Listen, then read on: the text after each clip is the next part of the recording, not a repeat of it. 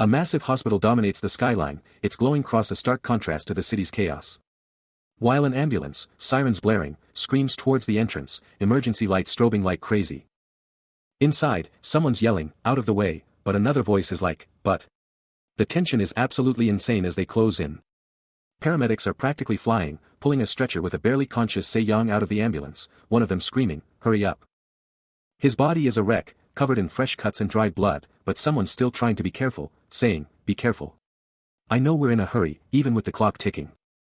The whole medical crew, including a doctor, is pushing hard, faces set in grim determination, and you can almost hear the collective sigh of stress. Se-young's legs, still covered in blood on the stretcher, are a brutal reminder of just how bad things are, a chilling testament to what he's been through. Finally, they burst into a hospital room, the doors slamming shut behind the desperate team. Outside, the hospital is now a full-blown crime scene, crawling with police cars, their lights turning the night into a chaotic, ominous spectacle. 2 officers are on the scene, one glued to his phone, the line just spitting static. His phone screen flashes a chilling message: 8 male students, 2 female students, repeat 6 male students, 2 female students. Requesting suspect confirmation, but the signal's still cutting out. Breaking news. Eyewitnesses are confirming a shocking incident: 8 suspects, all from Nunguang Middle School, are now linked to the murder of multiple students. Inside a police cruiser, an officer is glued to his tablet, the static-filled message confirming the school uniforms, and the grim reality of the situation hits hard. His face contorts in disbelief as the details sink in. He can't believe middle schoolers are behind this madness. The sheer horror of it all hits him like a truck. He's absolutely furious, realizing this isn't just school violence, it's a massacre, with kids dead and others barely hanging on. This is going to blow up, he knows it, so they have to get these suspects in custody before the whole world finds out. The police car tears through the night, the driver pushing the limits while his partner is still reeling from the insane reports. The lead officer can already see the headlines: "This nightmare is definitely going to be all over the news, right?" His partner doesn't even hesitate, confirming it's a definite headline, but with a chilling confidence, he adds that they will definitely take care of it. Back at the scene, it's still a total mess. An ambulance and police car are there, but the blood on the ground tells the real story of the horror that went down. But then, something incredible begins to happen, far from the chaos, as glowing, mysterious particles start to swirl and gather in a deep, dark void. These glowing energy bits keep dancing, silent and mesmerizing, their numbers exploding, hinting at a massive power awakening or a dive into some crazy spiritual dimension. The shimmering forms just keep multiplying and spreading, filling the void with an epic, otherworldly glow, a silent promise of a mind-blowing transformation about to unfold. But inside his mind, a whole other world is unfolding, with mysterious blue particles just floating in the void. These glowing specks are falling all around him, lighting up the darkness with their soft, mysterious glow. Then, a close-up on Se-young's face, totally still and peaceful, right in the middle of this cosmic light show. Suddenly, his eye snaps open, and he hears someone calling his name, Se-young. He's totally disoriented, trying to figure out what's happening, his mind racing. Why is this? Is young, while that voice keeps yelling, Se-young. His vision finally clears, and he sees a familiar face right there, the woman's voice full of worry, Se-young. She asks him so gently, "Are you awake? It's your aunt." He's in a hospital bed, oxygen mask on, and all he can do is stare, totally confused by his aunt's presence. His aunt is just sitting there, patiently by his side, watching him with a mix of relief and total worry. He's still trying to figure things out, thinking, "My aunt," while she asks again, "It's your aunt, Se-young. Do you recognize me?" His mind is going a mile a minute, trying to piece it all together, the one who got married and moved overseas. But where am I? His mind was a total mess, reeling from the sheer impact, a chaotic storm of fragmented images and raw, unfiltered sensation. Inside the darkness, shadowy figures with glowing eyes were closing in, their forms indistinct but totally menacing, a silent, terrifying chorus of dread surrounding him. A primal scream ripped through his internal world, as the sheer pressure of their presence became absolutely unbearable. Then, a sudden, jarring shift, and he was just lying there, an oxygen mask covering his face, the faint hum of medical equipment filling the air. His eyes fluttered open, slowly adjusting to the sterile light, his vision still super blurry and totally unfocused. A ragged gasp escaped him, as a familiar face leaned over, practically screaming his name with desperate concern. The woman's expression was totally etched with worry, her voice trembling as she kept repeating his name.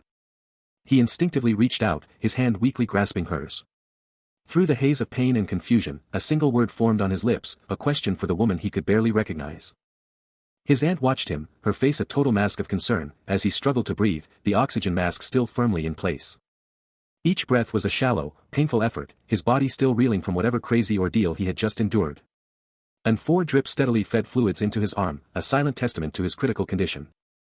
Even knocked out cold, Se-young's face is a mask of pure agony, his inner voice screaming one thing, "It hurts."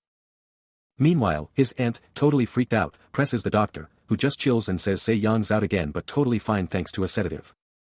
The doc, barely visible in the reflection behind the unconscious kid, just keeps talking about how he literally just woke up before crashing again. His aunt, trying to sound strong, tells the unconscious boy he'll be okay, then immediately doubts herself, mumbling an "I'm sorry" for getting his hopes up. Then, she turns to the doctor, her voice dropping like a stone, dropping the bombshell, Se-young's been in a coma for 9 months and it's been brutal for everyone. The single word, coma, just hangs there, a brutal punch to the gut, reminding everyone how serious this is. The sheer, insane length of time he's been out is hammered home, the words, 9 months hitting like a shockwave. The brutal truth of, for 9 months finally sinks in, a crushing weight on everyone's shoulders. Later, his aunt, deep in her own head, takes a drag from her cigarette, remembering how his dad had totally given up hope on him ever waking up. She keeps going down that dark memory lane, thinking about how his sister, a total rock, refused to ever give up hope. Finally, she's there, holding his hand by the bed, muttering under her breath about how both his dad and sis swore they'd never quit, those absolute madmen. A sudden, jarring jolt rips through him, and consciousness slams back into place with a shocking force. He fights to make sense of it all, a desperate, burning thought screaming in his head, no matter what went down, no matter what, he needed answers. His eyes snap open, and he sees his aunt and the doctor looming over him, their faces a grim reminder of the lost months, and a brutal truth that they had pushed for prosecution. They claimed they did everything, but he knew the prosecutor was out for blood, ready to drag the culprits through hell, not just some slap on the wrist, but pure, unadulterated vengeance. But then, both the prosecution and the judge just tossed the case. His own dad shut them down, even though his family was burning with the need to see those responsible pay. He flashes back to a hand reaching out, a desperate cry for justice, but his aunt refused the settlement, and he would have too, not for some measly tens of thousands of dollars. All those punks got was a school suspension, and his teacher and principal just got a lame apology letter for their files, but somehow, that was enough for his dad. His dad was crushed, ashamed, and even though his parents were usually the quiet type, they started to transform, little by little, printing out the addresses of those who hurt him, plastering them everywhere, posting them online, begging for justice, collecting signatures, pulling every single string, using every connection, pleading and begging everyone to see the injustice of it all. He's being rushed through the hospital, the gurney clattering, past the flashing lights of police and ambulance outside, a chaotic scene. But his mind is already racing, flashing back to how all the info about his case got completely buried. The TV and newspapers, he recalls, couldn't even touch the story. The police and prosecutor. Totally useless, nobody even tried to stop them. Nobody cared, he thinks, or maybe, nobody could care. Anyone who even tried to help got instantly fired or transferred out. His dad, he knew, understood the real power and influence of their enemies, the kind of foe his parents were truly up against. Every single post they put online got wiped almost immediately. The police, the prosecution, the reporters, all of them were just puppets, dancing to the tune of those parents. And then, he finally woke up, while those bastards who caused it all just served their time and went right back to school. His aunt, sitting by his hospital bed, asks him, "How do you think mom and dad feel about all this?" "That's why," she continues, her voice heavy, "I thank your dad." He's screaming, but no sound escapes, a raw, internal shriek against the crushing weight of injustice, begging the world to just see what they've done. Tears are streaming, a voice piercing through the terror, calling his name, making him desperately wonder if this nightmare is even real. His eyes are blown wide, a silent, guttural scream tearing from his throat as the voice relentlessly shouts his name, dragging him deeper into the horror. He's utterly broken, pleading for this to just be a dream, his name a desperate echo in the abyss of his mind. But then, a chilling realization, he was just sleeping, his body still, bandaged in the hospital bed. The silent scream still ripping through him even as he lies there, just sleeping, trapped in a waking nightmare. Waking up, he immediately grilled his sobbing aunt, desperate for answers. She struggled to even begin, the trauma still fresh in her mind. It was tough, but she had to tell him the truth. His aunt finally spilled everything, confirming his dad was engulfed in flames and gone. And get this, the whole nightmare was caught on cell phones by bystanders. But it gets worse, his mom, in a heartbreaking final act, embraced his dad and joined him in the inferno. And that was it for them. Even 2 months after the funeral, he was still out cold, totally oblivious. He was just completely out of it, sleeping through everything. But those jerks got what was coming to them, he seethed, a dark fury bubbling up. His eyes shot open, burning with cold, hard fury. Still reeling in his hospital bed, he hears his aunt's furious declaration, those bastards deserved every single thing that came their way.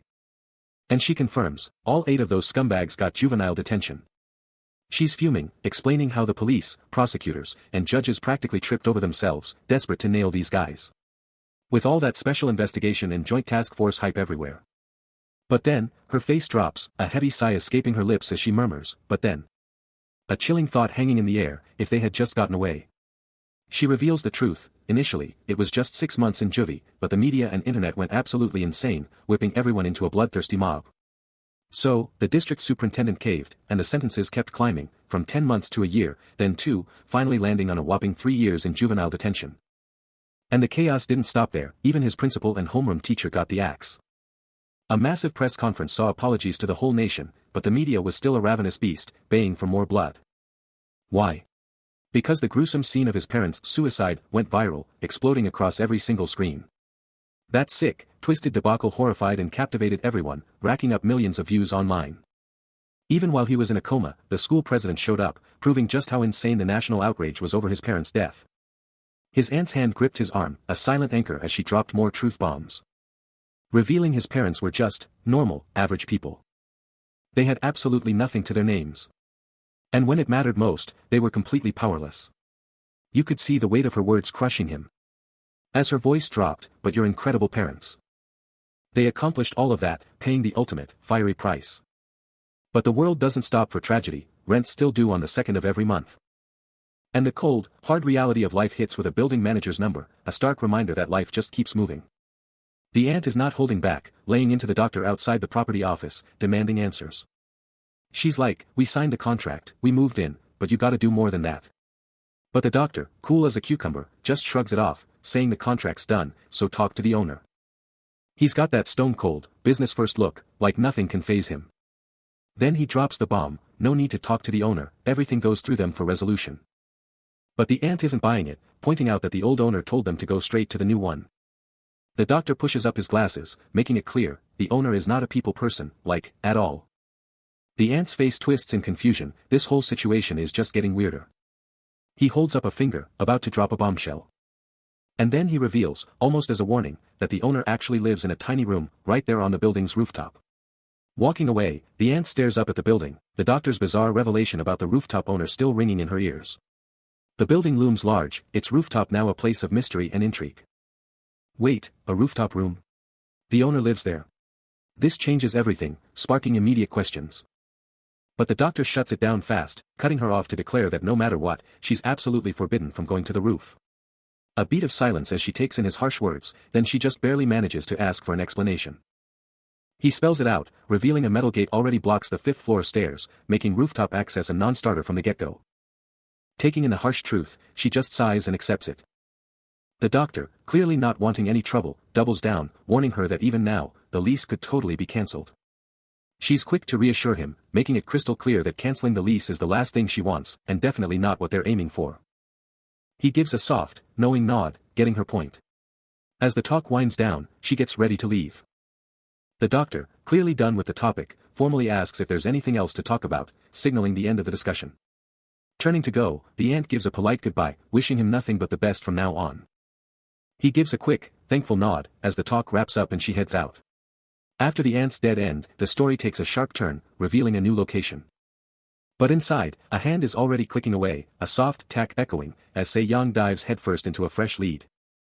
Eyes glued to the monitor, he's on a mission, every tack of the mouse a step closer to the truth. No time to waste, he's already on the tablet, fingers flying, chasing down every last detail. Back to the big screen, that intense look never wavers, he's absorbing it all, every bite of intel. The keyboard's taking a beating now, fingers a blur, hammering out new searches like a pro. First up, Shinjin Incorporated, a banking behemoth clawing its way to the top with ruthless tactics, and their Shinjin Group for the World spin-off, trying to look all humanitarian. Then, it's Jang Sung-chao, a big shot with the Eden Children's Movement, and get this, he's the son of a presidential hopeful. And the plot thickens. Jang Sung-chao's political ambitions, backed by a former Chief Justice, sparked a massive controversy, shaking up the political world despite his family's squeaky clean image. Next target, Blue Wing Media, a media powerhouse that exploded onto the scene in just 5 years, now rubbing shoulders with the biggest names in broadcasting. But it's not all sunshine and rainbows, despite their consumer-focused image, there's a dark side, a school violence scandal tied to the family head, and a suspicious lack of support for homeless children's charities. One last furious flurry of typing, and Se-young wraps up his deep dive, the shocking truths he's uncovered now burning in his mind. Se-young was still on the grind, digging deep into the internet's dark secrets. He found out how Goodfield Portal became a total monopoly, crushing all competition, and how they were basically spying on everyone with zero accountability. This dude was uncovering some serious dirt. But then, a notification sound cut through the silence, snapping him out of his research trance. And what did he see? Another massive payment, over 33 grand, just dropped into his account from The Happiness Reality. Cha-ching. His face was stone cold, but you could feel the gears turning in his head as he stared at that cash influx. Days turned into nights, and his room transformed, becoming a fortress of black trash bags, a testament to his non-stop grind. He was locked in, laser-focused, diving deeper into the rabbit hole of secrets.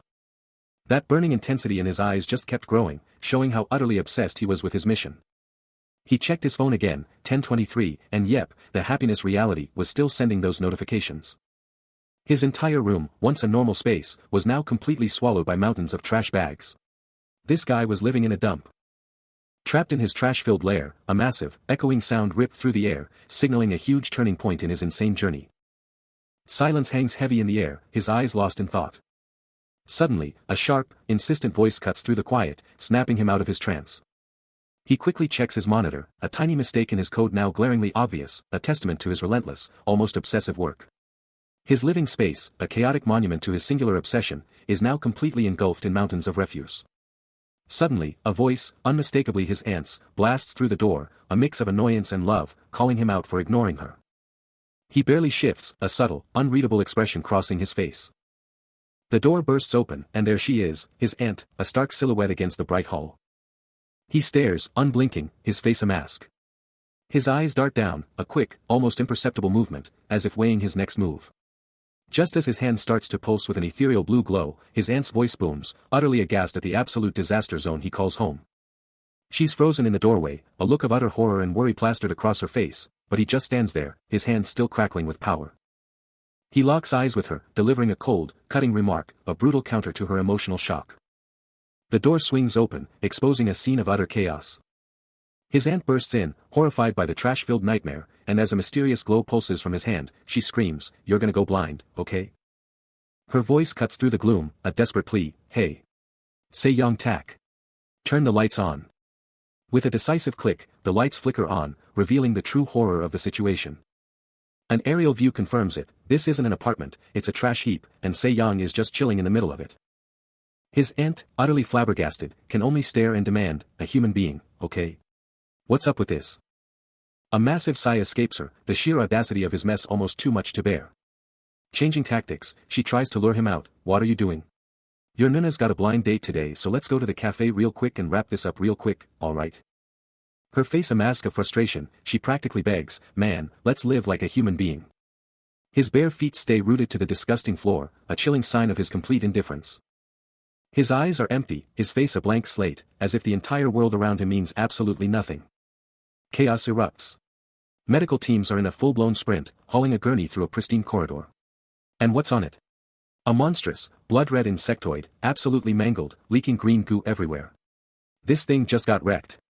Outside, the sirens are wailing, emergency lights are going wild. This isn't just some random incident, it's a full-scale crisis, possibly tied to one of those cheap, high-rise rooftop rooms that are suddenly looking a lot less appealing. A worried voice probes about his arm, and Se-young just shrugs it off, saying it's just a little pain. She pushes further, asking if he's finally back, but he just repeats the same line about the pain, making her question his eyes and that persistent headache. He just stands there, silent, eyes glazed over as she keeps checking him out. His aunt's face is a whole mood of worry and annoyance, her expression clearly showing her deep concern. The numbers flash, 140/100, good pressure, it says, but a heavy sigh from her tells a different story, a story of unspoken worries. He's on the scale, the numbers 115 and 68 staring back, just another part of this normal checkup that feels anything but. His aunt's voice cuts through the air, demanding if he realizes he can just quit this whole thing, her frustration boiling over. She lays it all out, 2 years, both she and the doc know he's pushed himself to the breaking point, begging him to just let it all go. She gets right in his face, demanding if he's even hearing her, her eyes pleading with him. But his mind is miles away, glued to his phone screen, completely ignoring her. His aunt just stares down, a look of utter defeat on her face, her pleas completely ignored. The medical checkup was over, but the tension wasn't, as his aunt's voice cut through the air, demanding to know why he was still risking everything when she'd done so much for him.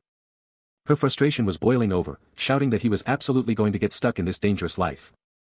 But Se-young just stared blankly, his eyes holding 1,000 unspoken thoughts, completely ignoring her pleas. His aunt's face was a storm of emotions, anger, fear, and a deep, aching worry, her concern etched into every line.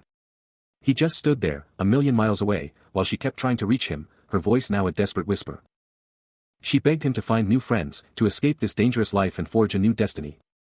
Even if school wasn't his thing, she practically begged him to just take a break from whatever dark path he was on. But his gaze was locked on something far away, his thoughts miles from her desperate pleas. A heavy sigh escaped her lips, her words vanishing into the void of his indifference. Later, in solitude, Se-young stared out into the world, his face a mask of complex emotions, the burden of his path clearly weighing on his soul.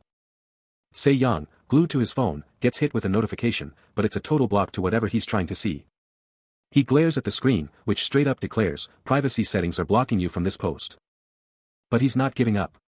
His eyes narrow, a fierce resolve burning as he keeps messing with that phone. The screen changes, showing a bunch of options, but the juicy stuff he wants is still totally locked down. And boom, there it is again, loud and clear, you can't see this unless you're friends with the person. That big red X on his phone just screams "No entry," a digital fortress keeping him out. Then, with a quiet click, he just breezes past the security, that digital wall crumbling like it was nothing. Suddenly, his phone screen explodes with a crazy interface, lines of code and data flying by, proving he just hacked his way in. He stays totally chill, almost bored, even as he's soaking up all that fresh, secret info.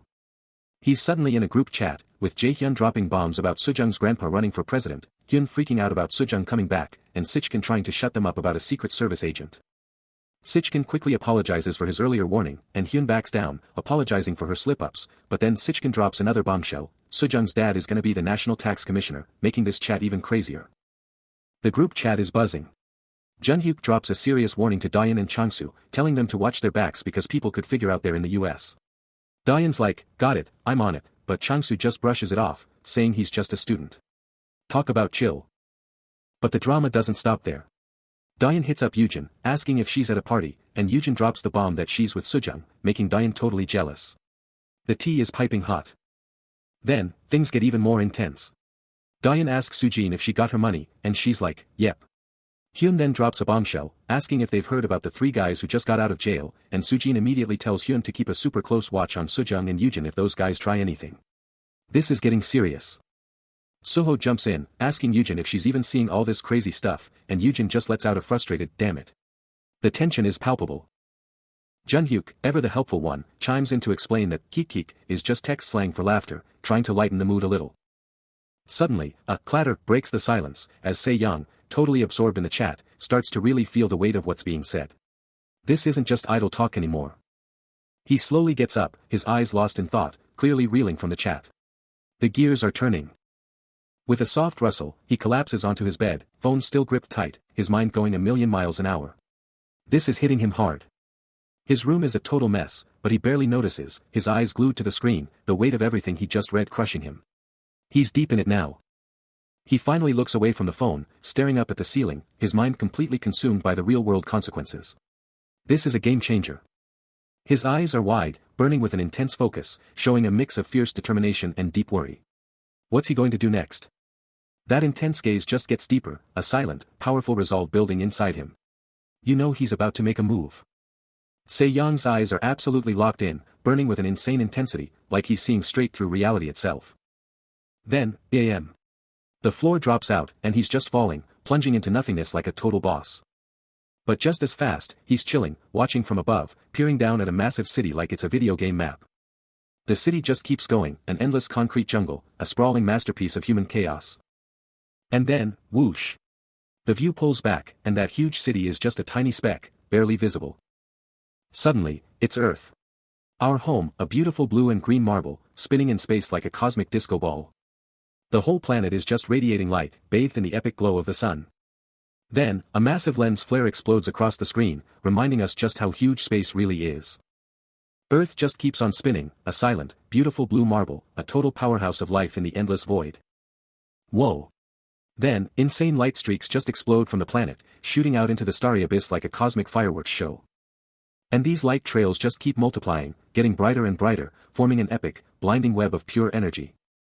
All these insane light trails are heading to one spot, a super bright star, the ultimate destination in this cosmic journey. Suddenly, a deep, resonant hum starts to build, a powerful vibration that feels like it's coming from everywhere and nowhere at the same time. Ramping up as streaks of pure energy converge, the sound blasting to an almost unbearable pitch. The converging energy pulses with raw power, hitting critical mass with a mind-blowing roar. A brilliant column of light absolutely rips through the darkness, a beacon of insane power. The light just keeps intensifying, its glow expanding at an insane rate. Then, with a sudden, earth-shattering concussive force, it hits. An explosion absolutely rips through a nearby building, sending debris flying everywhere as someone screams, "The hell?" Inside, his eyes snap open, Se-young's face contorted in pure shock as the reverberations rock his entire world. He bolts upright, his body tense and on high alert, trying to process that sudden, violent noise. A look of pure confusion crosses his face as he hears another voice confirm, "What? I heard it too." Realizing he wasn't the only one who just experienced that. He stands up, his brow furrowed in deep thought, muttering, "The sound didn't come from below." His gaze drifts upwards, contemplating the wild implications as another voice adds, "It sounded like someone crashed into something." A massive thud reverberates through a hospital hallway, as medics frantically wheel a stretcher carrying a monstrous, bloodied creature, a police car flashing in the distance. But back with Se-young, he's trapped in a desolate void, surrounded by these terrifying, clawed shadow figures erupting from the floor. Is this a nightmare, or something far worse? He's questioning everything, are these just illusions, or is this terrifying reality? A sudden, agonizing pain rips through his chest, making him gasp and clutch his shirt. His eyes narrow with fierce determination, his gaze dropping to his shaking hand. With a guttural grunt, he clenches his fist, a raw surge of resolve hardening his entire face. The shadows still swarm, but his resolve is unbreakable, his feet planted like a rock. He spins away from the spectral threats, spotting a door, a chance to escape this suffocating nightmare. He lunges for the doorknob, his fingers brushing against the cold, metallic promise of freedom. His grip tightens, his face a battleground of apprehension and fierce determination as he prepares to open it. With a sharp click, the lock gives way, and the door swings open. He squints into the blinding light, stepping boldly into the absolute unknown. What awaits him? The blinding light explodes, leaving him reeling, a jarring crash echoing through the void. His eyes snap open, desperately trying to pierce the swirling chaos. A choked gasp rips from his throat as he finally sees it. What? He barely manages to utter. He's plummeting, an unseen force dragging him deeper into the abyss. Glowing motes of energy cascade around the edges of a phantom structure. Then, from the heart of the darkness, a legendary blade, engulfed in furious, roaring flames, begins to tear its way into existence. The very air ignites, filled with a storm of incandescent sparks. Its hilt, a terrifying eye-like design, pulses with raw, untamed power. The sword itself is a blazing inferno, a weapon of absolute destruction. His mind screams at the impossible sight, a sword, he cries out in disbelief. A cataclysmic burst of energy detonates, signaling the arrival of true power. The day dawns, bright and clear. As the morning light bathes the city in its glow, highlighting the sharp edges of a building, setting the stage for something unexpected to unfold. But up on a balcony, Se-young is locked in, staring down, his focus laser-sharp on a shocking scene unfolding below, with two other people barely visible. His face is a mask of tension, the gravity of the situation hitting him hard as he tries to make sense of it all. Disbelief hits him like a truck, his brain short-circuiting at the sight. A sword, he mentally screams, but wait, there's more. His eyes practically pop out, as a single, urgent question screams in his head, who is that? His perspective shifts, showing a figure on the ground, a gleaming sword nearby, and he can only manage another stunned why. He can't tear his eyes away, the shocking revelation hitting him hard. Totally overwhelmed, he clutches his head, as the full impact of the bizarre sight finally registers. His face contorts in silent agony, leaving him utterly bewildered and deeply troubled. Suddenly, a massive thud rocks the silence, instantly grabbing his attention. Peering over the edge of the balcony, he sees something absolutely wild and impossible down there. Another sickening thud confirms it, a gigantic, ridiculously fancy sword is jammed into the ground, right next to some poor, unmoving soul. His brain short-circuits, trying to make sense of this insane sight, thinking, is this some kind of epic weapon from a video game? He racks his brain for the name, a two-handed sword, maybe even a legendary Zweihander. The way that sword is absolutely buried in the ground is freaking him out, and he's totally stumped on how it even got there. He's thinking, is it just barely stuck, or did it hit with some insane force? But the real mind benders hit him, who is that person, and how did this whole crazy mess go down? He spins around, desperate for an escape, but the stairwell door is totally, infuriatingly locked. The unanswered questions just keep screaming in his head, a non-stop loop of who and how. Stuck and totally overwhelmed by this insane, bizarre scene, he's fighting to even grasp what's real anymore. The confusion and sheer terror explode, forcing out a guttural cry of absolute disbelief and pure despair. He's just standing there, staring up at the massive building with someone else, both of them totally lost in thought about this crazy situation. But then he just loses it, screaming, clutching his head because he can't even process this insane sword sticking out of nowhere. His voice is just breaking, totally showing how confused he is. This whole messed up situation is pushing him over the edge, and he just lets out this primal scream of pure rage and confusion. He just lets out this massive sigh, totally defeated, slumping onto the ground. He tries to ask someone what's going on, but they just brush him off, telling him to stop being curious and asking questions. That sword is still just sitting there, huge and silent, and nobody has a clue where it even came from. His brain is just going a million miles an hour, totally obsessed with who could have put this thing here, and why it's now chilling on his roof. Later, in this super messy room, he's just standing there, sunlight hitting him, still desperate for an answer or a way out. The whole thing just gets too much, and he collapses in the trash, totally crushed by this ridiculous Excalibur legend that's now his problem. He ends up on a bed, just one word escaping him, showing how completely defeated he is, totally overwhelmed by this feeling of helplessness. He just closes his eyes, silently begging for a break from all this madness, his face showing how totally wiped out and hopeless he feels. Still utterly bewildered by the impossible, he was sprawled out, his mind racing with a chaotic storm of confusion and pure despair. That monstrous sword, a terrifying, undeniable reality, was right there, its sheer presence vibrating with an earth-shattering impact. Its ridiculously oversized hilt was absolutely slammed into the ground, a brutal monument to its sudden, violent arrival. The weapon's scale was just insane, its golden blade flashing with an ominous, almost threatening gleam. The very ground around it had been absolutely annihilated, shattered into a web of cracks by the sheer, unholy force of its landing. Se-young could only gape, his brain short-circuiting with disbelief and a crushing sense of helplessness. Then, a surge of pure, unadulterated frustration exploded within him, his jaw locking tight as the sheer insanity of it all became too much. His eyes, burning with a mix of rage and profound, mind-bending confusion, mirrored the impossible, in-your-face reality. A deep, guttural rumble and the blare of horns pierced the silence. As a colossal, metallic foot slams down with a bone-shattering stomp. A whole legion of these armored behemoths stands in a grim line, their synchronized stomps rattling the very foundations of reality. And then, with a jolt that rips through the fabric of his mind, Se-young's eye snaps wide open in sheer, unadulterated terror.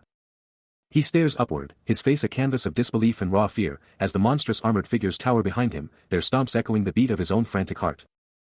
Revealing a desolate, apocalyptic landscape stretching endlessly, choked with the shattered remnants of countless fallen warriors. The grim tableau continues, the very air vibrating with the relentless stomps and the chilling blare of horns, a symphony of destruction. Se-young's shock deepens into pure horror, an involuntary gasp escaping him as the sheer scale of the nightmare washes over him. He glances downward, his jaw dropping in utter disbelief and primal terror at the impossible reality unfolding before his eyes. Above, a monstrous swarm of bat-like creatures blots out the sky, their sheer numbers adding to the suffocating dread, all while that relentless, earth-shaking stomp persists. And beyond the swirling bats, colossal, golem-like figures materialize from the desolate wasteland, their monstrous forms adding to the unending, terrifying rhythm of the stomps. Finally, Se-young stands utterly dwarfed before a colossal, dark structure, its glowing red elements pulsing with malevolence, as the full, terrifying scope of this nightmarish world is laid bare before his eyes. The nightmarish vision intensified. A massive, armored boot slammed down with bone-shattering force, shaking the very foundations of this hellish realm with each thunderous stomp. The ground quaked, the air vibrated, this was no ordinary foe, this was a harbinger of pure destruction. Suddenly, from the depths of the shadowy abyss, a blinding, golden light exploded forth, ripping through the darkness and forming into a monstrous, glowing sword. This wasn't just any weapon, it was a titan's blade, glowing with an otherworldly power, held by the armored behemoth, completely dominating the entire vision. The sheer, overwhelming power radiating from that blade, even in this terrifying vision, ripped a shocked gasp from him. His eyes blew wide open, the horrifying truth of the vision slamming into him as he recognized that impossible blade. A primal, blood-curdling scream ripped from his very soul, a guttural cry of pure terror and agonizing pain. The vision exploded, a blinding, all-consuming flash of light swallowing everything whole. He reeled back, throwing his arms up in a desperate attempt to shield himself from the brutal, overwhelming assault on his very mind. His entire body convulsed, a desperate, agonizing scream tearing from him as the sheer pain of the vision racked his very being. The agony was unbearable, a sharp, shattering crack echoing through his skull as the terrifying vision reached its absolute, mind-breaking peak. A raw, desperate cry rips from his throat. As the nightmarish vision relentlessly assaults his mind, leaving him utterly breathless and disoriented. His mind's eye plunges into a desolate, blood-red landscape, a lone flag defiantly planted on a barren hill, besieged by an army of menacing, shadowy figures. Glowing eyes burn through the oppressive darkness, a tiny, vulnerable figure barely clinging to existence at the very edge of this unfolding nightmare. Then, the entire world ignites, a raging inferno consuming everything in its path. His eyes are locked wide open, utterly paralyzed by the sheer horror of the spectacle. Deep within his dilated pupil, the reflection of a colossal figure looms, a silent, terrifying harbinger of absolute destruction. The sheer, crushing intensity of the vision forces his head down, his mind reeling from the relentless assault. Then, just as suddenly, he's back in his room, slumped on the floor, his hand trembling uncontrollably as he stares at it in utter disbelief. A tidal wave of confusion crashes over him, his eyes frantically scanning the familiar yet suddenly alien surroundings. He clamps a hand over his mouth, the horrifying, gut-wrenching realization slamming into him, was it all just a dream? But the cold sweat beating on his trembling hands screams a different truth, a visceral, undeniable reminder of the sheer terror he just endured. Se-young rockets awake, sitting bolt upright in bed, a silent gasp ripping from his throat. His room, once a safe haven, now feels utterly alien and disorienting. As a deep, ominous thumbing reverberates through the air, making him question everything around him. The sound explodes, a rhythmic, pounding beat that seems to come from every direction and nowhere all at once. He desperately tries to rationalize it, clinging to the last shred of hope that this was just a nightmare. But the raw, lingering tremor in his tightly clenched hands screams a different, terrifying truth. His eyes snap open, a chilling unease washing over him as that relentless, rhythmic ticking just won't stop. Then, a sudden, ear-splitting creak rips through the silence, his eyes blowing wide in sheer, unadulterated terror. The sound is coming from inside his own room, a chilling, undeniable confirmation that something is horrifyingly wrong. He stares down at an object that simply cannot be real, a desperate, frantic denial clawing its way to his lips. Before him, jaggedly impaled in the floor, is a magnificent golden sword, its blade blazing with ethereal light, draped in that all-too-familiar crimson cloth. A tangible, terrifying piece of the nightmare now undeniably, horrifyingly real in his waking world. He clenches his jaw, every muscle screaming with the sheer, impossible weight of what just happened, the reality of it all crashing down. His mind is a whirlwind, one desperate question screaming through the chaos, it's up in flames again. The city is absolutely engulfed. A massive inferno rages, swallowing skyscrapers and painting the sky with a terrifying, apocalyptic glow. And Se-young is right there, watching the entire world burn from a terrifying height. His hand clenches into a white-knuckled fist, the sheer terror and fury of the moment exploding across his face. This isn't just a fire, it's a full-blown apocalypse. A literal sea of fire devours everything in its path, an unstoppable force of destruction. But then, just like that, the nightmare vanishes, and he's suddenly in a cold, tiled bathroom, the silence deafening after the roar of the flames. He's standing over the sink, his eyes locked on something unseen below. Water splashes violently as he scrubs his face, desperately trying to wash away the images of the burning city. But then, he looks up, and a jolt of pure confusion hits him. What just happened? His eyes are wide with panic, a single drop of sweat betraying his inner turmoil. He frantically scans the bathroom, desperate for any clue, any explanation for this sudden shift. His gaze finally drops again, still utterly bewildered by whatever he's seeing or feeling. He immediately follows up with a lightning-fast punch, a blur of pure, unadulterated aggression. Another brutal strike connects with a sharp crack, that bag just taking a beating from his relentless assault. But with every single impact, a strange energy crackles, and now sparks and actual flames are erupting from that battered bag. He just keeps up the furious barrage, the punching bag now a literal ball of fire, but his face is still grim, like it's not enough. Then, a wave of pure, unadulterated frustration washes over him, his fists clenching as he screams at the futility of it all. God damn it. For real. He lets out a primal, guttural cry of anguish, that raw emotion just exploding through the entire training room. Suddenly, the scene cuts to the outside of the Se-young building, with a bright, almost explosive light blasting from within, hinting at the sheer power unleashed inside. A sudden, jarring transition, like reality itself just glitched. Now, gasping for air, Se-young stands alone, his face absolutely etched with exhaustion and that lingering distress. He looks down, still trying to catch his breath, the sheer weight of his thoughts crushing him.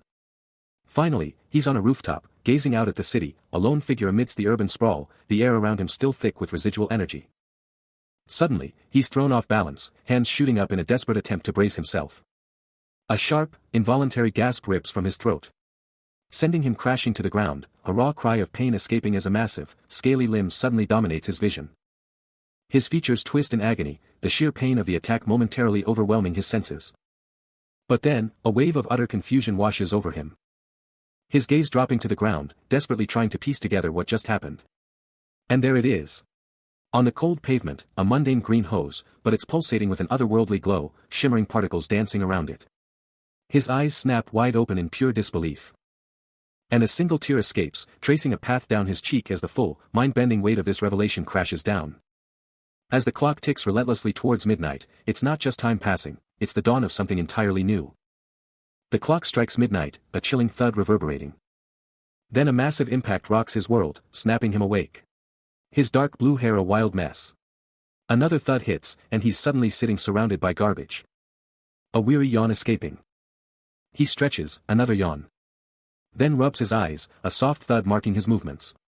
He's up, reaching for the door, which groans open, revealing a scene that makes him choke on a gasp. Fast forward 4 days, and he's standing in a blazing, shattered wasteland, a mysterious, glowing artifact gripped tight. Already getting used to the chaos. After 4 days, I guess I got a bit used to it. The object hums with an eerie creak. Its otherworldly glow casting long shadows around his feet. The world is burning, but Se-young is here, a glowing hose in hand, ready to face the apocalypse. This is the future, and he's adapted. But even in this chaos, he's got questions. What was that sound that woke him up? What's going on? He's not just asking, he's demanding answers. What the heck is happening again? His eyes are on fire, literally, reflecting the chaos, and that hum. It's getting louder. That hose is practically alive in his hands, glowing with power as he stares down the inferno. Fire in his eyes, fire all around, this is his new reality. Then, a.m. A sudden cut to a clock, and it's exactly midnight. What just happened? Back to reality, or is it? He's waking up, stretching out of bed, but what's that noise?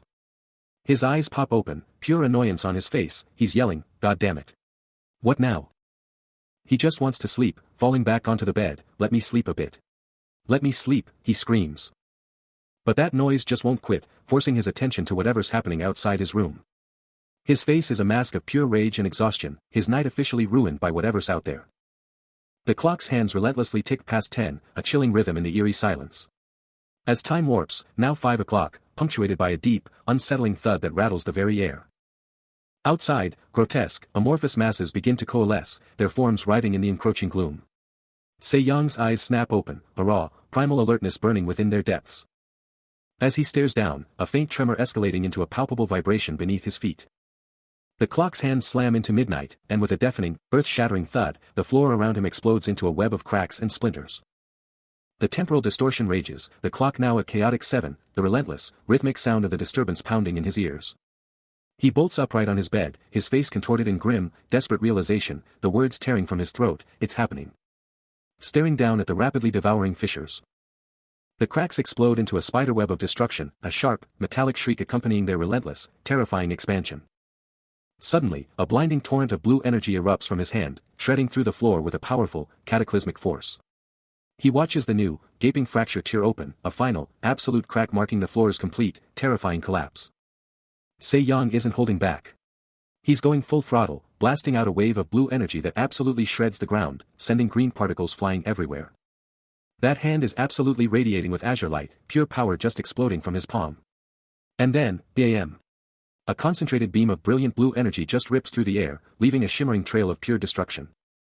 With his dark, curly hair framing his face, he's got this intense, determined look, like he's ready to take on anything.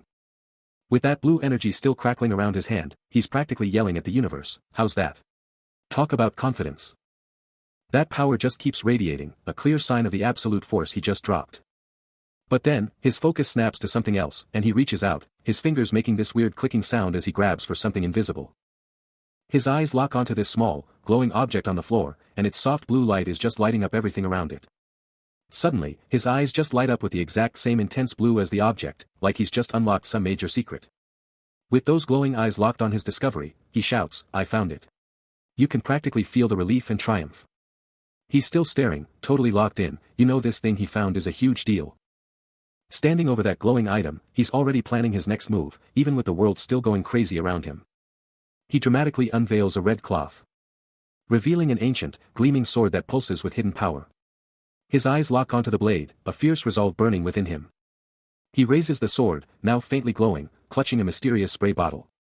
A powerful incantation erupts from his lips, in the name of the Fathers, the Son and the Holy Ghost.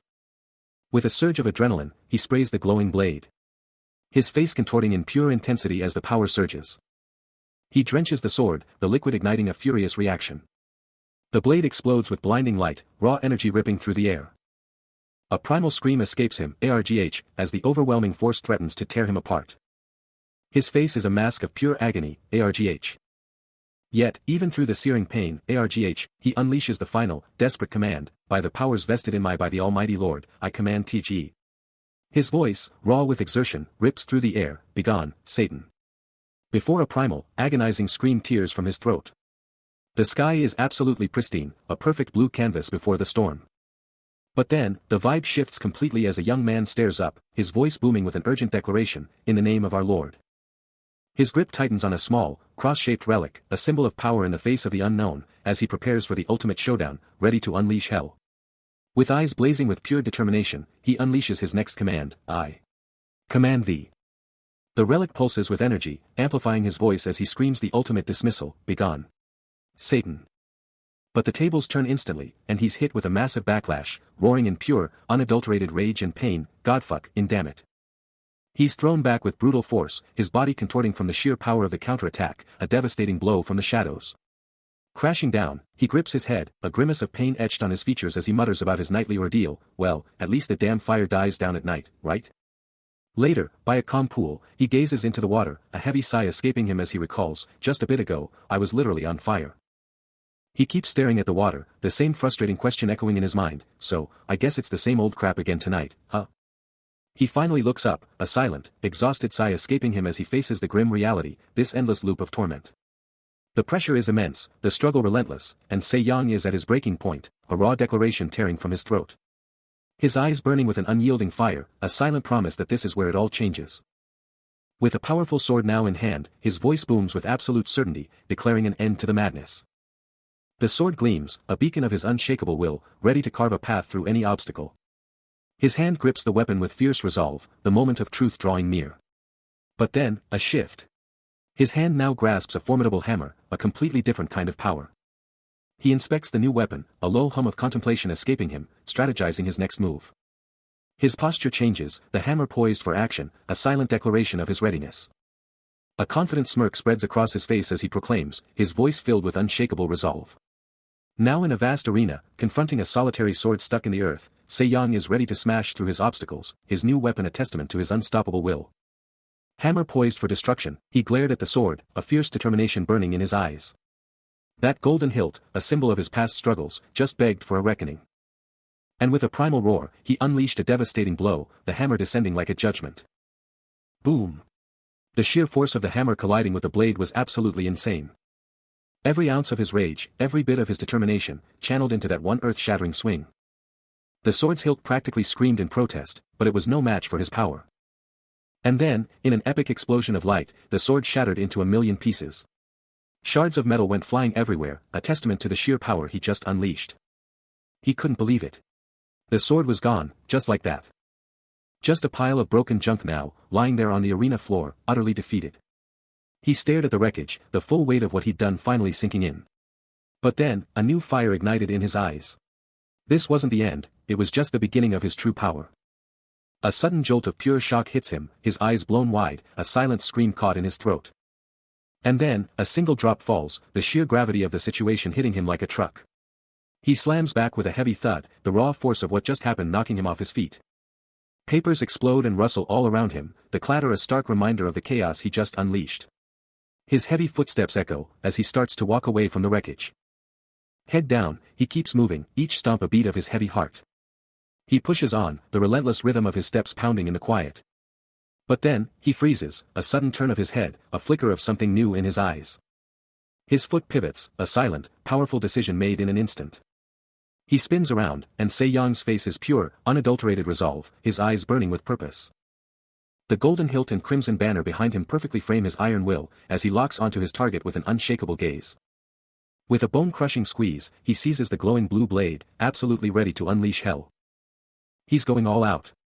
A devastating strike, the glowing blue blade ripping through the air with insane power. Planting his foot like a boss to channel every ounce of his strength into that attack. The blade just slices through the air with a sick, cutting sound. Finishing its arc with a powerful clang. But then, bam. An unexpected force hits him, sending a shockwave right through him, leaving him totally bewildered. A sharp click rings out as the blue sword actually recoils, its power flickering out.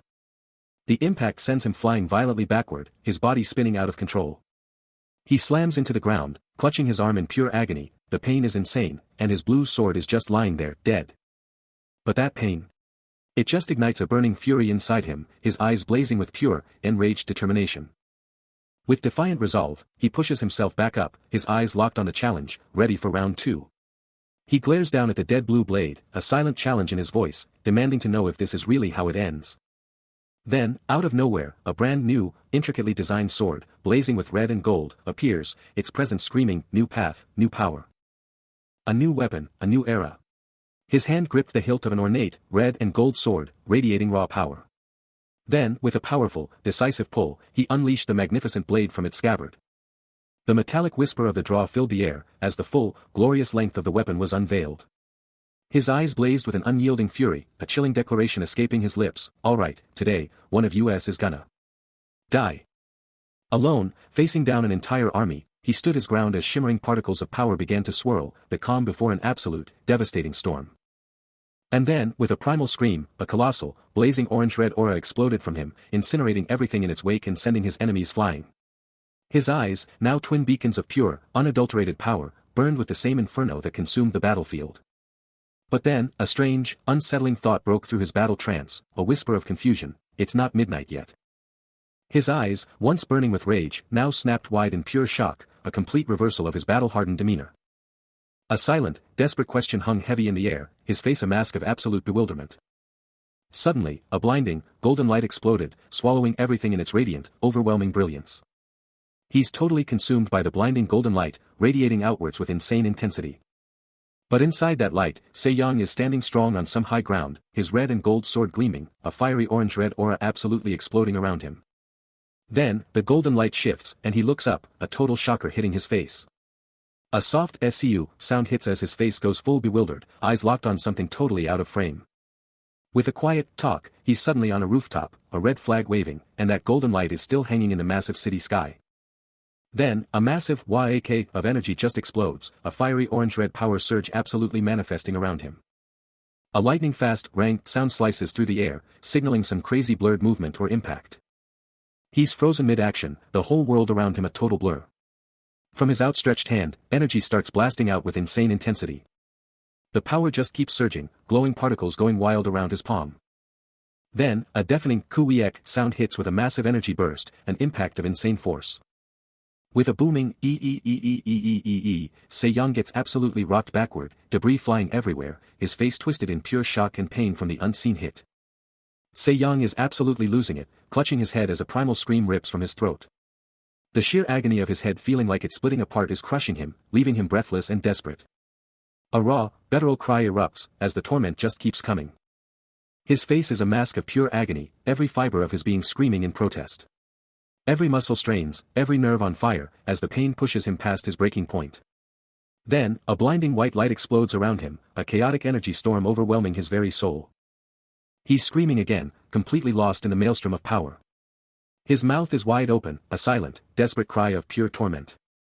But the unseen force isn't done, sending him flying backward, his red cape whipping wildly through the air. He slams into the ground with a brutal impact, his body hitting with a sickening, bone-jarring thud. Lying there, utterly defeated, his weapon is just out of reach, useless beside him. But even after all that, exhausted and disoriented, he still fights to get up, pushing himself against a chain-link fence. He's down. The brutal impact has slammed him into the ground, every inch of his body screaming in protest from the sudden, violent stop. His vision is a blurry mess, and he's gasping for air, every breath a desperate fight against the crushing pain and confusion. He's barely conscious. But even through the haze of pain, his hand locks onto the familiar grip of his sword, a primal instinct kicking in, a desperate hold on his only defense. On a desolate rooftop, a man confronts his neighbor, demanding to know the source of the relentless, ear-splitting noise plaguing their building. The woman, visibly distressed, explodes with frustration, confirming the terrifying thuds echo all the way to her third floor, robbing her family of precious sleep. He grimly agrees, detailing the constant, unsettling banging and the chilling sounds of something tearing through the ceiling above them. Her eyes narrow, sensing a deeper mystery, as she presses him on his unusual intrigue. Then, the bombshell drops, and no one has ever seen the owner of that mysterious rooftop apartment. The woman's jaw drops, the shocking realization hitting her, 2 years in the building, and she's never even known the owner's gender or age. But the man isn't just complaining, he reveals he took action, calling building management that very morning. He recounts his chilling report, screams, noises, and the urgent suggestion that the police needed to be involved. Yet, the woman's expression darkens, hinting at the futility of such efforts, as if she's been down this road before. The man's fury boils over as he relays management's outrageous, cold-hearted response: if the owner's fine, screams don't matter. Can you believe this? She's utterly aghast, her voice laced with disbelief, demanding to know how they could possibly dismiss clear screams as no concern. The apartment building looms, a silent sentinel. As the lingering words of a past conversation echo, a voice recalling how building management had promised to contact the owner and check on the mysterious unit, urging patience until then. Suddenly, a figure jolts awake on the cold ground outside, Se-young's body twitching as if hit by lightning. A guttural cry tearing from his throat as he fights against the suffocating grip of a nightmare. He scrambles upright, eyes blown wide with confusion, desperately questioning the reality of his experience. What the hell, was it just a dream? A pained groan rips from him as he collapses back down, the crushing weight of the dream suffocating him. Clutching his forehead, he mutters to himself, the sheer vividness of it all refusing to let go. No, for a dream it felt too real. The sensation hitting him like a truck, more akin to a forgotten memory violently resurfacing. More like a memory. His hand instinctively claws at his chest, a raw, physical manifestation of the emotional storm raging within him. As a maelstrom of despair, sadness, fury, hatred, and guilt absolutely consumes him, leaving no shred of happiness in its wake. Still reeling from that insane dream, a torrent of emotions just absolutely explodes through him, feeling more real than anything. It was like he'd lived through something ancient and totally unimaginable, a forgotten past just slamming into his brain. A single tear escapes, tracing a path down his cheek as the sheer weight of that experience just crushes him. Totally disoriented, he pushes himself up, his gaze sweeping across his surroundings, desperately searching for something real. Then, a faint glimmer catches his eye, pulling his attention to something totally unexpected. His eyes widen in total disbelief, a silent gasp escaping him as the reality of his situation just hits him. Driven by some inexplicable urge, he crawls forward, his gaze absolutely locked on that strange light. His hand trembles as he reaches out, the hilt of a magnificent, glowing sword now within his grasp. The sword just pulses with an ethereal light, its intricate design screaming ancient power. A sudden realization just hits him, his shock turning to total confusion as he screams, "WHA. Wait. Why the hell is this here?"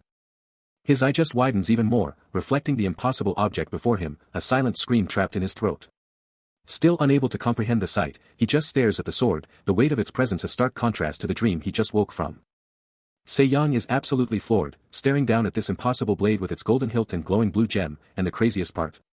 There's no sign it was ever stuck anywhere. And then, as he's trying to process all this, another mind-bending detail just hits him. This sword is like, a whole meter longer than what he saw on the rooftop. How is that even possible? Totally freaked out by this impossible phenomenon, he reaches out, his hand shaking as he grabs the hilt. He's holding this ridiculously long weapon, and he's like, seriously, how did this thing not punch right through the ceiling or the floor below?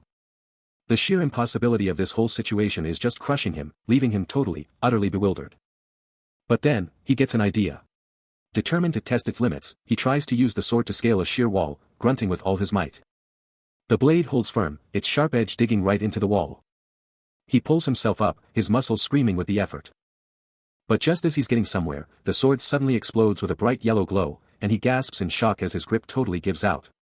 He screams, losing his grip completely, and he's just plummeting downwards as that sword keeps glowing like crazy.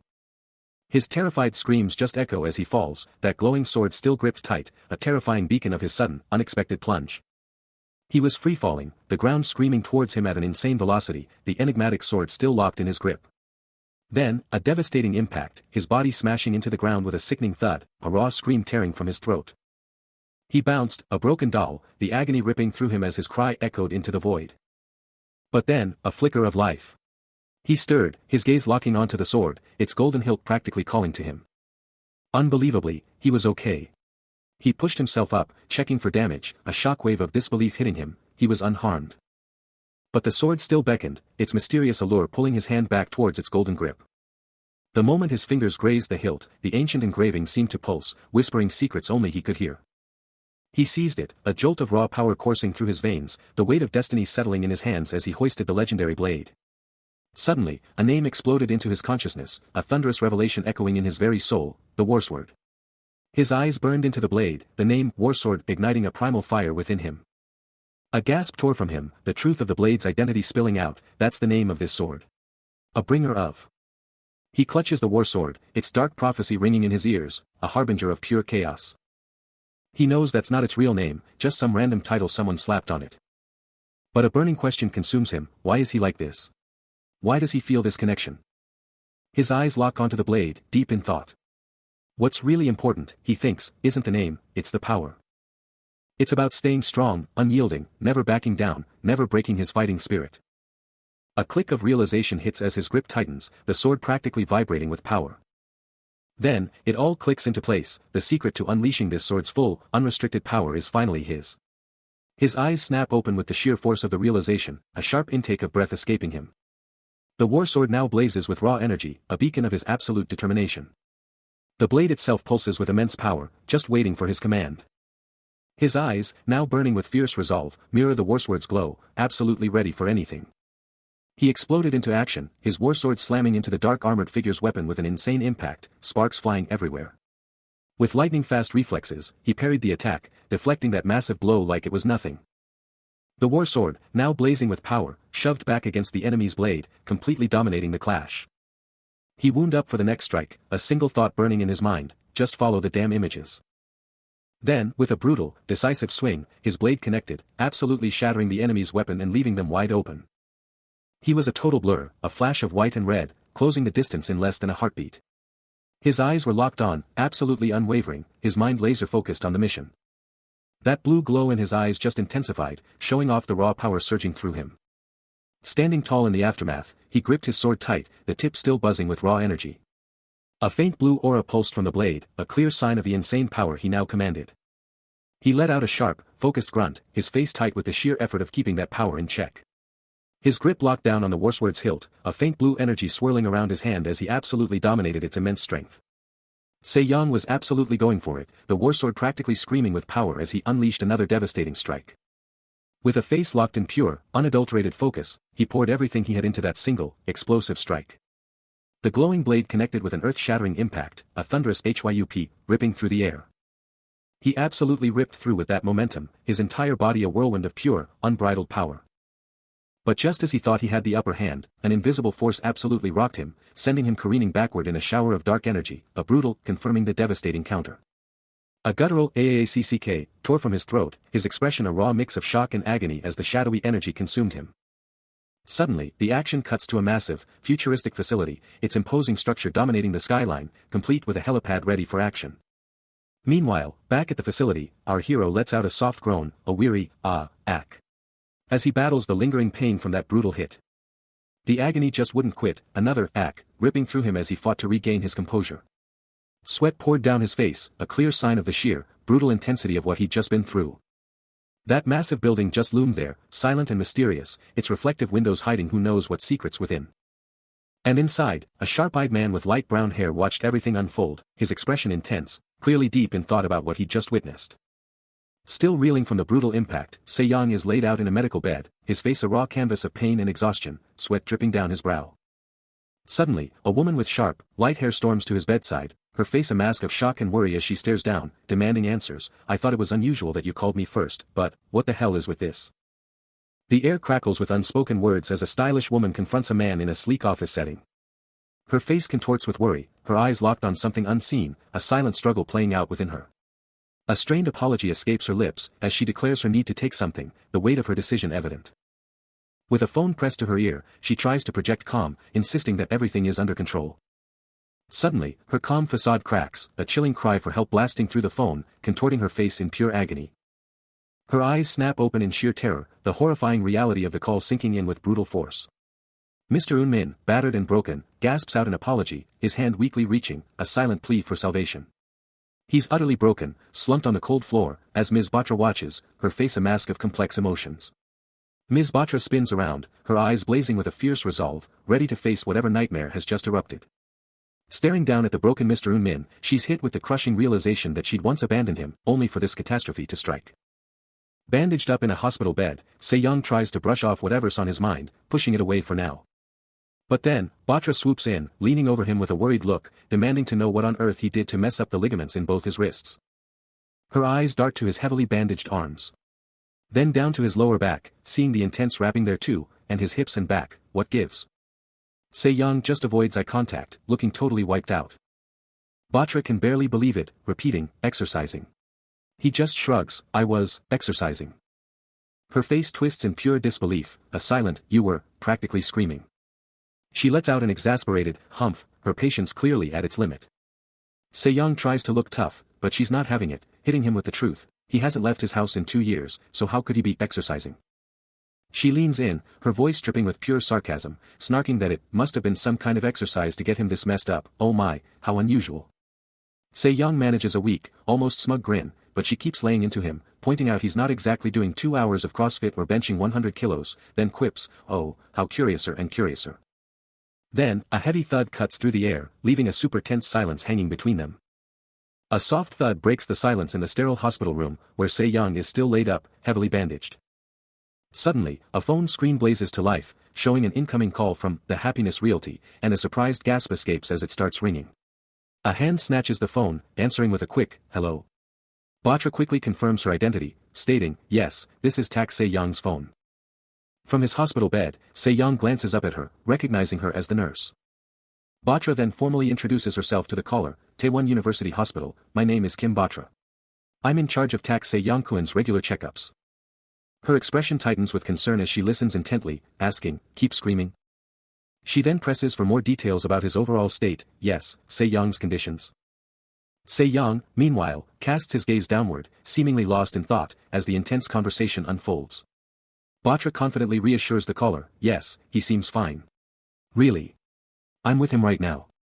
His mental condition is fine too. She then adds a pointed comment about his communication habits, phone calls. You know he doesn't answer the phone very often. Finally, with a sharp edge to her voice, she advises, I know he tells you to text him if there's any questions. Break that little boy's balls. Batra's still on the phone, dropping intel on Se-young's status, practically begging the caller to step up and check on him because even the big boss at the security company is sweating it. Suddenly, Se-young lets out a raw, guttural groan, thrashing in bed, and Batra just casually confirms, yeah, that's him, Se-young, to whoever's on the line.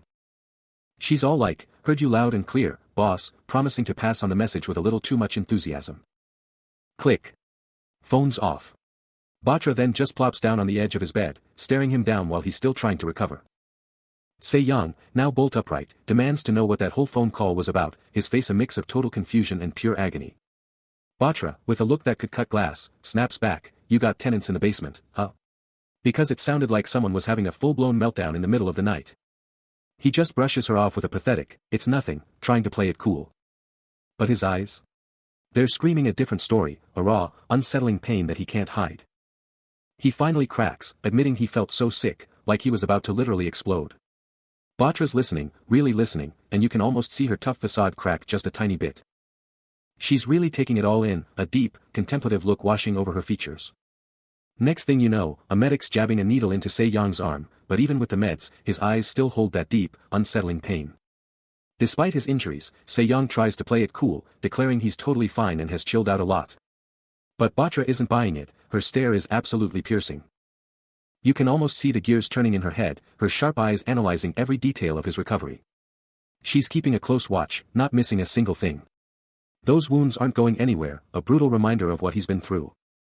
Then, she lays down the law, giving him strict orders, change those bandages, take off the cast only when you absolutely have to, and move around, but don't push it too hard, even if it aches, because that swelling needs to go down. But then, a flicker of doubt crosses her mind, making her question just how much she's really signing up for. A beat of silence hangs in the air, as she processes the full weight of her decision. But she quickly shakes off the doubt, committing to regular checkups every Tuesday and Thursday, even though she knows it's going to be tough.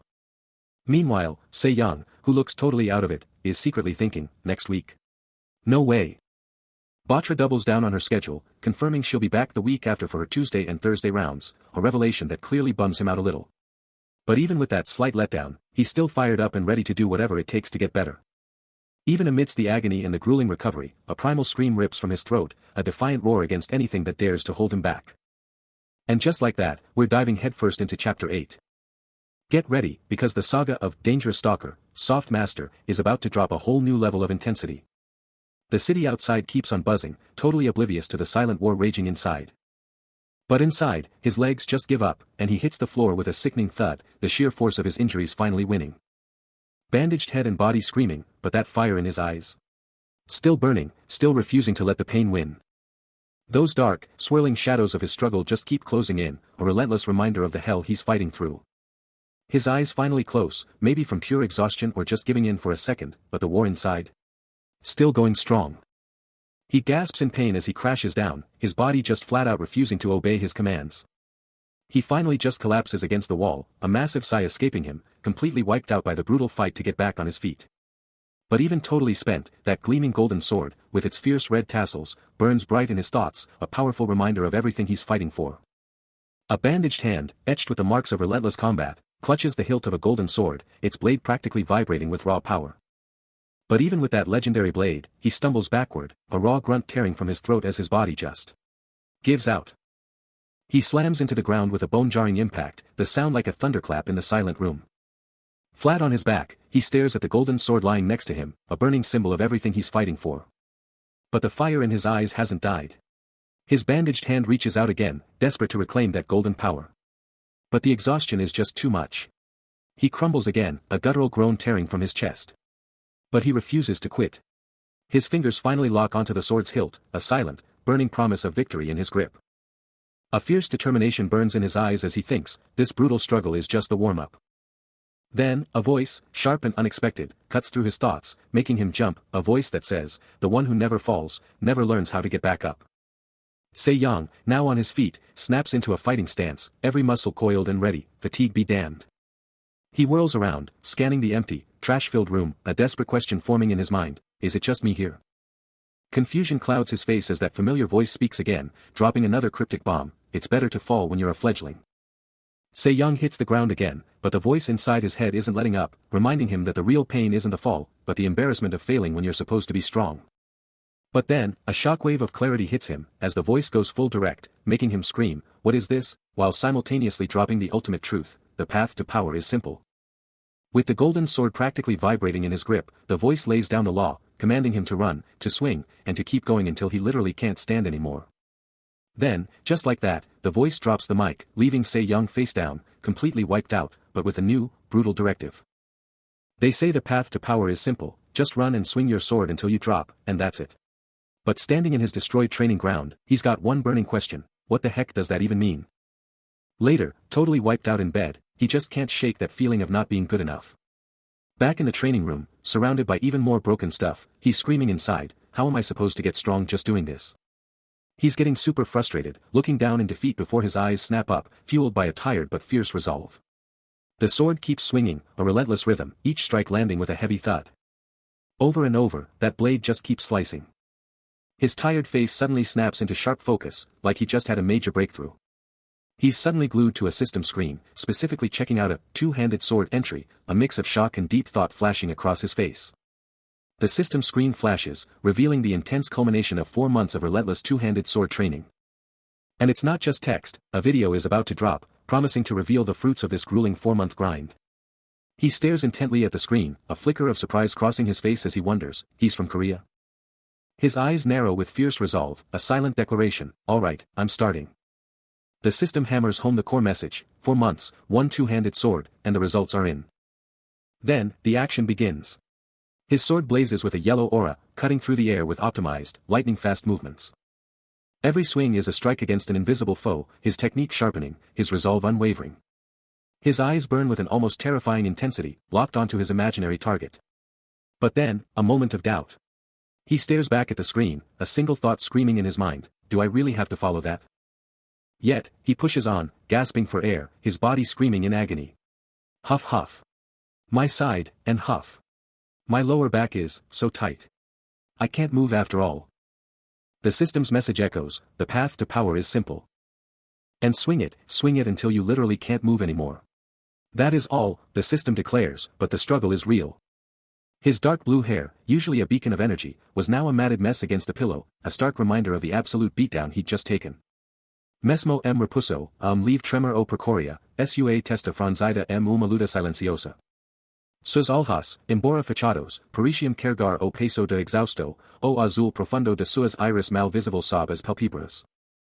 Uma única lágrima, talvez de dor ou pura fadiga, tracou caminho por sua tempora. Mais tarde, uma mão gente pegua sua, uma voz preocupada quebrando o silencio, observando a estranheza de sua recuperação.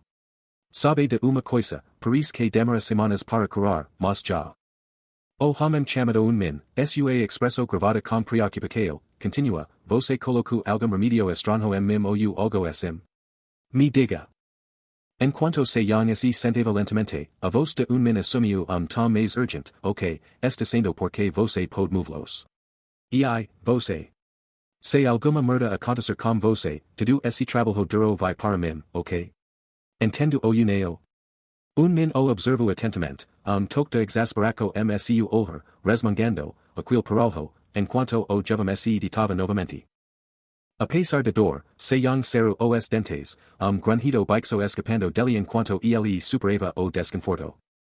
Sus alhas, ainda mantendo aquil azul profundo e intenso, refletiam uma determinação feroz. Chaos erupts in a medical facility. Four frantic figures in green scrubs are practically sprinting, pushing a gurney with the grotesque, still-writhing corpse of a monster, its blood staining everything, as emergency lights flash wildly outside. But back to our hero, Se-young, who's just chilling in a room, glancing over his shoulder, his arm wrapped up like a mummy. Just look at those bandages. Seriously, what kind of damage did he take? He's thinking about Batra's prediction, that it would take a full 2 weeks to recover. But then, his bandages start to glow. This isn't normal healing, folks. He's just staring at his arm, totally baffled, like, what even is this healing factor? Forget rest. He's back to intense sword training, pushing past the pain, thinking, why wait for the blade to cool when it's ready to be forged now? He's still going, surrounded by the bodies of his defeated foes, remembering his dad's tough love advice, my old man always had something to say. A sudden thought hits him, a desperate inner voice screaming, get out of here. Run, and he answers himself, all right. All right. Fueled by that inner fire, he unleashes a whirlwind of sword swings, a blur of motion as he tells himself, swing like your life depends on it. He finally stops, leaning on his sword, letting out a huge sigh as he's completely wiped out. But he's not done yet. He's back at it, a blur of motion, relentlessly pushing himself to get stronger. The battle's over, but the horror isn't. Medical teams are hauling away the shredded remains of a monstrous creature, its gruesome form a chilling trophy of the recent carnage. But no time for rest. Back in his training zone, he's already back at it, every swing of that massive sword a raw, guttural cry of pure effort, his body screaming, but his will pushing harder. The blade cuts the air with a vicious hiss, his technique flawless even as his muscles burn. But the grind is real, his lungs burning as he gasps, this monster of a sword is seriously kicking his butt. He knows what's up, realizing he's gotta level up his strength and stamina before anything else. Peering out the window, he thinks about hitting the streets for a run, but then he hesitates, a thought stopping him cold. A beat of silence, a moment of deep thought, his eyes lost in the distance. It's been 2 years since he's even stepped foot outside into the neighborhood, a shocking reminder of how long he's been cooped up. He quickly scraps the plan, figuring he's probably too out of shape for a real run anyway, so he'll just put it off. But then, a surge of resolve. He grips his sword tighter, his eyes burning with fierce determination. Then, a memory hits him like a lightning bolt, a clear image of someone from his past, a legend who, at his exact age, ran for a full hour with this exact, heavy sword. That memory is pure fuel, a silent, burning challenge, pushing him to shatter his own limits. The grind was real, he had to eat, and run even harder, pushing his body to its absolute breaking point. With an intense stare, he locked onto his goal, pure determination burning in his gaze.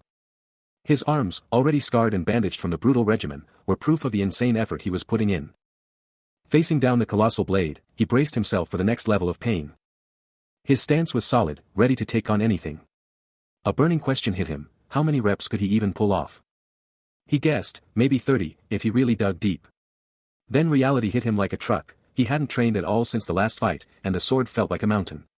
He hadn't even started, and it already felt like an impossible mission. Hands wrapped tight, hitting the deck, he dropped into the starting stance. Muscles screaming, he was locked and loaded for the pain. The struggle was brutal, his face twisting in agony as he fought gravity. Utterly gassed, he could only grunt out a pathetic yeah, the harsh truth of his weakness hitting him hard. He's still pushing, still fighting, but his body gives out, slamming him to the ground. All he wants is a moment, just a second, to catch his breath. Muscles screaming, lungs burning, he can barely force out a single word, completely wiped out.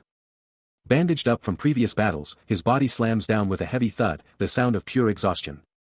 Face down, hair a mess, he lets out a raw, guttural cry of pure frustration. This is brutal.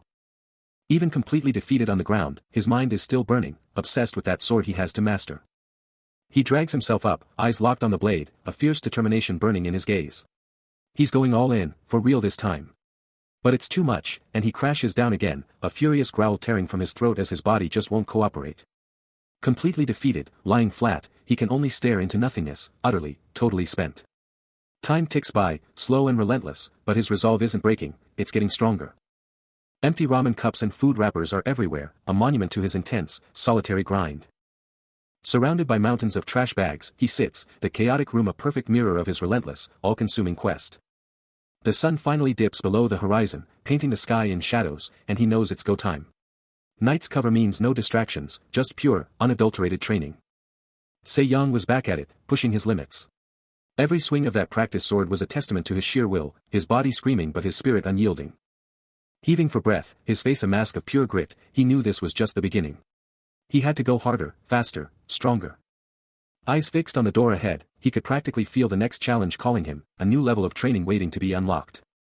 No time to waste, he exploded into a full-on sprint, his legs a blur of motion, ready to tackle whatever came next. One command, one mission, burned in his soul, let's run. Se-young is glued to his screen, watching a city burn, and he's got one burning question on his mind. He's flashing back to the absolute chaos, the towering inferno that just devoured everything, a brutal reminder of what went down. His hand instinctively reaches for the screen, almost touching the digital fire, as that question hits him hard, what was the real purpose behind all that destruction? The burning city consumes his thoughts, a lone figure caught in the inferno, and he's just thinking, what was the endgame here?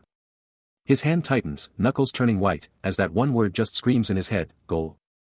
The memory hits him hard, tears streaming down his face, a raw grimace of pain twisting his features, that past trauma is still fresh.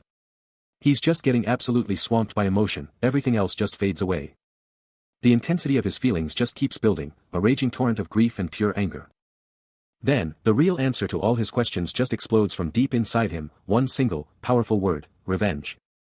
He's still crying, but his face just hardens, a fierce new resolve blazing in his eyes. His stare turns razor sharp, absolutely unwavering, his mission is crystal clear now. His eyes snap open, the world around him still a hazy mess. Just a beat, and then his hand clenches the sheets, a silent battle raging within. He pushes himself up, the weight of his past, and his new resolve, etched onto his face. Revenge still burns in his mind, a cold, hard glint now in his eyes.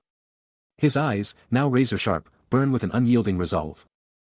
A quiet sigh, then his feet hit the floor, ready to face whatever comes next. He heads for the door, but then, a pair of legs suddenly block his escape. A cheerful voice cuts through the silence, announcing, "But I'm right here in front of your door."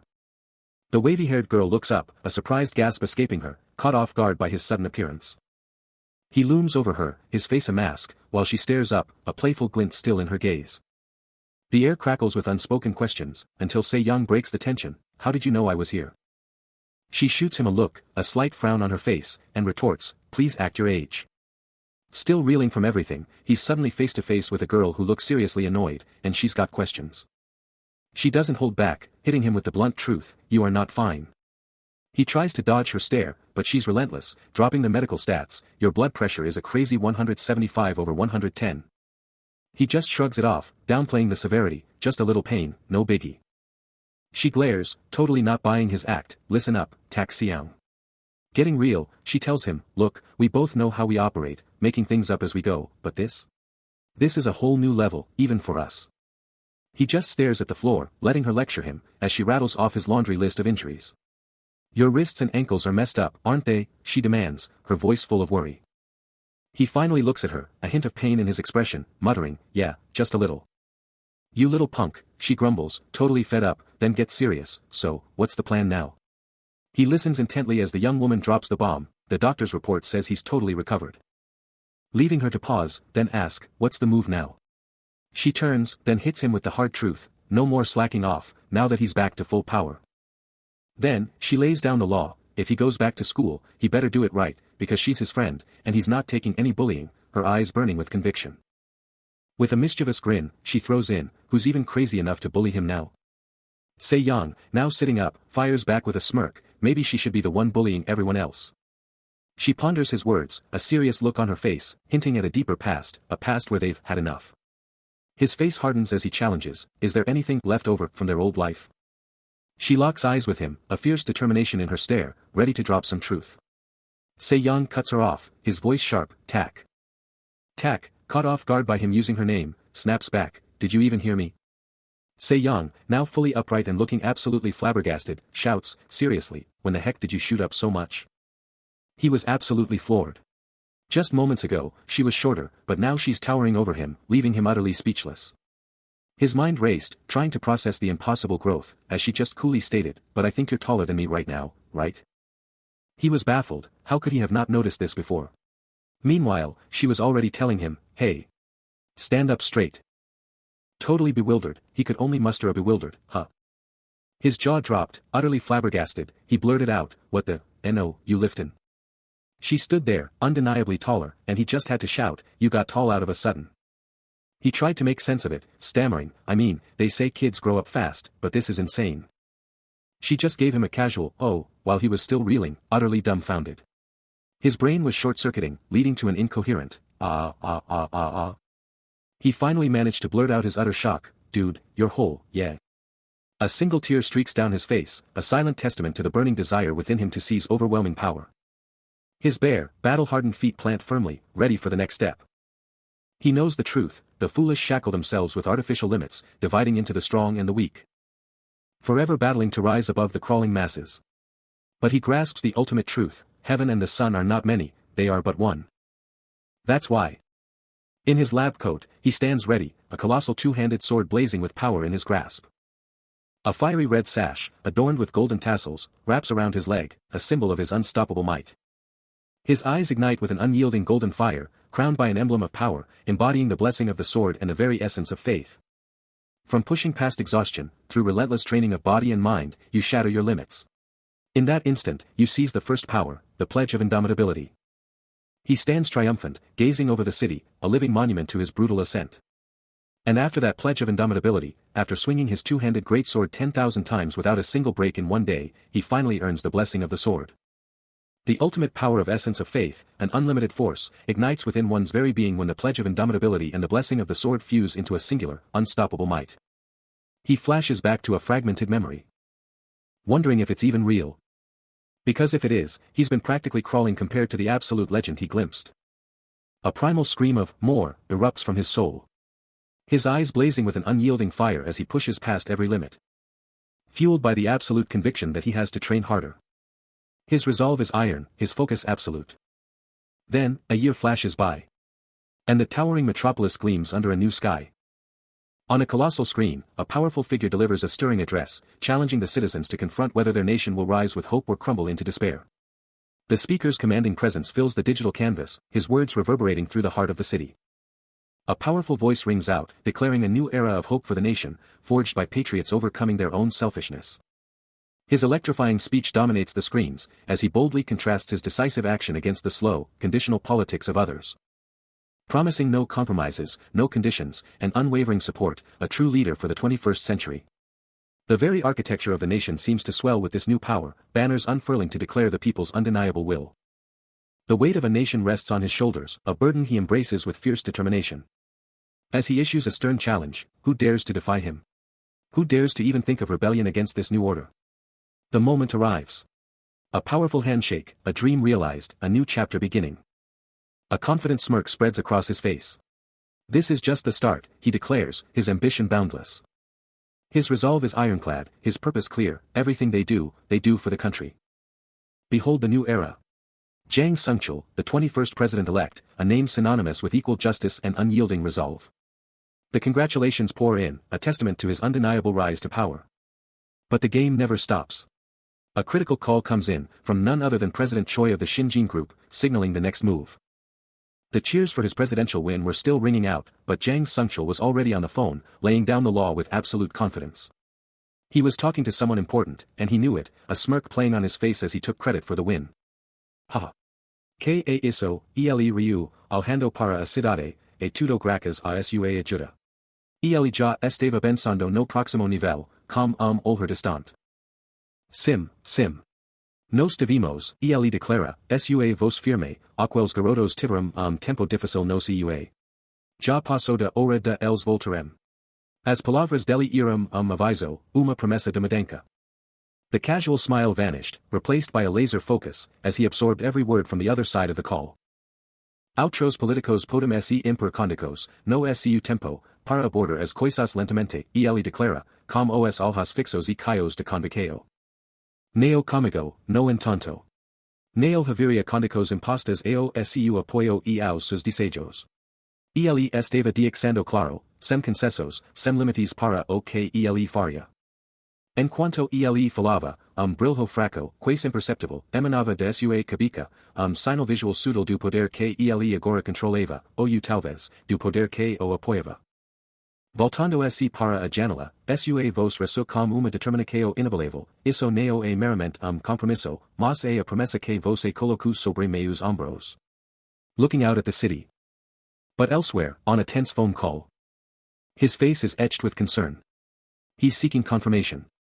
A wave of emotion washes over him as he thinks about. With a quick, got it. Meanwhile, back at the office, Batra is confirming to Chairman Jang Sungchul. Jang Sungchul gives a knowing nod. Batra, with a look of deep understanding. The conversation heats up, with a woman dropping some serious wisdom, the ground hardens after rain. She's totally thinking about the insane struggles the kids went through. Then, a man with a fierce look drops a bombshell, the parents are finally getting their shot to team up and cook up something huge. He just stares out, lost in thought. Before a massive grin breaks out, and he lets out a triumphant laugh. Jang Sungchul is on the phone, practically cackling as he tells Eunmin, "You got it, Mr. Eunmin. This plan is officially a go." Cut to Incheon International Airport, where the action is about to go down. This place is buzzing, ready for some major arrivals. Eunmin is there, waiting like a hawk, eyes glued to the entrance, ready to greet the returning crew. His face is all business, a mix of hype and worry. Then, a.m. 3 figures finally pop out, their steps hitting the terminal floor, and Eunmin is already moving to meet them. And there they are. Tak and Se-young, rocking their backpacks, finally linking up with Eunmin, their casual vibe clashing with his sharp suit. Just as the new arrivals step into the terminal, a shout cuts through the air, a familiar face calling out Yujin's name. From above, Junhyuk and Soho spot them, their faces lighting up with shock and excitement, as they lock eyes with Se-young, Tak, and Eunmin making their grand entrance. The trio keeps moving, totally oblivious to the epic reunion about to drop on them from above. Then, they finally catch on to the ruckus, and a quiet, "oh," escapes one of them, signaling the start of the chaos. Yujin, now in full view, is practically vibrating with excitement, waving like crazy, a massive grin plastered on his face as he welcomes back his crew. Junhyuk and Soho are practically hanging over the railing, their faces a perfect blend of, "I can't believe it," and, "yes," as they see their friends back home. While still reeling from the surprise, Junhyuk's mind races to other friends, like Hee-yeon and Dae-yeon, wondering where they are in this epic comeback. Soho, on the other hand, is not feeling the airport vibe, complaining about the lame greeting and even asking, "Where's Changsu?" Se-young, finally up close with Yujin, can't help but shout, amazed he hasn't changed a bit and wondering how long it's been since their last epic hangout.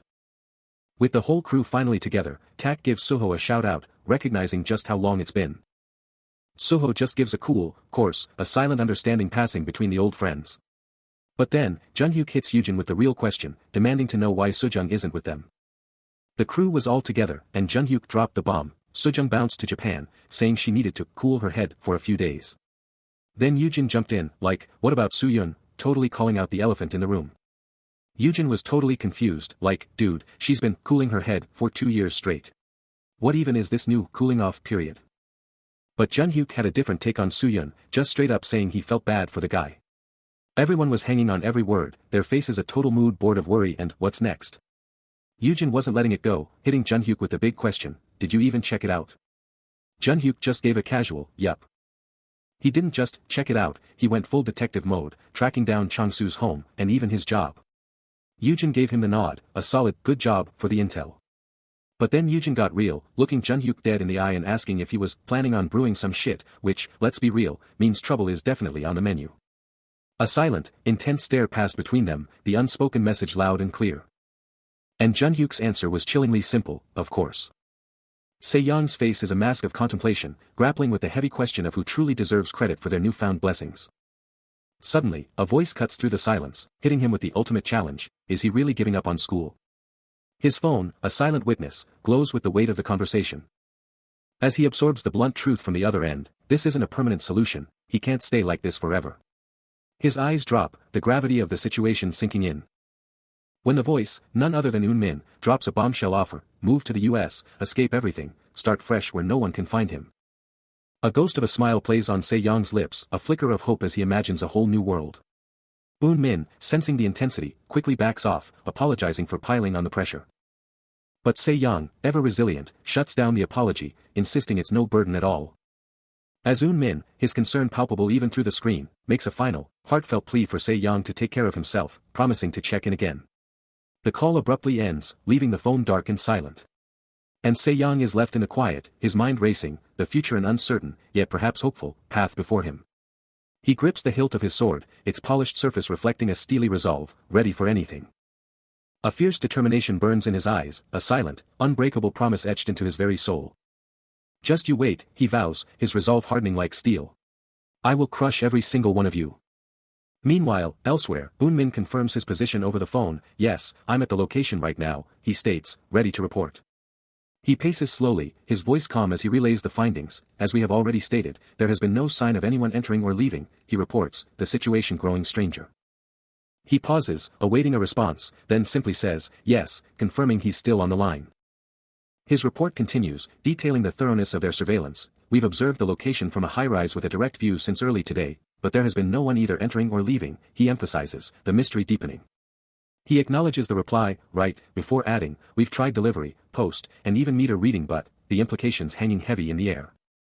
Eun-min listens intently, his expression hidden behind dark sunglasses, the phone pressed to his ear, absorbing every detail.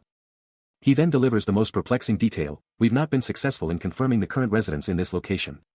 There was no one registered as living inside at all, he reveals, the mystery deepening. He confirms, yes. A moment of silence passes before Eun-min responds, yes. Understood, his tone serious, the implications clear. He looks up at the building, a single word escaping his lips. What? He exclaims, the puzzle far from solved. From a bird's eye view, the city's pulse beats with endless traffic, a concrete jungle where secrets hide in plain sight. But inside one of those rides, a chilling thought drops: is their target a total hikikomori?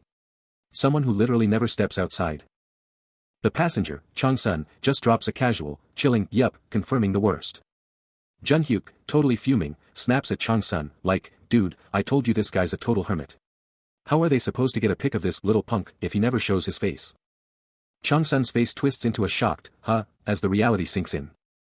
Then he just explodes, damn that jerk. He doesn't even go to school, doesn't even step outside. How are they supposed to get anything done with this guy? Junhyuk, always thinking ahead, throws out a wild idea: why don't we just get the uncles to kick down the door? Chang-sun's face twists into a sinister grin as he lays out the brutal plan: just drag the little punk in, grab him, and then, have some fun. He finishes with a cold, hard stare, declaring they'll just drag him back to them, making it simple for everyone. Chang-sun plays dumb, What? Then lets out a chilling, short laugh. Junhyuk, totally vibing with Chang-sun's twisted humor, explodes with laughter, calling him beautiful and the only one who brightens his day. Chang-sun, with a chilling, predatory glint in his eye, just asks, so, we doing this? Chang-sun's face just got serious, realizing this whole thing is way harder than it looks. He just grumbles, can't get to him. Junhyuk, with a sly grin, just drops a bombshell: yo, you really think that punk went to Japan with Suyun? What if they were just playing us? Chang-sun's eyes instantly narrow, a suspicious glint flashing across his face. He leans back, totally thinking it over, fingers tapping his chin like a mastermind. Then, a super creepy smile creeps onto his face as he drops the bomb: I got an invite from the Yakuza. Junhyuk's eyes go wide, totally shocked and speechless. Chang-sun just keeps going. Turns out, he and Sujung made some friends in Japan. Junhyuk, finally getting it, finishes the sentence: and those friends were Yakuza. Chang-sun's hands clench tight, knuckles turning white with pure, simmering fury. Then, with a truly evil glint in his eye, he snarls, that pathetic punk totally deserves. His voice drops to a chilling whisper, a little present. Suddenly, the action explodes into a high-stakes emergency. For medical pros, fueled by adrenaline, are practically sprinting down a corridor, pushing a gurney that's rattling like crazy. And what's on it? A monstrous, insect-like beast, absolutely shredded and drenched in blood. This thing just went through hell. A police car in the background hints at the sheer chaos that just unfolded. The feed explodes with a post from Yoo Kim, dropping the bombshell. The gang is officially back together. The accompanying image is pure hype, a vibrant club scene with the whole crew celebrating their epic reunion, a blonde bombshell winking straight into the lens, signaling the party has officially started. But the party vibes are instantly crushed by a chilling silence, as a hand grips a blue smartphone, its screen a black mirror reflecting nothing but dread. Se-young's eyes, burning with an eerie blue glow, are a window into a storm of emotions, his face a mask of intense, unreadable turmoil as he glares at the phone. Then, another post from Yoo Kim drops, directly calling out Lee Soo-yeon and Soo-jung to get there ASAP, while Jang Crystal tries to play it cool, telling everyone to just wait. The tension explodes as a foot comes crashing down, absolutely obliterating the smartphone with a sickening crunch. The screen shatters into a spiderweb of destruction, a stark reflection of the raw, explosive rage that just erupted. Isolated in a shadowy room, Se-young stands as a lone silhouette, bathed in a single beam of light, his wild hair a dark, chaotic crown. His face, now etched with fresh battle scars, is a mask of pure, unadulterated rage, his blue eyes blazing with an inferno of desperate fury. A raw, guttural thought screams in his mind, a desperate, burning plea, I'm here too. The raw emotion intensifies, laying bare the crushing weight of his longing, I too wait for you to get back together. But wait, what's this? A huge message pops up, shouting out massive congrats to Soo-yeon and Soo-jung. And just like that, we're at Narita International Airport, with a massive plane cutting through the sky, signaling something big is about to go down. Soo-yeon, looking sharp with his dark hair, turns to his friend, totally surprised, saying he thought this reunion was still years away. Soo-jung, with her awesome teal blue hair, just shrugs, figuring her dad becoming president probably kicked things into high gear. Then, with a hint of concern, she adds, that it must have been super tough for everyone involved. They just stand there for a second, taking it all in, their faces showing a mix of emotions. And they're off again, their footsteps a quiet rhythm as they move. Spotting a sleek limousine waiting for them, Soo-yeon tells her to hop in. Settling into the luxurious interior, he promises they can spill all the tea on the ride. He then calls out to her, Soo-jung-yang, and she hits him back with Soo-hyun-koen, officially kicking off their long-awaited talk. The young man strides forward, a mysterious young woman by his side. Their presence commanding attention with every step. But hold on, a new player enters the scene, the powerful board chairman of the Shinjin Group. And the young man with the intense gaze? It's none other than Lee Soo-yeon, son of the legendary Lee Jo-jang. His companion? The stunning Jang Soo-jung, daughter of the 21st president-elect, Jang Sung-chul. Talk about a power duo. The scene shifts dramatically as they're whisked away, city lights streaking past on the highway. The world outside a blur as their journey accelerates. Inside a sleek, luxurious car, Soo-yeon and Soo-jung are finally settled. And Soo-jung wastes no time, cutting straight to the chase, knowing Soo-yeon's impatience. He's all ears. As she prepares to drop some major intel. A simple, thanks, from Soo-yeon, but you know he's ready for whatever comes next. He shuts it down immediately, a firm, no, thank you, escaping his lips. Turning his gaze away, he can't help but think, who would have thought I'd actually get to know Soo-jung? No way. His mind races, recalling her true identity, the daughter of Korea's president-elect, and I met her while studying in the US. Meanwhile, Soo-jung just stares back, a subtle smirk hinting at her thoughts, her eyes locked on him. Her expression hardens as she declares, Ryu-hei, I'm not taking your help. A softer look crosses her face as she clarifies, it's just what friends do, right? He gets serious, revealing, my dad runs the Shinjin Association, and he's taken a personal interest in all this too. A knowing smile plays on Soo-jung's lips, her gaze unwavering. Their eyes lock as he presses on, if everything's set, then we can. Cutting him off, Soo-jung proposes, so, we leave tomorrow, right? Together? He then adds, you guys can chill here and get some rest for whatever's next, you know. His jaw drops in shock, uttering a stunned, what? A mischievous grin spreads across Soo-jung's face as she quips, it's totally obvious you guys would react like this. Outside a sleek black car, operators are on high alert as Soo-yeon, from within, explodes in disbelief. What the hell, Ryu-hei? Why did you drag us here? He demands, pointing out they already had a whole team in Busan on a mission. But Soo-jung, ever the strategist, coolly explains they'd just gotten in touch with those operators that morning, promising to call them back so he could meet them face to face. A playful glint in her eye as she teases, so, was this your master plan all along? He just shrugs, declaring they're his escorts for now. A slight frown on his face. Then Soo-jung just snaps. Ryu-hei, you little. You should have just told us from the beginning, she exclaims, clearly fed up with the secrecy. While Soo-yun, equally annoyed, reminds her he'd explicitly told them to handle the cleanup. His face remains stone cold, a storm brewing beneath the surface. Suddenly, his eyes snap wide open, a silent, shocked question hanging in the air. Prompting Soo-jung to lean in, her gaze sharp. What is it? She demands. The sudden jolt that caught everyone off guard. It's all making sense now, as a squad of operatives, decked out in their signature white coats and green scrubs, are seen hauling a gurney piled high with a grotesque monster carcass, rolling it right past a police car that's just chilling there. Someone's jaw just dropped, a hand instinctively clenching in pure shock. Someone's gripping their phone like their life depends on it, the screen practically screaming with a chilling, blood-red alert. But out on the street, it's dead quiet, just a lone street lamp piercing the darkness, like the world outside has no clue what just went down. Back at the cleanup, a bald operative is seriously fed up, muttering about how it's not even dawn and asking if this whole thing is happening way too early. He's not having any of that dawn talk, snapping that it's still midnight and they should just ditch the whole thing. He then reminds his buddy they were supposed to keep it on the down low. Another operative, rocking some spiky dark hair, chimes in, pointing out that all their points are already wiped out, hinting at some kind of crazy reward or penalty system for their missions. The bald operative, totally blindsided, asks if his buddy is talking about him, then explodes, demanding to know who else they're supposed to babysit in this absolutely brutal gig. He's still on a roll, absolutely fuming about having to coddle some punk who hasn't even finished middle school. The dark-haired operative, trying to be the voice of reason, gestures around, reminding him that there are normal folks everywhere, so they need to keep it quiet. Suddenly, a car door groans open, headlights blazing a path through the still dark morning. The dark-haired operative lets out a massive sigh, totally giving in, telling his buddy to just do whatever he wants as they bail. The bald operative, already buckled in, shouts out a final, "Hey." Inside the car, the two operatives were still going at it, one of them totally questioning why they even needed to be there for some lone target. But the bald guy? He was totally chill, just shrugging it off like it was no big deal. His partner, though, was not having it, practically accusing him of just being there to pick a lock, like he had some secret agenda. Jumping out of the car, the dark-haired operative totally blew up, asking what was up with his partner's disrespectful attitude. And just like that, the car peeled out, leaving them to handle the dirty work.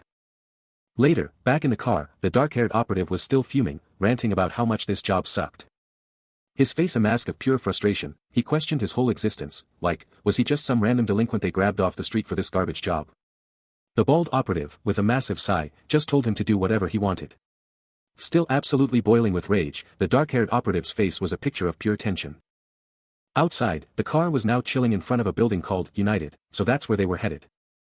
The dark-haired operative then bailed from the car, striding off with a look of pure determination. His footsteps crunched as he kept walking, leaving the car in the dust.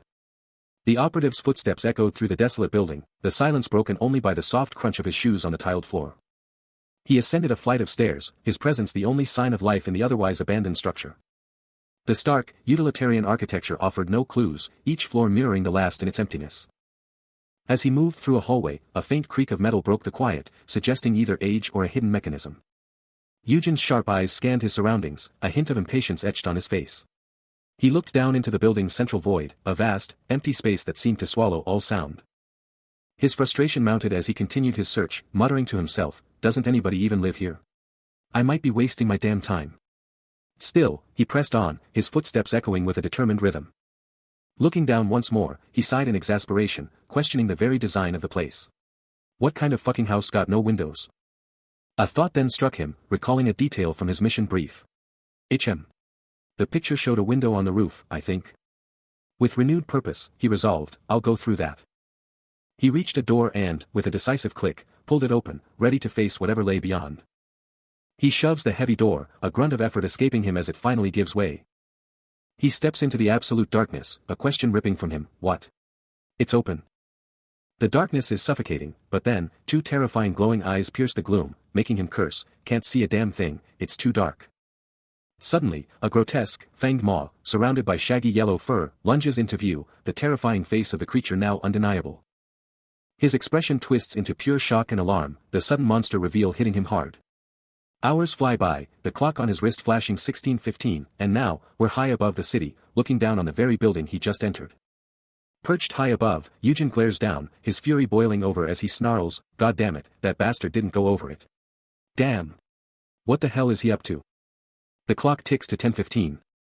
And Jang Sungchul, absolutely fuming, curses under his breath, God damn it. That fucker. Don't overdo it. What the fuck is H? He spins on his heel, his heavy footsteps thudding as he storms off, the air practically crackling with his fury. The street below lies eerily calm, just a car and some cones, a bizarre quiet before the storm brewing inside him. The massive building looms over everything, its glass facade mirroring the grim sky. From a vantage point high above, he stares down at the street, his gaze piercing as he takes in every detail. The bird's-eye view shows the entire block, the building, and the street below, with him a tiny, vigilant sentinel watching over it all. Down on the street, the car sits, a silent observer to the chaos, while he maintains his watchful vigil from the heights. He's back on the ground, spotting an open door and seething, he left the door open. That stupid fuck. Yeah, just advertised to the world that we came here to snatch the dude. No time to waste, he shoves the door wide open, storming into the building. His face a mask of pure rage and impatience, he snarls, "Why-oh, you're taking too long, what the foo?" A man's face twists into a silent, agonizing scream, veins popping on his pale skin as his hands desperately claw at the air. Before his raw frustration detonates, his fist smashing into the wall with explosive force, sending shards flying. Meanwhile, a sharp thunk signals a new development, as a door swings open in another part of the building, and a sleek dressed shoe makes its decisive entrance. Jang Sungchul, radiating authority, charges into the room, his silhouette a stark declaration against the light. The building's interior holds its breath, a single door left carelessly ajar, a silent, damning testament to the chaos that just unfolded. Outside, the imposing structure looms under the vast sky, a single car parked innocently, yet suspiciously, close by. The urban sprawl unfolds, revealing more of the city's concrete jungle, a deceptive calm before the storm. Just a block away, two officers are already on the scene, scrutinizing a suspicious vehicle, one grumbling about how often towed cars vanish, as his partner confirms the car's got a temporary tag. With a no-nonsense tone, the standing officer barks at his kneeling partner, "Tell him to tow it." The kneeling officer lets out a frustrated sigh, muttering, "Okay, crap." He repeats the familiar complaint that these cars are rarely claimed, double-checking that temporary tag one last time. Out on the street, a cop lays it all out, saying they'd be stoked if their report just showed they made enough contact. His partner, totally confused, just hits him with a bewildered, "What?" The first cop lays down the law, spilling that the orders are straight from the top, and they're just there to check in on the scene from time to time. Then, he drops some advice on his partner, telling him to get a little more invested in this whole thing. A massive, sleek building towers over everything, its glass facade gleaming in the city light. Elsewhere, a phone lights up with a text for Kim Changchul, the sender practically yelling that they're at the building and need to talk about some people ASAP. A hand furiously taps out a reply, demanding, "How did it go?" Back inside, Chang-sun is practically fuming on the couch, letting out a massive sigh, then exploding about how it's already 11 and they've got absolutely nothing to show for it. His rage boiling, he grumbles that the all-important call still hasn't come in. He springs up, face twisted in pure fury, starting to scream, completely losing it. With a furious kick, he sends a table absolutely flying, bellowing at someone to call them fucker, in a total meltdown. Still absolutely fuming, Chang-sun glares at his phone, a single notification popping up on the screen. The silence is deafening, shattered only by the relentless, rhythmic chime of an incoming call. The number 21 blazes across the screen, a stark visual of the call that's finally coming through. Meanwhile, across town, a voice cuts through the air, speaking into a phone, announcing himself as Chang-su to the person on the other end. The recipient, a bald man with a gnarly scar over his eye, acknowledges Chang-su, immediately demanding to know if his boys got the job done. This imposing figure is none other than Choi Jong-chan, the big boss, president of the Mira Credit Agency. Jong-chan's face darkens as he continues his call with Chang-su, admitting he hasn't heard a peep from the rest of the crew. His voice escalating in pure frustration, he snarls, demanding to know what those little shits are actually doing. Pondering the mess, Jong-chan speculates aloud, thinking maybe these kids are just greenhorns, total amateurs. Back with Chang-sun, his face twists into a mask of pure rage as he hears the insulting words, absolutely livid that this little weeper has the audacity to call his boys kids. Oblivious to the fury he's ignited, Jong-chan wraps up his call with Chang-su, promising to investigate and get back to him. With one last, impatient jab, Jong-chan makes it clear he's in a hurry before cutting the call. Chang-sun is absolutely seething, gripping his phone like a lifeline. He's kicking himself, wishing he'd just called in Uncle Chang-hyun from Aegis to handle this mess from the start. Then, a beat of silence, and a name drops, Chang-su. What? His face just goes stone cold, the weight of that name hitting him hard. He's practically spitting fire, a vein popping in his neck as he rages about some little punk trying to step all over him, just his older brother's kid. His face is a mask of pure, unadulterated fury, the rage absolutely exploding. He unleashes a barrage of expletives, his fury practically shaking the very foundations of the city as he screams, "Where are those motherf ****** ERS? But elsewhere, on a cold, unforgiving ground, two phones lay abandoned, one still pulsing with a faint blue glow, a chilling sign of what went down. The light flickers, then dies, leaving both devices lifeless and cold. But wait, a final, desperate flicker. The blue light pulses back to life on one of the phones, a last-ditch cry for help. And there they are, two figures sprawled out cold on the ground, totally out of commission, their mission a complete bust.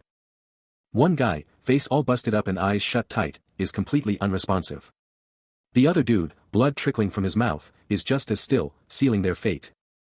After the brutal takedown, the monstrous carcass is hauled away on a gurney, its massive form jostling with each hurried step of the medical team, sirens wailing faintly in the background as the scene is cleared. Then, a sudden, jarring cut to black. A beat of silence, a breath held, then the story picks up again. Suddenly, the view explodes open, showcasing the massive, bustling Incheon International Airport, a gateway to the world. Deep within the ultramodern terminal, a trio strides with undeniable presence, a woman with iconic two-tone hair, accompanied by a laid-back guy and a sharp-dressed professional. She pivots, her intense eyes locking onto the casual guy, a silent query hanging in the air between them. Next, her focus snaps to the suited man, whose calm demeanor exudes power. She finally speaks her mind, and the suited man reveals her identity, Nam Hyujung, a top-tier agent from the Secret Service. Hyujung's face is a mask of focused inquiry, her eyes piercing as she takes in every detail. The trio presses on with their discussion, the man in the suit laying out the high stakes of their current objective. Then, a shockwave of understanding hits the casual guy, his jaw dropping as the full weight of the situation crashes down. Meanwhile, the man in the suit remains stone-faced, calmly assessing the impact of his words on the others. A mysterious bearded man steps into view, dropping a casual "it's been a while," then immediately pivots to a cryptic mention of "your father," hinting at some serious backstory. A powerful handshake seals the deal, confirming that "your father" gave direct orders. And now Nam Hyujung and her two escorts are on the move, the bearded man making it clear they're heading straight to the top, no delays. But wait, Nam Hyujung looks back, a hint of something unexpected in her eyes. What's she thinking? Meanwhile, the bearded man is all business, his face a mask of determination. Both escorts are locked in, their faces giving nothing away as they press on. Nam Hyujung leads the way, her two shadows right on her heels. She disappears into the distance, the tension building with every step. Where are they going, and what's waiting for them? Suddenly, the scene shifts. A building is rocked by an enraged scream, a man absolutely losing it. We see him from behind, long dark hair cascading down, as he barks out a single, loaded question, "President?" Then he spins around, face twisted in pure fury, demanding answers about the new guy he sent yesterday. This is not going well. He's absolutely livid, unleashing a torrent of curses and screaming for his subordinates to track down the culprits and drag them to him now. The Mira Credit Agency team leader lets out a frustrated sigh, his patience clearly wearing thin. He's absolutely seething, demanding to know, those jerks must have been picked up. What the hell are they even doing? Back at the office, two subordinates are buzzing about the situation, one anxiously asking if there's any update, the other confirming they're still in the dark. A subordinate quickly updates the team leader, "Nope, boss. Haven't seen him." And those two from the dorm? They left last night and never came back. His face contorts in disbelief, a single, furious question burning in his mind, what is this? Not long after, a pristine white car glides to a stop at the curb, its sleek design a stark contrast to the bustling city. The team leader emerges from the vehicle, his sharp eyes immediately scanning the area with intense focus. His face is a mask of grim resolve, the gravity of the situation etched into every line. He verifies their arrival with someone off-screen, "This is it, right?" receiving a quick, "Yep, right here." Towering buildings cast long shadows, creating an ominous backdrop for their investigation. An overhead view shows his car parked on the street, as he growls, "Are these guys seriously messing with us?" The Mira Credit Agency team leader hits the scene, eyes locked on the building, a frustrated growl escaping him. Are they dodging his calls, or is something far worse going down? He moves in closer, a sharp cutting through the air as he spots a crucial detail. Every step is calculated, his intense focus driving him forward. Then, his gaze locks onto a red sign, the words hitting him hard, and his face darkens with a chilling realization. The sign screams a vehicle registration, and it's all the confirmation he needs. He scans the registration, and a furious "EHH" rips from him, it's their car. His voice cracks with pure rage, demanding to know why they didn't call him. The sign confirms the car was towed, and the time stamp hits him like a punch, "This morning?" His face contorts in a grimace, the pieces clicking into place with a terrifying clarity. Spinning away from the building, his mind is a whirlwind, the silent structure mocking his unanswered questions. His frustration explodes, a furious "what the F*** were they doing all that time," echoing in the street. A bald, muscular powerhouse in a suit is on the move, his heavy footsteps thundering with an undeniable presence. Every single step hits like a hammer, broadcasting his sheer, unbridled force. His face is absolutely contorted with rage, his brow practically screaming as he closes in. He storms into the office, roaring, a direct challenge to Yeom Dong-suk. Yeom Dong-suk, now confirmed, lets out a furious puff of smoke, his rage practically boiling over as he curses. A subordinate nearly jumps out of his skin from the sudden explosion, gasping in pure shock, eyes bugging out behind his specs. Dong-suk's face snaps to shock as he hears the question, his fury instantly evaporating. The subordinate, pulling himself together, dares to ask, why the big boss is even here in the first place. Brushing off the question, Dong-suk's fury reignites, snarling about the whereabouts of the little shits. The subordinate, looking absolutely terrified, stammers out that the team leader just rounded them all up, and they vanished. Dong-suk's face twists into an even more terrifying snarl, absolutely demanding to know where in the world they could have run off to. Still absolutely livid, Yeom Dong-suk is practically spitting fire, demanding answers now. His voice a guttural roar as he screams, "What?" The shocking revelation hangs heavy, the name itself a trigger, Se-young's villa. On the line, Dong-suk's voice is tight with rage as he snaps, "President, it's Dong-suk." His fury erupting, he practically roars, "What the hell have you been up to? And why weren't you answering the damn phone?" But the man on the other end cuts him off, a worried tone in his voice, "I think we have a problem." Dong-suk's frustration is palpable as he retorts, "What? A problem?" The other man's voice drops to a chilling whisper, delivering the bombshell, "The Z-boys we sent earlier, they're all missing." Dong-suk's face goes from furious to utterly stunned, a shocked gasp escaping his lips. The pieces click into place, and he growls, "Se-young villa, something is seriously messed up there." The other man confirms the urgent plan, "So you called everyone together?" "Yes. We need to check that place out, ASAP." Still absolutely fuming, Yeom Dong-suk is on the phone, his voice a low, dangerous rumble as he gets the intel he needs. Jaw clenched, he takes in the details, then drops a bombshell command, pinpointing exactly where the Z-boys vanished. Just one word, a chilling, "Yes," and you know he means business. Then, with a steely gaze, he barks out orders, telling them to scour the entire place. No time wasted. Yeom Dong-suk is already on the move, power-walking through the halls, his brain already 5 steps ahead. He turns to one of his guys, face serious, demanding to know if the whole crew is here. And the subordinate, practically saluting, shouts back a resounding, "Yes. Big brother," confirming the team is ready. And just like that, a whole squad of serious-looking dudes in suits is lined up, ready for whatever chaos is about to drop. Yeom Dong-suk locks eyes with his crew, a silent, intense message passing between them, and you know it's about to go down. Then, with a single, powerful command, he gives the signal, "Let's go." And just like that, a fleet of cars peels out, blazing a trail straight to the ominous Se-young villa. A new player enters the scene, coolly lighting a cigarette, his eyes sharp and calculating. But he's not alone, a squad of elite enforcers in sharp suits moves with chilling efficiency, climbing the steps with a silent, deadly purpose. He takes another slow drag, the smoke a silent testament to his calm before the storm, his gaze fixed on something unseen. From a vantage point, he surveys the chaos about to unfold, his crew, including a fierce red-haired enforcer, ready for action, their eyes locked on their target. With a chilling calm, the leader gives the order, a single, decisive command, "Get him." And just like that, the silence shatters.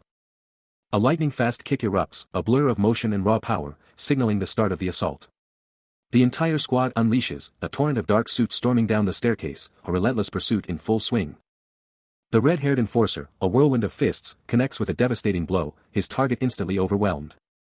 But then, a primal roar tears from the leader's throat, a surge of pure fury erupting from him. His eyes, now burning with fierce resolve, lock onto the unfolding melee, every fiber of his being focused on victory. The entire staircase explodes into a brutal, chaotic brawl, the enforcers unleashing their full might in a symphony of impacts. Every step a calculated impact. They're moving fast, hitting the landing below. Then, a sudden, explosive PAH. The scarred leader, coolly puffing on his cigarette. But a fleeting thought crosses his mind. Down below, a body is sent flying, tumbling violently down the stairs. They hit the ground with a sickening "koong." A close-up reveals the red-haired victim's face, a mask of pure agony. From above, the leader stares down. But then, his face twists into a shocking grimace. His eyes narrow, burning with an almost terrifying intensity. The unnamed leader's jaw drops, his eyes bugging out in pure disbelief. His face contorts into a furious snarl as he screams, "What the fuck is this? But the chaos isn't over. The red-haired figure is still mid-air, hurtling down like a ragdoll, about to hit hard. His dark jacket flapping wildly, the brutal landing is just seconds away. But before he can even hit the ground properly, a brutal, yellow-green shod foot stomps down, pinning him instantly. He slams into the concrete with a sickening crunch, dust exploding as that foot keeps him locked down. Flat on his back, he can only glare up at the menacing figure standing over him. His signature red hair, now a total mess, is splayed out on the grimy floor. But even after all that, he still has the guts to scream, "Who the fuck are you?" His eyes, burning with pure defiance, lock onto his attacker. A raw, guttural grunt rips from his throat, as the pressure from his attacker cranks up. His face twists into a silent, agonizing scream, the pain absolutely crushing him. Absolutely rocked, the red-haired figure takes a monstrous hit straight to the face, blood exploding as the unnamed leader's punch lands with bone-shattering power. The impact? A thunderous crack, sending shockwaves that practically tear the air apart. He's launched backward like a ragdoll, his body soaring through the air before slamming into the ground. Switching gears, a police cruiser is posted up outside a building, and an officer is getting the lowdown from a worried local. The cop's jotting down every word, making sure he's got all the juicy details of this mess. She spills the tea, saying, "Look, screaming's normal, but this time it was next level, and actual gang members rolled up." His partner nods, taking it all in, and assures her they'll get to the bottom of it. He's like, "So, we just usually ignore this stuff." And his buddy's like, "Nah, only if it's a huge crew or the door's literally wide open." The first cop still scratching his head, "So, this one was special, huh?" as they start moving towards the building. They're standing right at the entrance, bracing themselves for whatever chaos is waiting inside. He's seen the reports, the endless complaints about gangbangers and their non-stop chaos, knowing full well that sleep is a luxury no one in this neighborhood can afford. But as he closes in on the building, a critical detail catches his eye, the gate to the roof is wide open. His partner, Police Officer B, immediately picks up on the clue, and they're both heading up those stairs, ready for anything. Mid-climb, Police Officer S suddenly stops, his eyes locking onto something suspicious on the floor. It's a discarded padlock, snapped clean off and tossed aside. The grim discovery makes Police Officer B shout, demanding his partner stop immediately. Police Officer A snatches up the broken lock, the undeniable proof of a forced entry. He glances at his partner, a silent agreement passing between them to push deeper into the unknown. With a nod of agreement, he strides to the door, delivering a powerful, authoritative knock. The thunderous knock reverberates through the tense silence, a clear demand for immediate attention. He projects his voice, cutting through the silence, declaring their authority, "This is the police." Then, after a heart-stopping pause, the door slowly creaks open, about to expose the secrets hidden inside. The door, which had just begun to open, slowly creaks further inward, revealing only darkness within, as one of the officers, peering cautiously into the void, murmurs a questioning sound. But then, from the depths of the building, a massive, uniformed figure steps out, his broad back filling the doorway and absolutely dwarfing the officer who had been investigating. The sheer, terrifying scale of the newcomer elicits a stunned, guttural exclamation from the officer.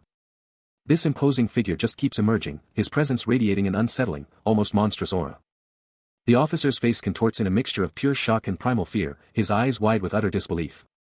The hulking figure now stands fully revealed, towering over the second officer, who has completely collapsed to the ground in terror, desperately questioning the bizarre, horrifying sight before them. The cowering officer, his face pale with dread, manages to stammer out a chilling warning, his gaze fixed on something unspeakable beyond the giant. The first officer, still reeling from the shock, demands clarification, his voice laced with desperate urgency. The muscular figure remains utterly impassive, his back still to the viewer, as the terror of the situation just escalates. The cowering officer lets out a blood-curdling scream, his face a mask of pure, unadulterated horror. The perspective then violently shifts inside the building, revealing a truly gruesome scene, a horrifying, mangled pile of bodies, lifeless and strewn across the floor amidst sickening splatters of blood. The first officer's voice cracks with utter disbelief, the single word echoing the unspeakable, nightmarish tragedy before them. A colossal, grotesque creature is being hauled away on a gurney, medical team struggling with its sheer mass, each jarring movement sending a sickening thud through the air, as the outside world, marked by a police car and bus, remains oblivious to the horror within. But elsewhere, a sharp jawline and bulging neck muscles scream with the raw intensity of a young man, his dark blue hair a chaotic halo around eyes burning with fierce focus. His powerful, muscular physique is undeniable, practically bursting from his clothes, a raw, untamed strength now coursing through his very being. Those dark blue strands of his hair frame a face etched with pure, unyielding determination, his expression a silent promise of what's to come. The calm before the storm, a quiet residential area, but something is definitely off. Then, a.m. Sirens blare, ripping through the quiet, as cop cars swarm the area, lights flashing like crazy. Cops are everywhere, scrambling into position. You know this is serious, their cars blocking off the entire street as the drama goes down. But wait, who's that? Inside a car, Yeom Dong-suk is watching it all go down, his face a grim reflection in the glass, totally locked into the madness. A deep, unsettling groan rumbles from him, his eyes practically popping out of his head, totally freaking out. His face is a mask of pure terror, the situation clearly breaking him, and he just screams, just what the fuck is going on here? The car's interior feels suffocating, offering zero comfort, the dark seats just mirroring the messed up reality outside. Then, a horrifying sight, a bloody hand, covered in a white sleeve and green uniform, pops into view, a gruesome trophy of the brutal fight that just went down.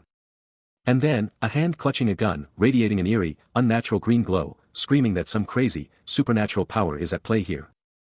The building just sits there, silent, its windows like blank eyes, totally unaware of the madness happening right beneath it. A cop, totally lost, stares up at the chaos, and just blurts out, "What are you saying?" like he can't even process it. He's totally zoned out, still processing the chaos, when suddenly a voice snaps him back to reality, demanding his citizen registration number. Facing down two cops, he just drops the bomb, "I don't have a citizen registration number." But the officer isn't having it, pushing back hard, "Seriously, what's with the resistance? Come on, Ajushi." He's taken aback, his eyes flaring, when the officer calls him Ajushi, basically saying he looks way older than he is. He glances down, clearly annoyed, spilling that he's turning 18 this year and still doesn't have his citizen registration number. The officer is totally confused, but then he drops a bombshell. "My name is Tak Se-young. I used to attend Nungwang Middle School, but I took a break during my second year there."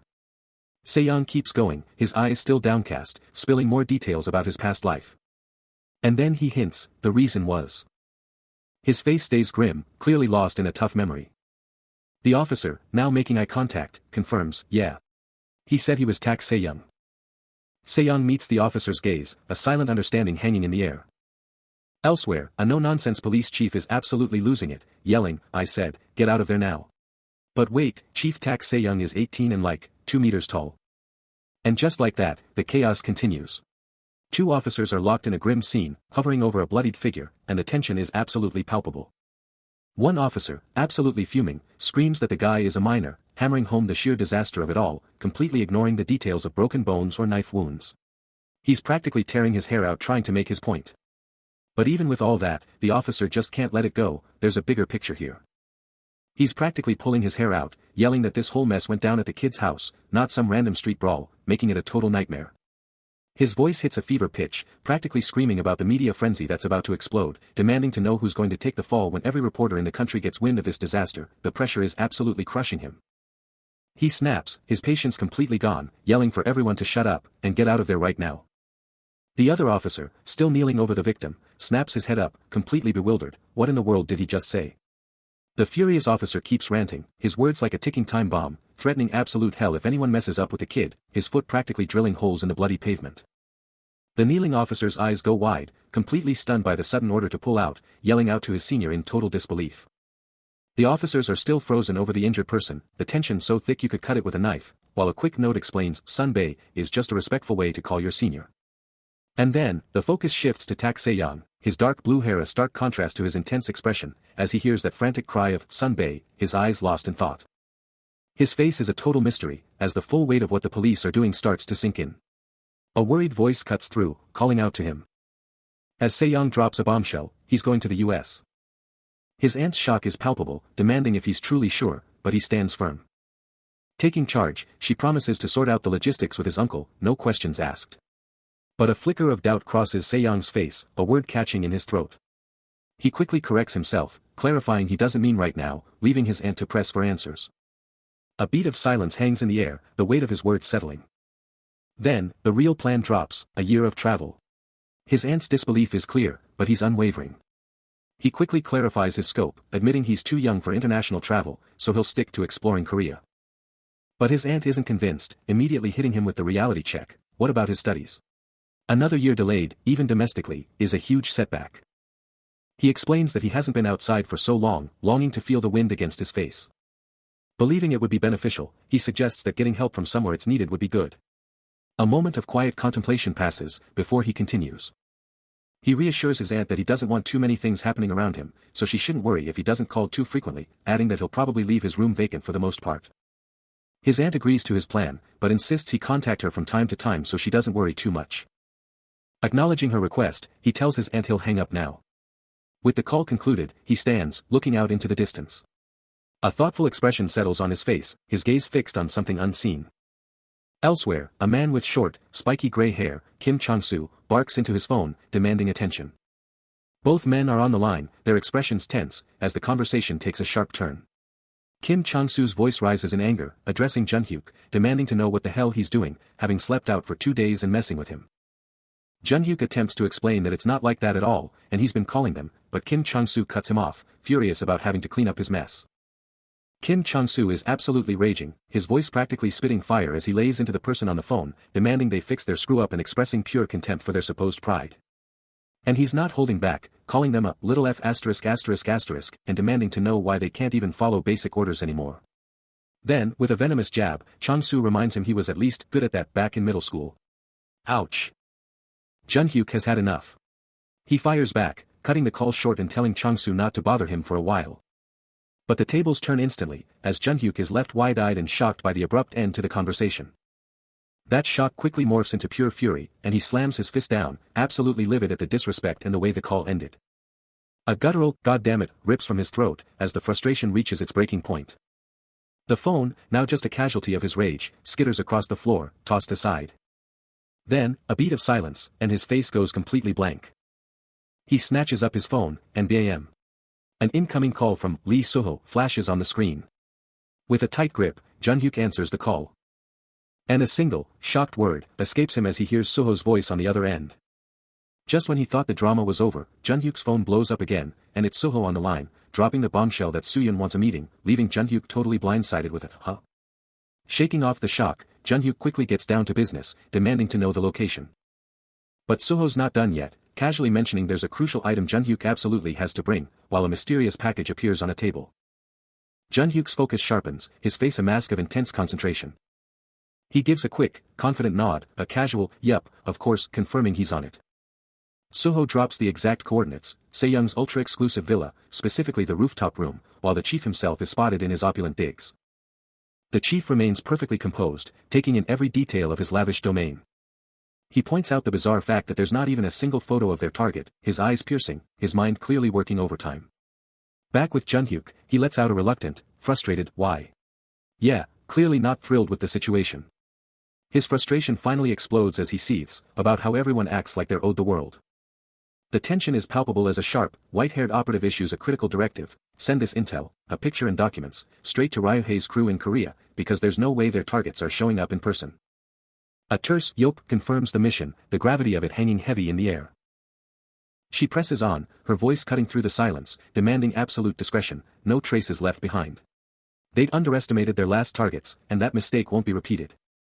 These aren't amateurs, she emphasizes, they're top-tier pros, and they're not even local. A beat of silence, then he cuts in, his face etched with a dark resolve. He makes it clear, they are absolutely not going through that hellish 2-year ordeal again. Her eyes close, a silent, heavy beat, the weight of their shared history palpable. Elsewhere, Jun-hyuk is deep in thought, a contemplative look on his face. Soho leans in, bringing up Jun-hyuk's cryptic comment, demanding to know what he meant by "gonna play with them first." Soho's face twists in surprise, eager for an explanation. Jun-hyuk, still deep in his own head, mulls over his own words, a silent question hanging in the air about what comes next. He's still playing coy, throwing out a casual "I'm not really sure," and then, "You sure about that?" But the other guy just doubles down, a confident "Of course," and then, "Why would I even lie to you?" The blonde-haired dude's face just gets serious, his eyes locked in, totally focused. Then, a wild smirk spreads across his face as he just goes, "Oh yeah." He turns to Soho, dropping the bomb, "Soo-yeon. They're gonna get that guy and bring him here in 1 hour." Soho's jaw drops, totally shocked, the sheer speed of it all making him blurt out, "That fast?" He's still got that worried look, trying to wrap his head around Jun-hyuk's crazy fast moves. But Jun-hyuk? Oh man, his face just stretches into this huge, creepy grin, you know he's up to no good. Suddenly, we're outside, looking at a busy city street, skyscrapers everywhere. Then, a bird's-eye view shows off this massive city block, even a little park squeezed in there. A chilling message pops up, telling us to let us wait. The calm before the storm. The view locks onto some random building, just sitting there, waiting for the action to drop. The city's neon glow barely illuminates the scene, as a squad of grim-faced operatives hauls a mangled, blood-soaked monstrosity on a stretcher, rushing it towards a waiting police cruiser. A fist tightens, knuckles stark white, as the word echoes, "We've arrived." The air crackles with anticipation, that same hand still clenched, ready for action. Yeom Dong-suk's intense stare sweeps over the operation, his mind laser-focused on the critical mission. His face set in a grim determination, he barks the order, "Commencing now." A serious-looking man with his hair tied back stands next to a bald guy, both rocking sharp suits, as the bald one drops the bomb, the mission. With a gaze that could cut glass, the man with tied-back hair is all ears, soaking it all in. Then, the bald guy lays it out, confirming that their mission is kicking off right now. Meanwhile, the man with tied-back hair is on the move, stomping across a rooftop, his heavy steps thudding as he scopes out the situation below. Later, both guys are just strolling through the building's halls, their presence demanding respect. Their determined strides just keep going, their footsteps echoing through the silent halls. As they keep moving, the bald guy starts thinking about their target, muttering something about them being just 19 years old. He then drops another thought, warning that they absolutely shouldn't underestimate this whole thing. His eyes land on a truly gruesome sight, a room absolutely drenched in blood and guts, hammering home just how serious their mission is. With one last, intense question, he asks if it's time to kick things off. His hand, balled into a tight fist, hangs at his side, primed for whatever nightmare is about to unfold. A monstrous, blood-soaked creature is being rushed on a gurney, its sheer bulk thumping with every frantic push from the medical team. But wait, what's this? A blood-soaked hand lies eerily still on the ground, drawing a sharp, questioning from someone nearby, the silence suddenly broken. Suddenly, a man's eyes ignite with a terrifying red glow, his face contorted in a furious, "What?"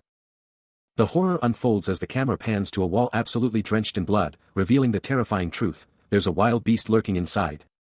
His face is still a mask of pure rage and shock, those glowing red eyes burning with intensity. And next to him, another guy, looking totally stunned and worried, can only manage a choked, "What?" Facing that horrifying, blood-splattered wall, the first man can't believe it. Is someone raising some kind of crazy dog or something, he demands, but the silence is just too creepy. He turns to the building, his eyes still burning, and corrects himself with a chilling certainty: it's not a dog, it's a wild beast. Then, he turns to Kenta, his voice dripping with disbelief. "Kenta, there's no way a wild beast is in the middle of a city," he exclaims, demanding to know what Kenta is even suggesting. Kenta, however, stays completely silent, his face turning deadly serious, the unspoken answer hanging heavy in the air. No more talk, just action. The two men start moving, their footsteps hitting the ground with a determined J-take, heading straight for that building. Their powerful strides continue, a rhythmic chant accompanying their relentless advance, as they plunge deeper into the mystery. Stepping into the unknown with Kenta, the man's determination was absolute, ready to unleash whatever it took to complete their mission. Blood splattered everywhere, a chilling welcome to the danger ahead, but he pushed forward, unfazed. He was a phantom, a streak of motion cutting through the eerie quiet, every nerve on high alert. Just as he was about to declare their next move, a brutal, invisible impact slammed into him, cutting off his words. He was launched like a ragdoll, spinning helplessly through the air, the attack catching him completely off guard. He slammed into a metal wall with bone-jarring force, the impact warping the very structure, a brutal display of power. A guttural scream tore from his throat as blood exploded against the wall, the sheer force of the hit undeniable. Trapped and battered against the twisted metal, his body sagged, but this was far from over.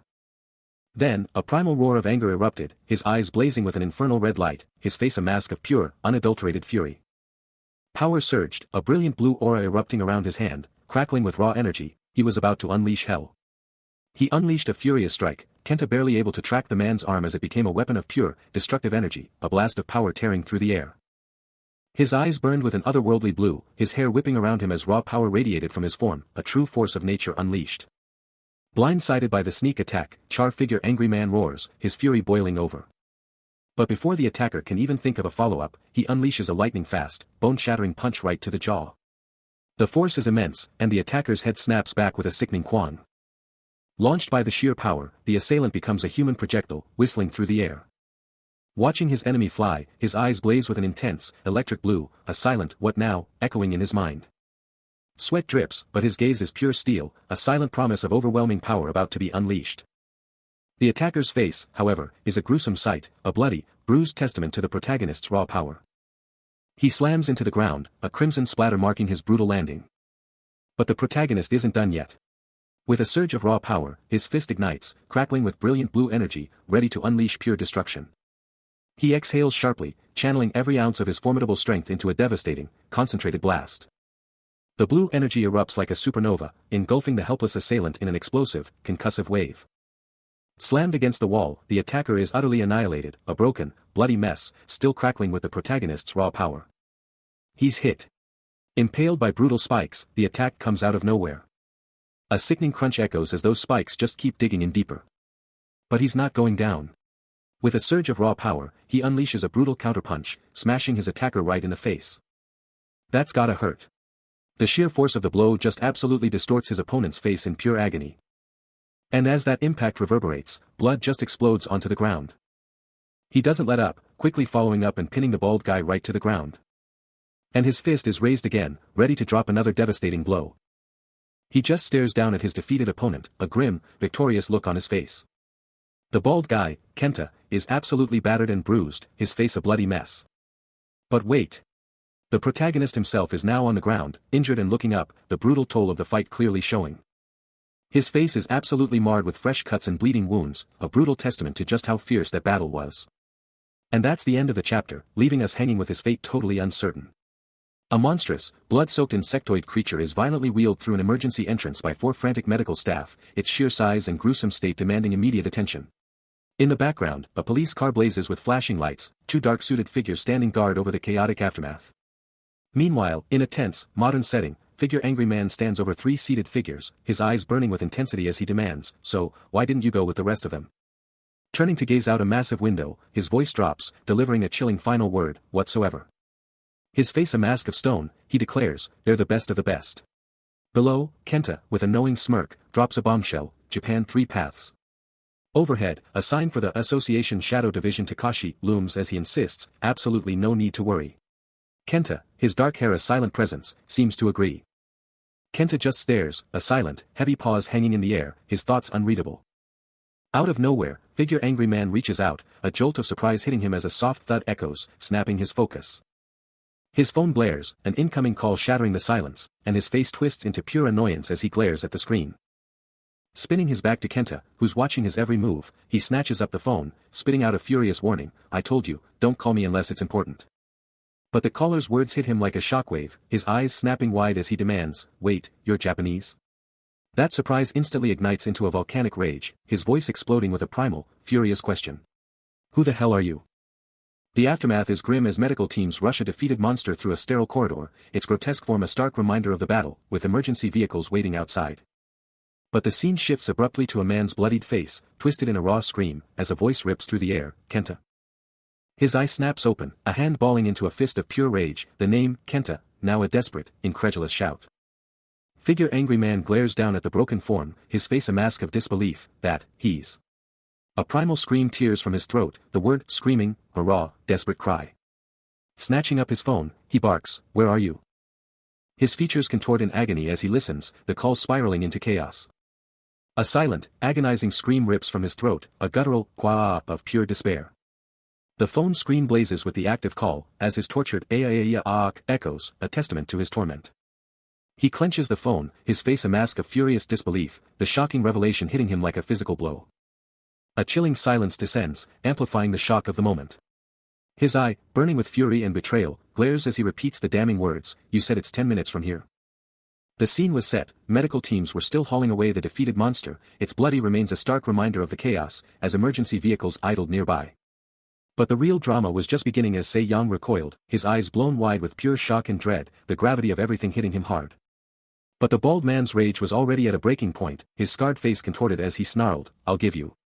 Too late for Se-young to even blink, a hand lunged into the car, snatching him with raw, explosive power, a lightning-fast strike. That iron grip clamped down on Se-young's collar, practically shredding the material, his fury absolutely unleashed. Then, with a savage, explosive pull, he ripped Se-young right out of the car, leaving him dangling, totally stunned. Se-young's body became a streak of motion, as he was violently dragged out even more. He was brutally ripped from the car, a blur against the city's concrete jungle. And then, bam. Se-young was slammed onto the asphalt, his body hitting the ground with a bone-jarring impact. The bald man had him pinned, his face a mask of pure fury, as Se-young fought desperately beneath him. His grip was like steel, and a single, chilling command ripped through the tension, "Go." Towering over the downed Se-young, the bald man's face, now sporting a new gash, still blazed with raw, untamed fury, as Se-young stared up, a mix of agony and shock etched on his face. Still reeling from the recent confrontation, he glances down at a device in his hand, his expression grim, the tension practically radiating off him. Then, turning to face a group of students, he's hit with a bewildered "what happened?" from the group, clearly clueless about the chaos. His jaw tightens, his eyes narrowing with a mixture of frustration and urgency, the pressure mounting. With a stern command, he barks at them to leave this place, please, sending a wave of shock through the clueless students. As their confusion turns to disbelief, he drops the bombshell, "We've failed in the mission," urging them to get home for safety, no time for questions. The word "failed" echoes in his mind, his expression a mask of disbelief and simmering anger, the weight of the situation crushing him. He questions the impossibility of their failure to secure a mere child, then abruptly states there is no time for explanations, the clock ticking down. Kneeling, as if pleading for their understanding, he promises a full explanation once they reach a secure location, the urgency palpable. The students remain silent, absorbing the gravity of his words, the tension thick in the air. With renewed intensity, he reiterates the imperative need for them to leave for their own safety, no room for argument. His face contorted with desperation, he questions the very notion of safety, his voice laced with a profound sense of dread, leaving everyone on edge. His jaw clenches, a vein throbbing as he practically snarls, "What's so dangerous about this place? Is someone actually coming for us right now?" A harsh, disbelieving laugh rips from his throat, as he can't even fathom how they failed to grab one shitty little kid, then his eyes narrow, "And now you're talking about our safety?" His face twists into a primal scream, every ounce of his being radiating pure, unadulterated rage and terror. Junhyuk, Yujin, Changsun, and Suyun are absolutely stunned, their faces frozen in a collective gasp of terror as his words hit them like a physical blow. But then, his own eyes snap wide open, a sudden, terrifying gasp escaping him as a horrifying truth dawns. He whips his head around, a look of pure, unadulterated dread flashing across his face, his instinct screaming at him that something is terribly wrong. His jaw tightens, a chilling whisper escaping him, "He's here." The words hang heavy, a death knell in the air. The scene cuts to the outside, the city skyline looming under a muted sky, a massive building and a crane standing sentinel. Then, a blinding golden projectile absolutely plummets from the heavens, leaving a searing trail of light in its wake as it hurtles towards the ground. The golden projectile screams towards its target, its destructive power palpable as it prepares to unleash chaos. The city is in absolute chaos, a dizzying blur of cars and distant figures. With more and more people plummeting from the towering skyscrapers above. But inside a car, a hidden video is playing, capturing the entire horrifying scene, prompting a shocked reaction, "WHA. What's this?" The blue-haired Se-young is locked in, watching intently. His eyes glued to the unfolding disaster. He clutches a sleek device, the hidden video still blaring across its screen. His face a mask of intense focus as he processes the grim reality. With a determined press of a button, he demands, "Which floor?" His eyes snap shut in intense concentration. Then blaze open with fierce resolve as he declares, "The 8th." The answer rings out, a clear destination now set, the 8th floor. Se-young hits the ground running, cutting through the chaos like a hot knife through butter, his focus locked as he takes charge. His eyes, sharp as a hawk's, scan the devastation, a silent challenge in his stare. The brutal truth of the moment etches itself onto his face, his resolve burning brighter than ever. Meanwhile, a scarred, bald dude can't help but gawk at the sheer size of Se-young, joking about a movie shoot, and the woman next to him is totally fixated on that massive sword he's got. Totally oblivious to the peanut gallery, Se-young and his companion push through the stunned onlookers, a mission in their eyes. They weave past a sea of faces, each one a snapshot of confusion and dread. The entire city is looking up, their eyes glued to whatever horror is raining down from the heavens. But Se-young's not looking up, he's zeroing in on a wrecked car, his hand already reaching inside with lightning speed. And there it is, a face, wide-eyed with terror, a victim barely clinging to consciousness inside the wreckage. The woman and Yom Dong-suk are absolutely stunned, their casual banter instantly replaced by pure, unadulterated horror. A wave of sheer terror rips through the crowd, their screams tearing through the air. Confusion spirals into full-blown panic, as everyone finally realizes just how dire things have become. The city's gone wild. A sharp-dressed guy, clearly on edge, demands to know why everyone's screaming, as a tense woman stands by his side. His eyes narrow, calculating their escape routes, realizing there are only 3 stairways in the entire building. Elsewhere, a sharp-suited figure makes a frantic gesture, his face a mask of urgency as he navigates the corridor. The stark, empty stairwell stands ready, a chilling reminder of their limited options. Back at the bar, the duo starts to move, their faces a mix of fear and determination. His mind races, trying to pinpoint the enemy, questioning if they're trapped with the threat below, or if it's already climbing up to them. The bandaged man, looking intense, drops a bombshell, proposing they split up to survive. A blonde-haired guy, suddenly part of the crew, shouts in disbelief, as the crazy idea of splitting up hits them. The bandaged man just turns and walks off, leaving them to their own devices. Jun-hyuk, the blonde-haired guy, practically begs Soo-yun, desperate to stick together. Soo-yun, torn, eyes the departing figure, briefly hoping for a protector, then snaps back to reality, realizing they could just call for help or the cops. Jun-hyuk's face twists in pure terror and desperation, the gravity of their predicament crushing him. Suho's face is locked in determination, making it clear he's going with Soo-yun, no questions asked. But Jun-hyuk, not one to be left behind, immediately cuts in, demanding to go with him. Suho, with a serious look, just drops his name, a silent challenge to Jun-hyuk's defiance. But Jun-hyuk isn't backing down, matching Suho's intensity with his own fierce gaze. He doubles down, his voice unwavering. The thug in the brown jacket watches as Jun-hyuk keeps pushing, refusing to be left behind. Suho's face tightens, his patience clearly running out.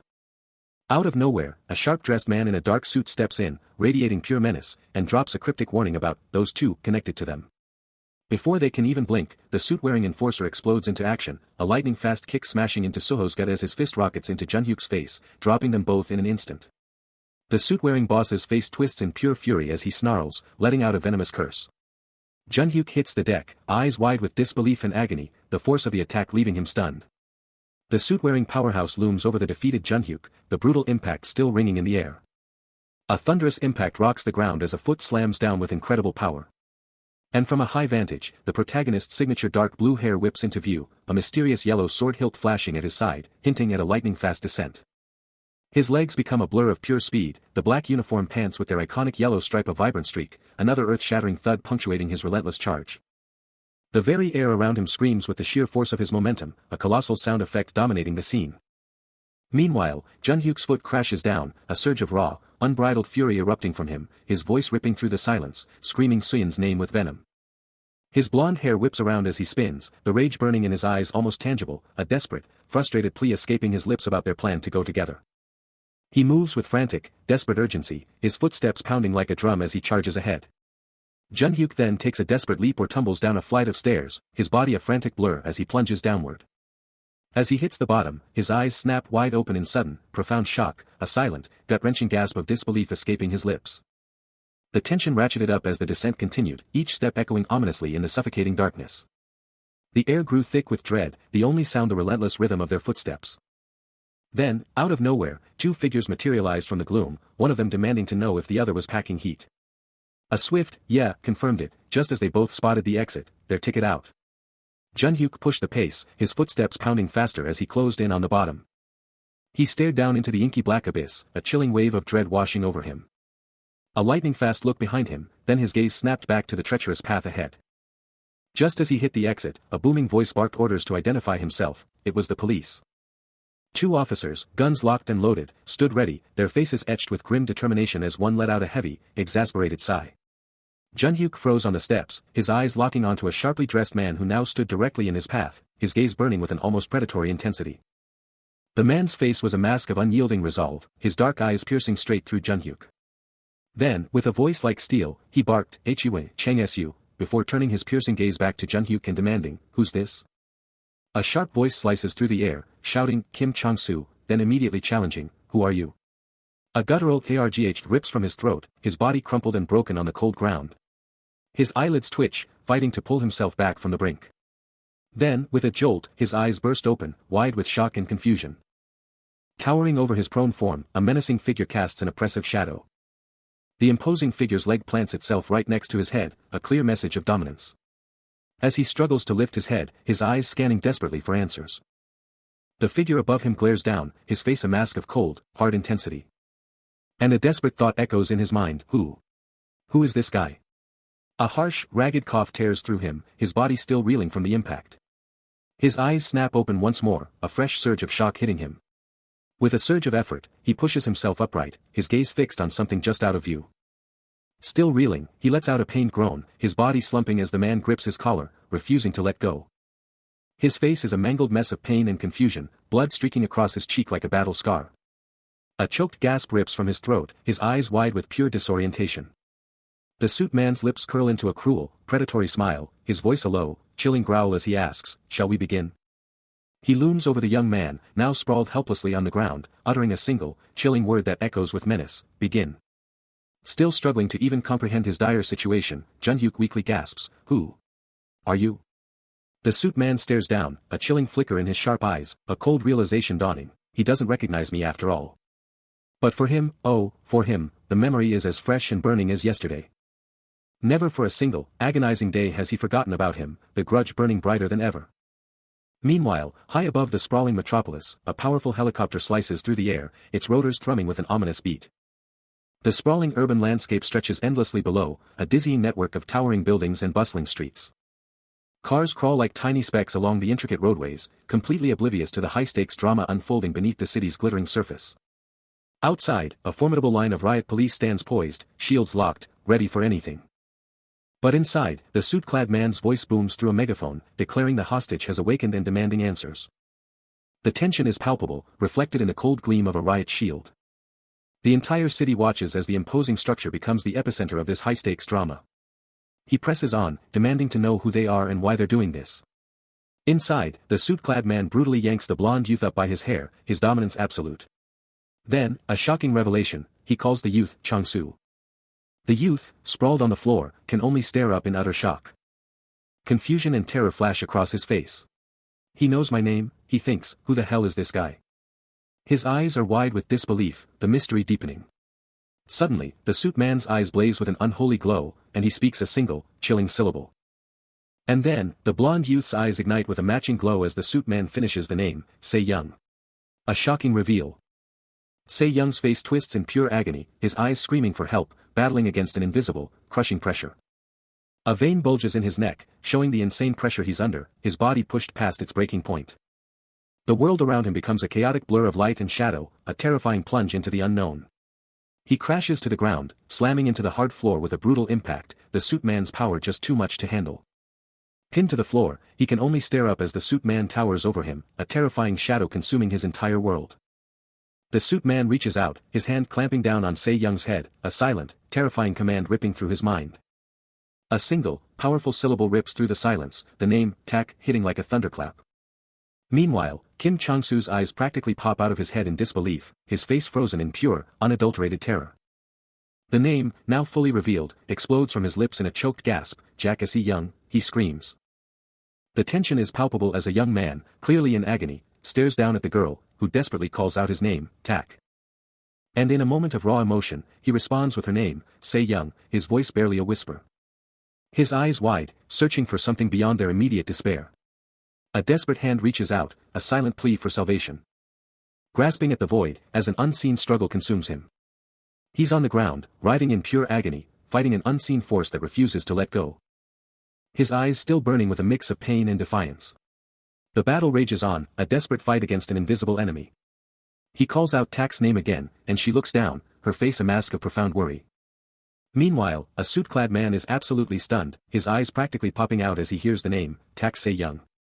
And without a second thought, he barks an urgent command, "Go look up the name, Tak Se-young, now." Se-young is absolutely going off, landing a devastating punch that sends a guard flying. This dude is not holding back. But back at the command center, the suit man is on the phone, absolutely losing it. "If they know anyone named Tak Se-young, I need them on the line, now." His face is pure rage, disbelief etched into every line as he growls, "This punk is Tak Se-young. That piece of trash." The name hits Se-young like a shockwave, a voice screaming in his head, "Little punk, Tak Se-young." He's not letting up, barking out more orders, "Get me the students from the hospital, I want to know everything they saw about him." Se-young's feet are on the cold floor, but the suit man's voice is still raging, "How is this guy even related to those little punks?" He closes his eyes, a flood of memories hitting him hard. His eyes open, but he's not really seeing the present, lost in a memory from long ago. He's back on that street, remembering the devastating moment when Tak Se-young and Go Yun-jun gave everything, consumed by fire. A single tear rolls down his cheek as the heartbreaking realization hits, those heroes. They were his parents. His eyes fly open, a sudden, shocking realization hitting him like a truck. He stares out the window, and there's the suit man's reflection, his words chillingly repeating, in front of the Gwanwaman, two people named. The past and present are colliding, and it's about to get real. Se-young is absolutely floored, his eyes practically popping out of his head as the shocking revelation hits him like a truck. The full weight of the suit man's question slamming into him. He's frozen, a single, terrifying thought screaming in his head, you mean that dash? The suit man's hand, gripping a device, is rock solid as he pushes for the truth. That incident, he barks, his voice slicing through the silence. That question detonates a brutal memory, flashing back to a younger Se-young, his dark hair whipping around as he grips a glowing sword, its raw power lighting up the absolute mayhem surrounding him.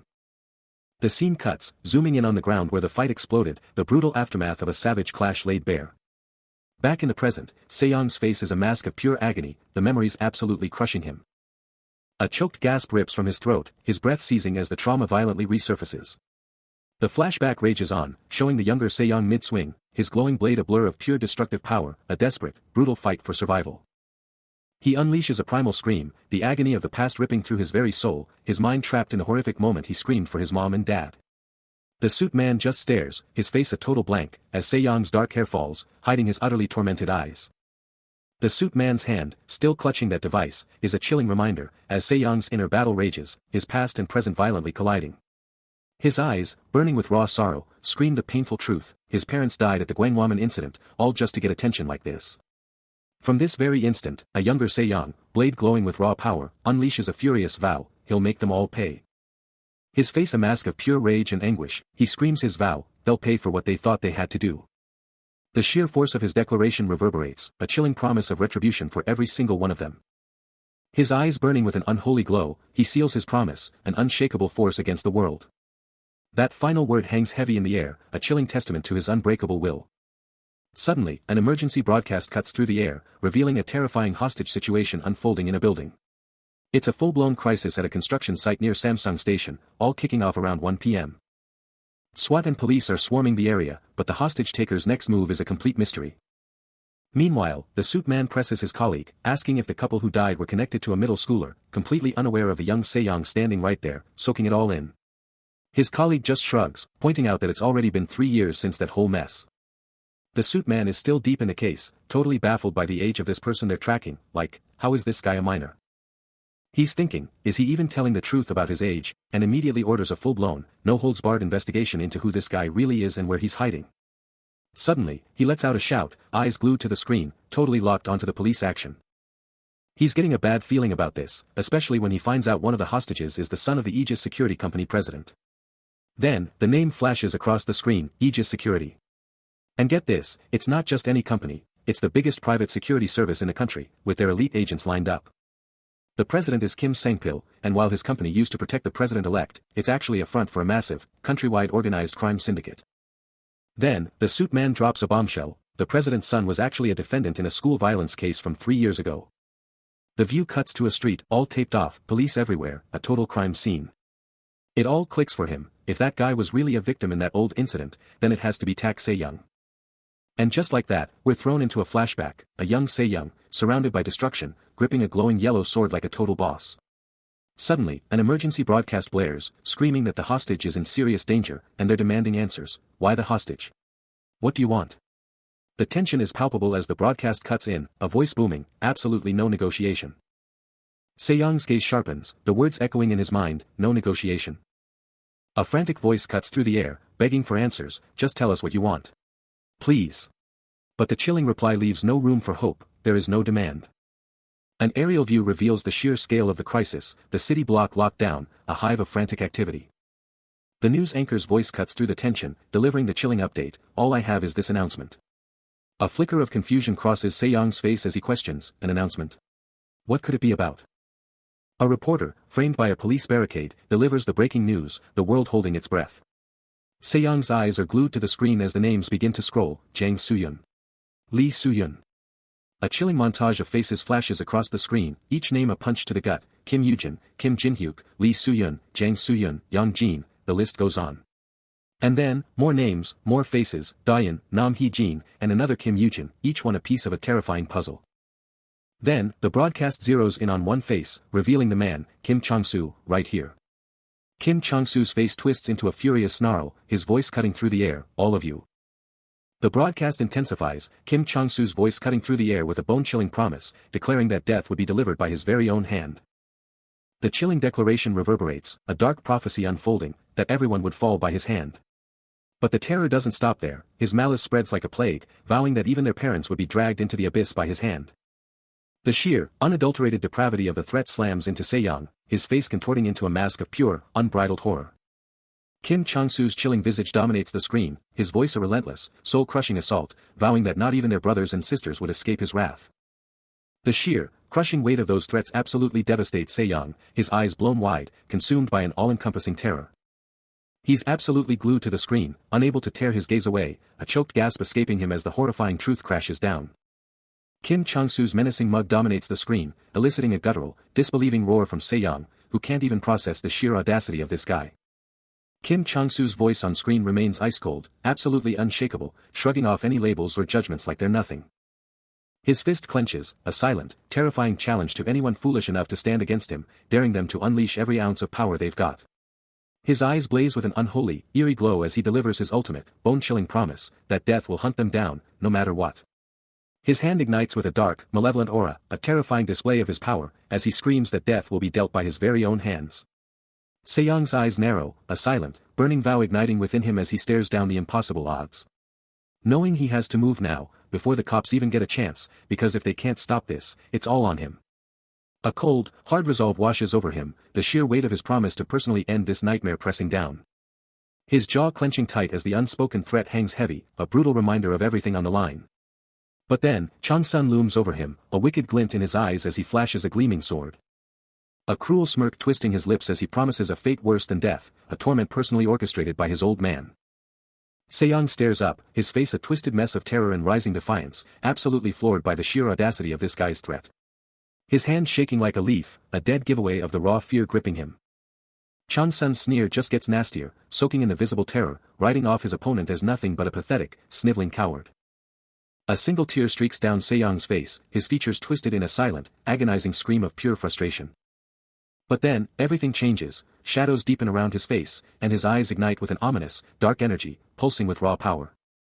His expression hardening into a chilling, unyielding determination, fear completely burned away. Chang-sun's jaw drops, his eyes practically popping out of his head in pure, unadulterated shock.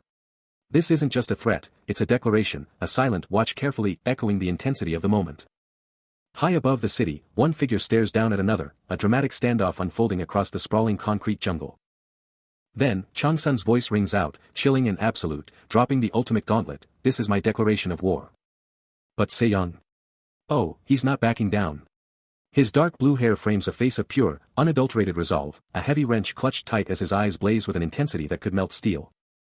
Chang-sun's shock just keeps growing, his eyes glued to the unfolding spectacle, as the true gravity of the situation finally hits him. Then, in a flash, Se-young unleashes. That wrench transforms into a red-ribbon sword, arcing through the air with a force that makes the very atmosphere scream. He's a blur, a phantom, moving with impossible speed, closing the distance in a heartbeat. Chang-sun can barely choke out a sound, a desperate, disbelieving cry of Se-young, tearing from his throat. Boom!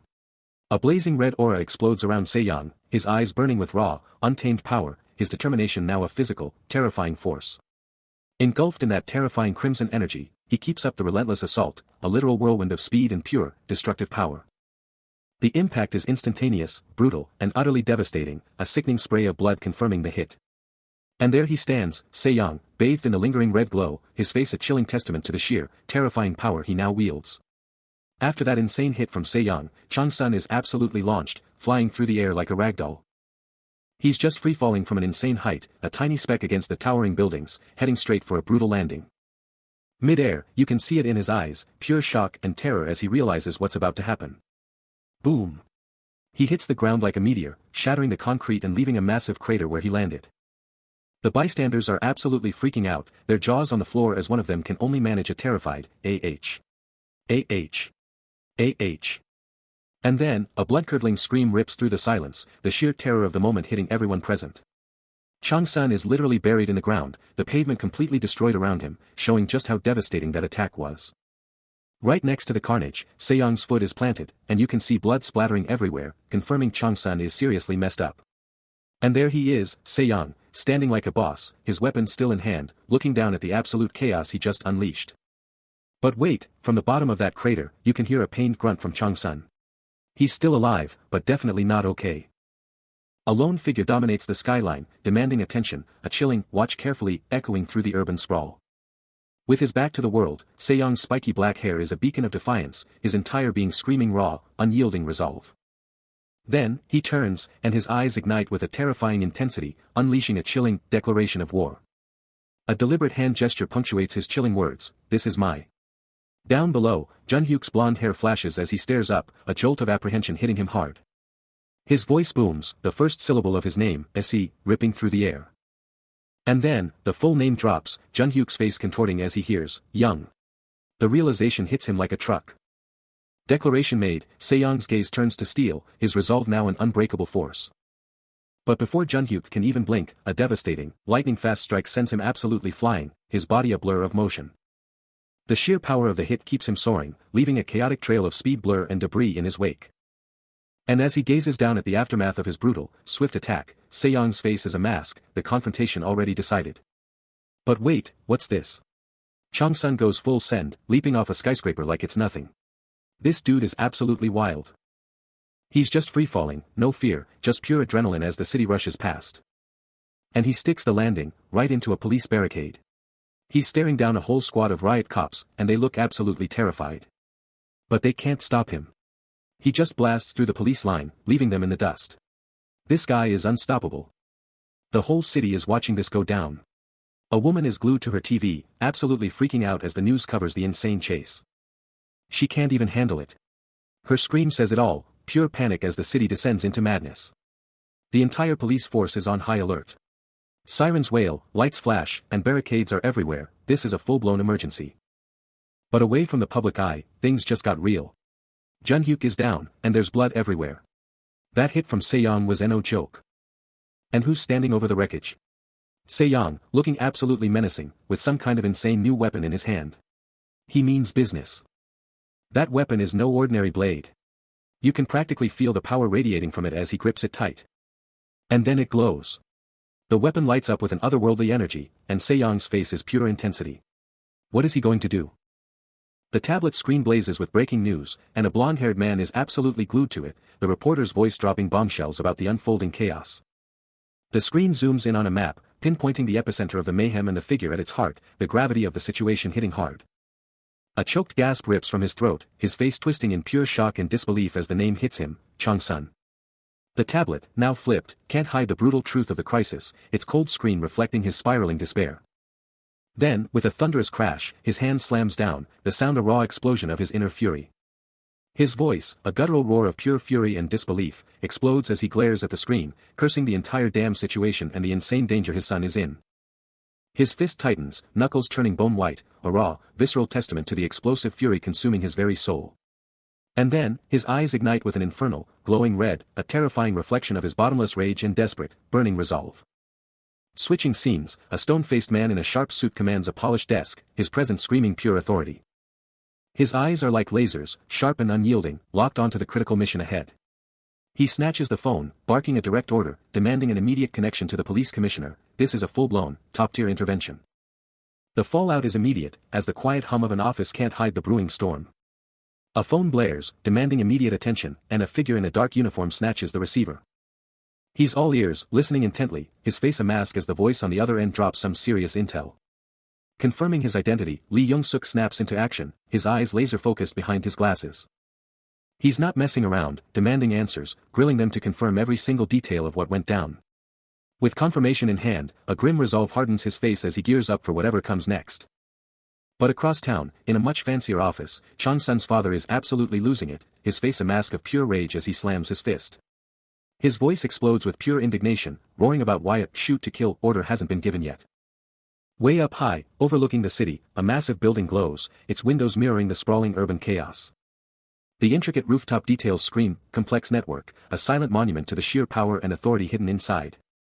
Sejong's face contorts in a silent snarl, his jaw clenched tight. While in the distance, a line of riot police stands ready, their shields forming an impenetrable wall. Unseen observers watch from a distance, their presence a silent judgment. The young man's fury boils over, his eyes burning with an intense, unyielding rage. An exclamation of disbelief escapes him, his body tensing as if struck by an invisible blow. A chilling command crackles over a nearby communicator, shoot to kill. The words hang heavy in the air, followed by a stunned, disbelieving, what? Se-young's face twists in shock, the implications of the order sinking in. High above, a sniper team confirms their position, Sniper Team 1, standing by, their cold voices echoing the grim reality, while another team reports in, Sniper Team 2, standing by. A third team secures their vantage point, Sniper Team 3, standing by. And a fourth, completing the deadly encirclement, Sniper Team 4, standing by. Se-young stands alone, his back to the viewer, gazing out over the sprawling city, a target now marked. His dark blue eyes narrow, reflecting a steely resolve, even as the weight of the situation presses down upon him. A heavy thud reverberates, and Se-young's jaw tightens, his eyes locked on the unfolding chaos. Then, a rumbling wave of riot police floods the streets below, shields flashing with police. A relentless, roaring tide of law enforcement closing in. More officers snap into formation, tightening the noose. And one even raises a weapon, ready to unleash hell. A furious snarl contorts his face, pure rage boiling over at the sight of the advancing force. He barely shifts, his gaze a steel trap, an unyielding resolve etched onto his face. He stands his ground, every muscle coiled, ready to explode into action. His dark, intense eyes are locked onto the threat. And then, a single, defiant challenge rips from his throat. "You police," he snarls, his voice dripping with contempt, eyes burning with defiance. As a raw, explosive energy surges from him, screaming his readiness for battle. With an explosive surge of power, his eyes ignite with a fierce, golden glow, a deep thrum resonating as he unleashes his full potential. He stares down with an unyielding resolve, his focus absolute, even as a cold, clinical voice announces the target has been eliminated. Elsewhere, a witness's jaw drops in utter disbelief, their minds struggling to process the impossible unfolding before them. But Se-young remains utterly unbothered by the elimination call, his silhouette a picture of defiance as he coolly eyes a police cruiser in the urban sprawl. Through the crosshairs, the target is locked, and the chilling confirmation rings out, Sniper Team 1. Target eliminated. Perched on a skyscraper, two mysterious figures watch the entire spectacle unfold, silent witnesses to the escalating conflict. But Se-young's face betrays no emotion, a dismissive escaping his lips, utterly unfazed by the supposed end of his fight. And just like that, he reappears in the sniper's scope, completely unscathed, now brandishing a radiant sword, proving that elimination was a total bust. His gaze is pure steel, his eyes blazing with an electric blue, absolutely primed for whatever comes next. A blinding yellow energy explodes around him, as the sniper team's frantic report screams through the air, Sniper Team 1. Reporting failure. He faces down an entire line of riot police, their formation broken by shock, utterly bewildered by his impossible resilience. His expression twists into a furious snarl, as the brutal command rings out, clear and undeniable, shoot to kill now. That's an order. The chilling command to shoot to kill immediately drops, and Se-young lets out a primal roar of pure, unadulterated fury. His face is a mask of rage, and you know it's about to go down. No hesitation, no fear, he just launches himself forward, a total blur, straight into the face of the armed police line. He smashes into the riot shields, and they just explode into glowing shrapnel as he rips right through their formation. The entire police line just buckles under his insane assault, officers getting thrown back as their impenetrable defenses just turn to dust. He just absolutely carves a path right through them, leaving a trail of scattered bodies and broken gear like it's nothing. After absolutely wrecking the police line, he suddenly just stops, his eyes snapping upwards, totally caught off guard by something he sees. His eyes go wide in pure shock, that burning fury instantly replaced by a look of utter disbelief. He just keeps staring, his face locked onto whatever insane thing is happening above him. Looking up, the rain-soaked city stretches out, with massive skyscrapers just punching through the dark, gloomy clouds. Se-young reaches his hand out, like he's trying to grab something impossible in the massive city above him. Then, his dark blue eyes start to glow with an intense, otherworldly light, his hair whipping around him as his power absolutely explodes. And with a massive surge, his clenched fist absolutely ignites with vibrant blue energy, ready to unleash pure destruction. After tearing through the riot police, Se-young wastes no time, instantly taking down a masked figure who can only manage a shocked grunt. With an intense, unyielding gaze, his focus is absolute, ready for anything. Then, with an explosive kwang, he absolutely obliterates a glass wall, sending a storm of fragments everywhere. Plummeting from the now shattered building, he freefalls, a human projectile aimed at the concrete jungle. The city lights blur as he drops, a relentless dive towards the pavement. Then, a thunderous kwang as he hits the ground, sending a shockwave of dust and debris flying. Shaking off the landing, his gaze is still locked on his objective, an unyielding fire in his eyes. But he's already gone, a blur of motion as he flees, leaving behind the frantic cries of, "Don't let him get away." The city erupts in a boorong of engines, squad cars lighting up the night as they join the chase. The asphalt blurs beneath the chase, a relentless pursuit tearing through the city streets. But then, a blinding golden flash. Sejong unleashes a colossal, glowing sword, crackling with raw energy. He turns, a chilling resolve in his eyes, vowing that ones who would get in the way of my revenge will face his wrath. With eyes blazing in a furious, vengeful glow, he unleashes a chilling declaration: everyone who dares to cross him will fall. Shaking with raw power and unbridled fury, he takes a defiant stance on the edge of a skyscraper, the entire city laid out beneath him like a challenge. Down below, a heavy thud signals trouble, as a police SWAT unit locks onto his position, the chase heating up. Another heavy thud, and they're on the move, the SWAT team closing in fast. Then, with a sudden jingle and a defiant shout, he takes the plunge, leaping off the building and into the unknown. A sharp gasp as he freefalls, his form a blur against the sky, hair and clothes thrashing in the wind. The ground screams closer, the city a dizzying blur as he rockets downwards. Still plummeting at insane speeds, a desperate blur against the concrete jungle. The wind screams past, his body a human missile in the urban canyon. Down, down, down he goes, the ground rushing up for a brutal rendezvous. Below, the SWAT team is still on his tail, lights flashing, tearing through the city streets. The hunt is still on, the police vehicle a dark, determined blur on the asphalt.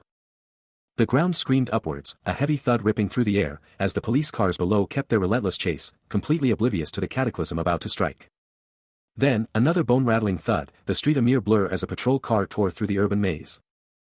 That police car, a symbol of control, was cruising through the city's veins, a stark, chilling contrast to the absolute mayhem about to explode. And from a bird's-eye view, another police cruiser was spotted, its roof gleaming under the distant light, joining the high-stakes chase. Boom! With a deafening, earth-shattering crash, he absolutely obliterated the asphalt, ripping a colossal crater into the very fabric of the street. A brutal shockwave detonated, catapulting concrete shards and debris into an explosive, chaotic frenzy. The very air became a lethal storm of shattered glass and pulverized debris, a terrifying monument to the raw, unbridled power of his fall. Yet, he continued his terrifying plunge, his crimson cloak a blazing comet against the concrete jungle, the police cars nothing but insignificant specks beneath him. The impact's fury was a blind, indiscriminate rage, instantly exploding the windshield of a nearby police cruiser into a jagged, deadly spiderweb. Those emergency lights, once blazing with absolute authority, were now just shattered, sparking ruins amidst the devastation. The entire scene was a tableau of utter, absolute devastation, with multiple police vehicles twisted and strewn, a chilling monument to the raw, untamed power unleashed. But amidst the chaos, a single, determined hand clenched, a silent, primal scream of pain or defiance tearing from his very soul. He slammed into the asphalt, a bone-jarring impact that sent shockwaves through the street, police cruisers exploding outwards in a shower of metal and glass. But even after that insane drop, he was still alive, a guttural groan ripping from his throat as he fought through the agony. A primal growl tore from his chest, his eyes blazing with an unyielding will as he refused to break. His arm flexed, every single muscle screaming with raw, untamed power, ready to unleash hell. And with a crunch that echoed through the wreckage, his fist balled up, crackling with untold energy. Suddenly, a devastating shockwave ripped through the area, tossing police cars like toys and shredding the street with an ear-splitting scream. The very ground beneath him exploded, a blinding flash and a deafening boom tearing through the city. Concrete and steel were ripped from the earth, catapulted into the sky by the sheer, unbridled power. His fist, now a beacon of pure, destructive energy, pulsated with the heart of the cataclysmic blast. And in the eye of the storm, Sejong stood, a living conduit of raw power, fists crossed, ready for anything.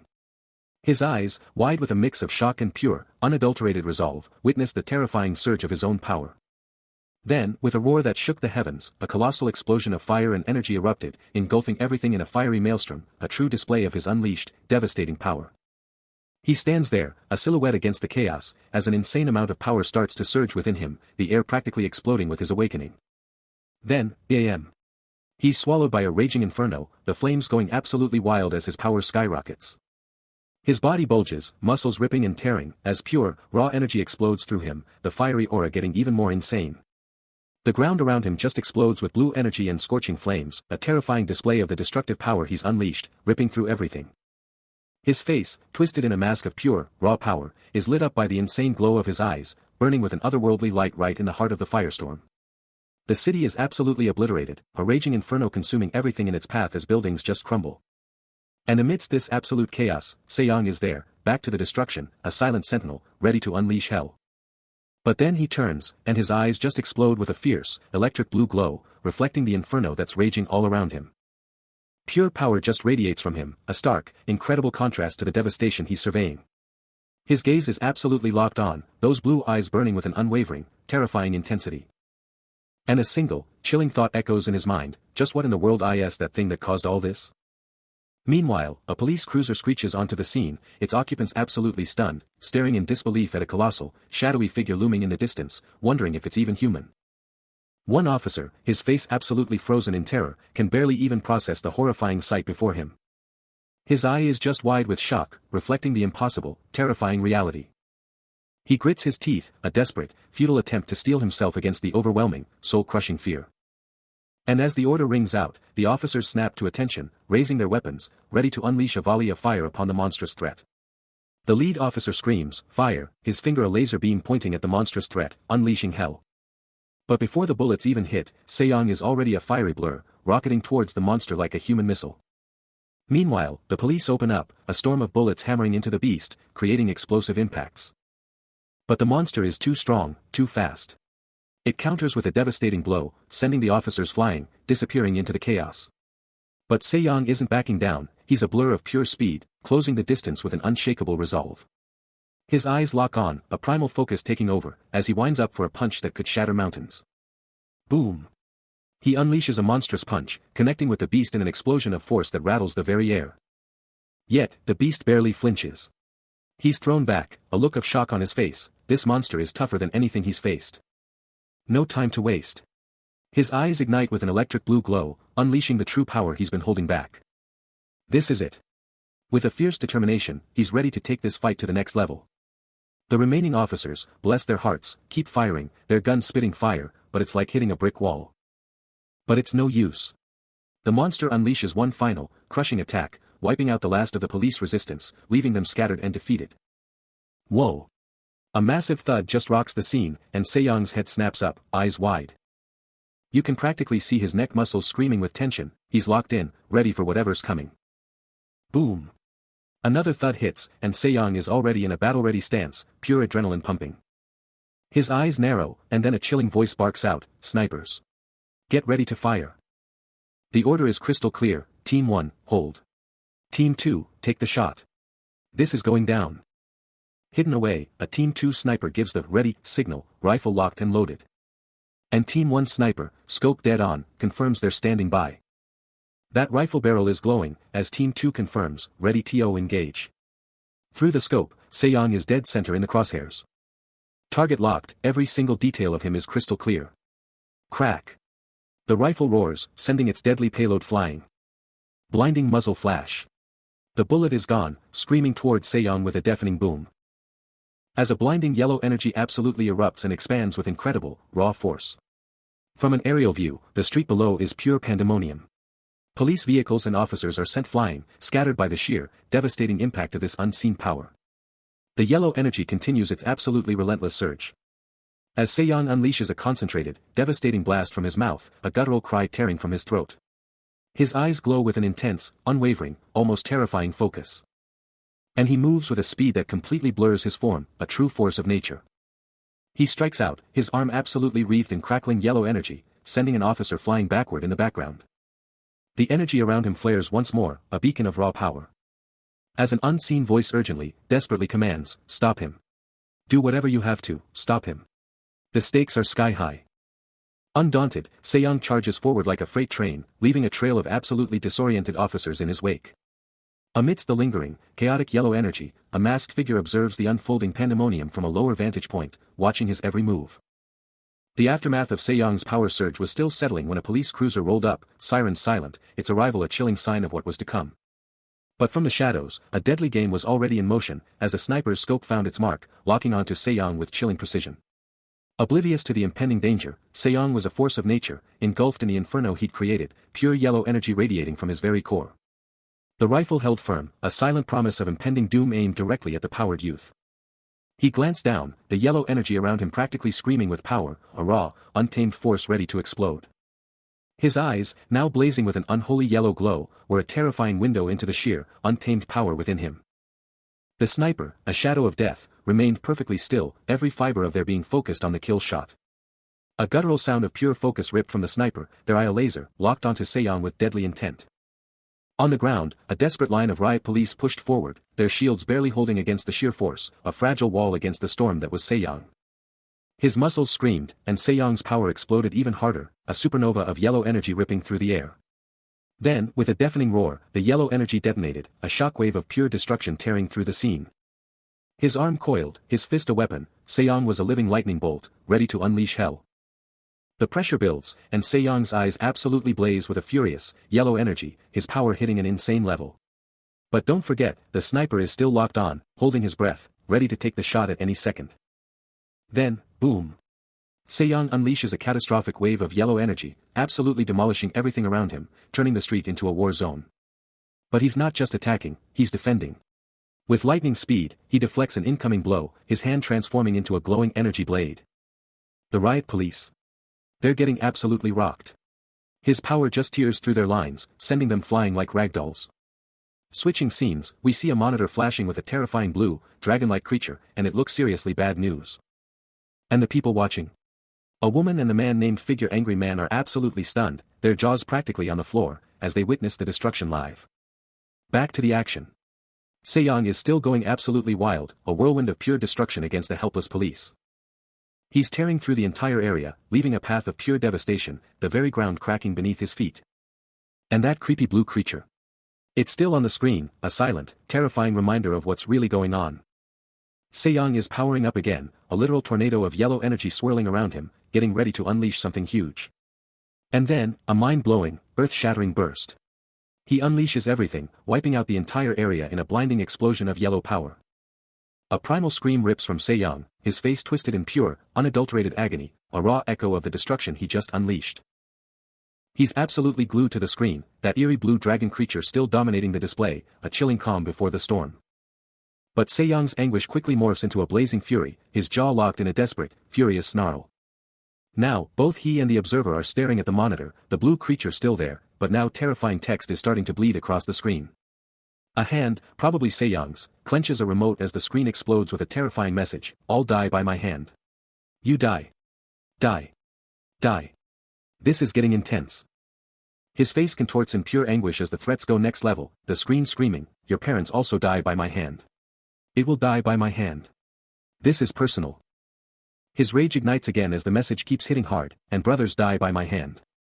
And your will and your sisters die by my hand. No one is safe."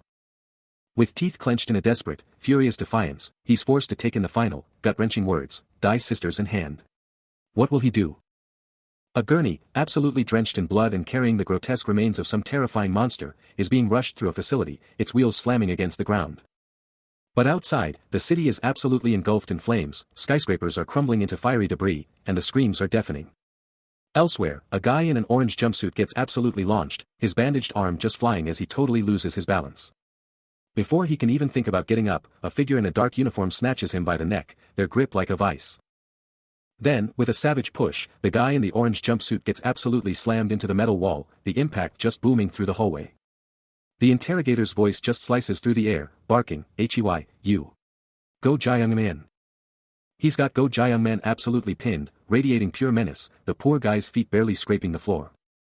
Go Jaeyoung Man, fighting for air, barely manages to choke out, Team leader. The team leader's grip just gets tighter as he demands answers. "What did you talk about with the hostage taker before?" Go Jaeyoung Man can only stutter, "Well, that is. That." His face twisted into a furious snarl, the team leader just glares, his patience completely gone. His eyes narrow to furious slits, he absolutely roars, "Say it now." The sheer intensity of his demand just hangs there, leaving Go Jaeyoung Man absolutely shaking. The brutal pressure just kept coming, making Go Jaeyoung Man flinch back in pure terror. His face was a twisted mess of pure agony, and the torment just wouldn't stop. His interrogator had him locked down, demanding answers with an iron grip that wouldn't let go. Suddenly, he was violently thrown back, his body hitting the unforgiving ground with a sickening thud. A brutal strike sent blood exploding from his face, leaving him dazed and reeling. His face was a mess of pure terror, he was completely shattered. Under intense pressure, Go Jaeyoung Man finally cracked and started talking. "He asked me where the kids that got out before the hostage situation went, so I said." The chilling memory of a blade at his neck, still burned with terrifying clarity. Then, the interrogator's voice sliced through the tension, Did you tell him?" His eyes went wide with pure, unadulterated horror, frozen by the terrifying question. He cowered, hands up in a desperate, futile plea, bracing for what was coming next. Then, another crushing blow landed, knocking him out with a sickening thud. Barely conscious from the last hit, Go Jaeyoung Man is violently yanked up by the collar, the team leader's furious interrogation showing no signs of letting up. With a menacing glare, the team leader leans in, his voice a dangerous whisper, pushing Go Jaeyoung Man to his absolute limit. The truth explodes out of him, and the team leader is already on the phone, screaming the critical intel. No time to waste, he barks the new target, the escape hostage taker is headed to the Shinjin University Hospital. The command rips through the air, a full-scale mobilization to the Shinjin University Hospital. Meanwhile, completely oblivious to the approaching storm, Sejong is recovering in a hospital bed, head in hands, with a bizarre little companion by his side. His gaze drifts to the window, lost in thought, completely unaware of the chaos about to erupt outside. The massive Shinjin University Hospital looms large, a seemingly peaceful building about to be plunged into a desperate battle. Reflecting the sky in its countless windows, this hospital is about to become ground zero for a terrifying confrontation. The gurney carrying that monstrous, injured creature was being rushed through the hospital grounds, clattering with every frantic step, a police car barely visible in the background. But far above the chaos, Sejong was standing there, a massive sword on his back, his silhouette cutting a powerful figure against the city lights, his eyes locked on something far away. His posture was absolutely rock solid, a silent declaration that he was no longer the same person. Breaking news flashes across the screen, the suspect in the hostage crisis has somehow vanished, making a clean getaway. And if that wasn't enough, the hostage is gone too, slipping past the police perimeter, and the worst part. Tak Se-young, the suspect, brutally murdered Kim Chong-soo. This bombshell drops like a lead weight, with the suspect's whereabouts a total mystery, and the man glued to the screen is absolutely seething, his face a mask of pure rage. He can barely contain his fury as the report hammers home the brutal truth, Tak Se-young, the suspect, murdered the hostage, Kim Chong-soo. He can't hold it in any longer, a primal scream of "fuck" tearing from his throat, his face a picture of pure, unadulterated rage. Just as his rage peaks, a new player steps onto the scene, a fierce woman with flowing dark hair, her eyes like daggers, cutting through the tension. She locks eyes with him, her silent challenge echoing, "Who the hell are you?" The air crackles with unspoken confrontation. His fury momentarily shifts focus, as he glares back, his own voice booming, "Who the fuck are you?" Another man emerges behind her, and with a cool, collected demeanor, she finally drops the bombshell, "We're from the Secret Service." The game just changed. Just as he's processing the horror, a heavy thud cuts through the tension, and he's suddenly face to face with an unexpected, game-changing arrival. Suddenly, two sharp-dressed agents, a man and a woman, appear out of nowhere, and the male agent drops a bombshell, "We're from the Secret Service." Talk about a plot twist. No time for questions, the agent cuts straight to the chase, "Follow us, now." This isn't a request, it's an order. Before he can even react, a hand clamps down on his arm with a decisive click, making it clear he's not going anywhere but with them. They're moving him out, the agent's a blur of efficiency, dragging him away from the scene of the crime and into the unknown. Footsteps echo, a rhythmic beat against the silence, as he's marched away, his face a mask of controlled fury and grim determination. The agent's voice cuts through the air again, "Let's go. No time to waste, the mission is on." And get this, the female agent is carrying a mysterious white bundle, a chilling reminder of the horror that just went down. His eyes narrow, jaw clenched, a silent promise burning in his gaze as he's taken to whatever comes next. The agents keep him moving, out of the building and into the street, then straight into a hospital. What's their plan? Inside, it's all sterile white walls and hospital vibes, with a sign ominously declaring, "My Hospital." The massive hospital building dominates the skyline, its countless windows staring back like silent, watchful eyes. High above the city, a lone figure was on the move, hand locked onto a massive, rectangular object. From behind, the silhouette of this individual, weighed down by their mysterious cargo, scanned the sprawling urban jungle below, a desperate escape etched into their very stance. Every stride was calculated, the heavy object a stark reminder of their perilous situation, as they blazed a trail across the rooftops. Their eyes were locked onto the city's vastness, hunting for an unseen path or maybe just a split second of peace. The figure was just a tiny, determined speck against the colossal buildings, their relentless journey pushing onward. With powerful, explosive strides, the individual bolted across another rooftop, the city lights a dizzying blur beneath their feet. Their route was a twisted maze, a desperate gamble to dodge capture or hit a specific target, their form a fleeting shadow against the city's electric glow. The relentless journey pressed on under the cloak of night, the city's sprawling expanse a double-edged sword of concealment and endless hurdles. Then, a voice ripped through the air, blasting an urgent alert, "The escaped hostage taker is headed to the Shinjin University Hospital." The team leader, locked in on the transmission, hand glued to his ear, jolted with pure shock and alarm as the words hit him. The urgent message blared again, hammering home the critical destination. I repeat, the escaped hostage-taker is headed to the Shinjin University Hospital. Everyone head to the Shinjin University Hospital. The comms were buzzing, a silent tension building among the elite security detail.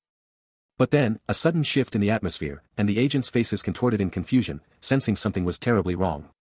The bald agent, a seasoned pro, could only manage a stunned, "What?" as the situation escalated. Even the team leader and his bespectacled colleague were caught off guard, their shock palpable as events unfolded.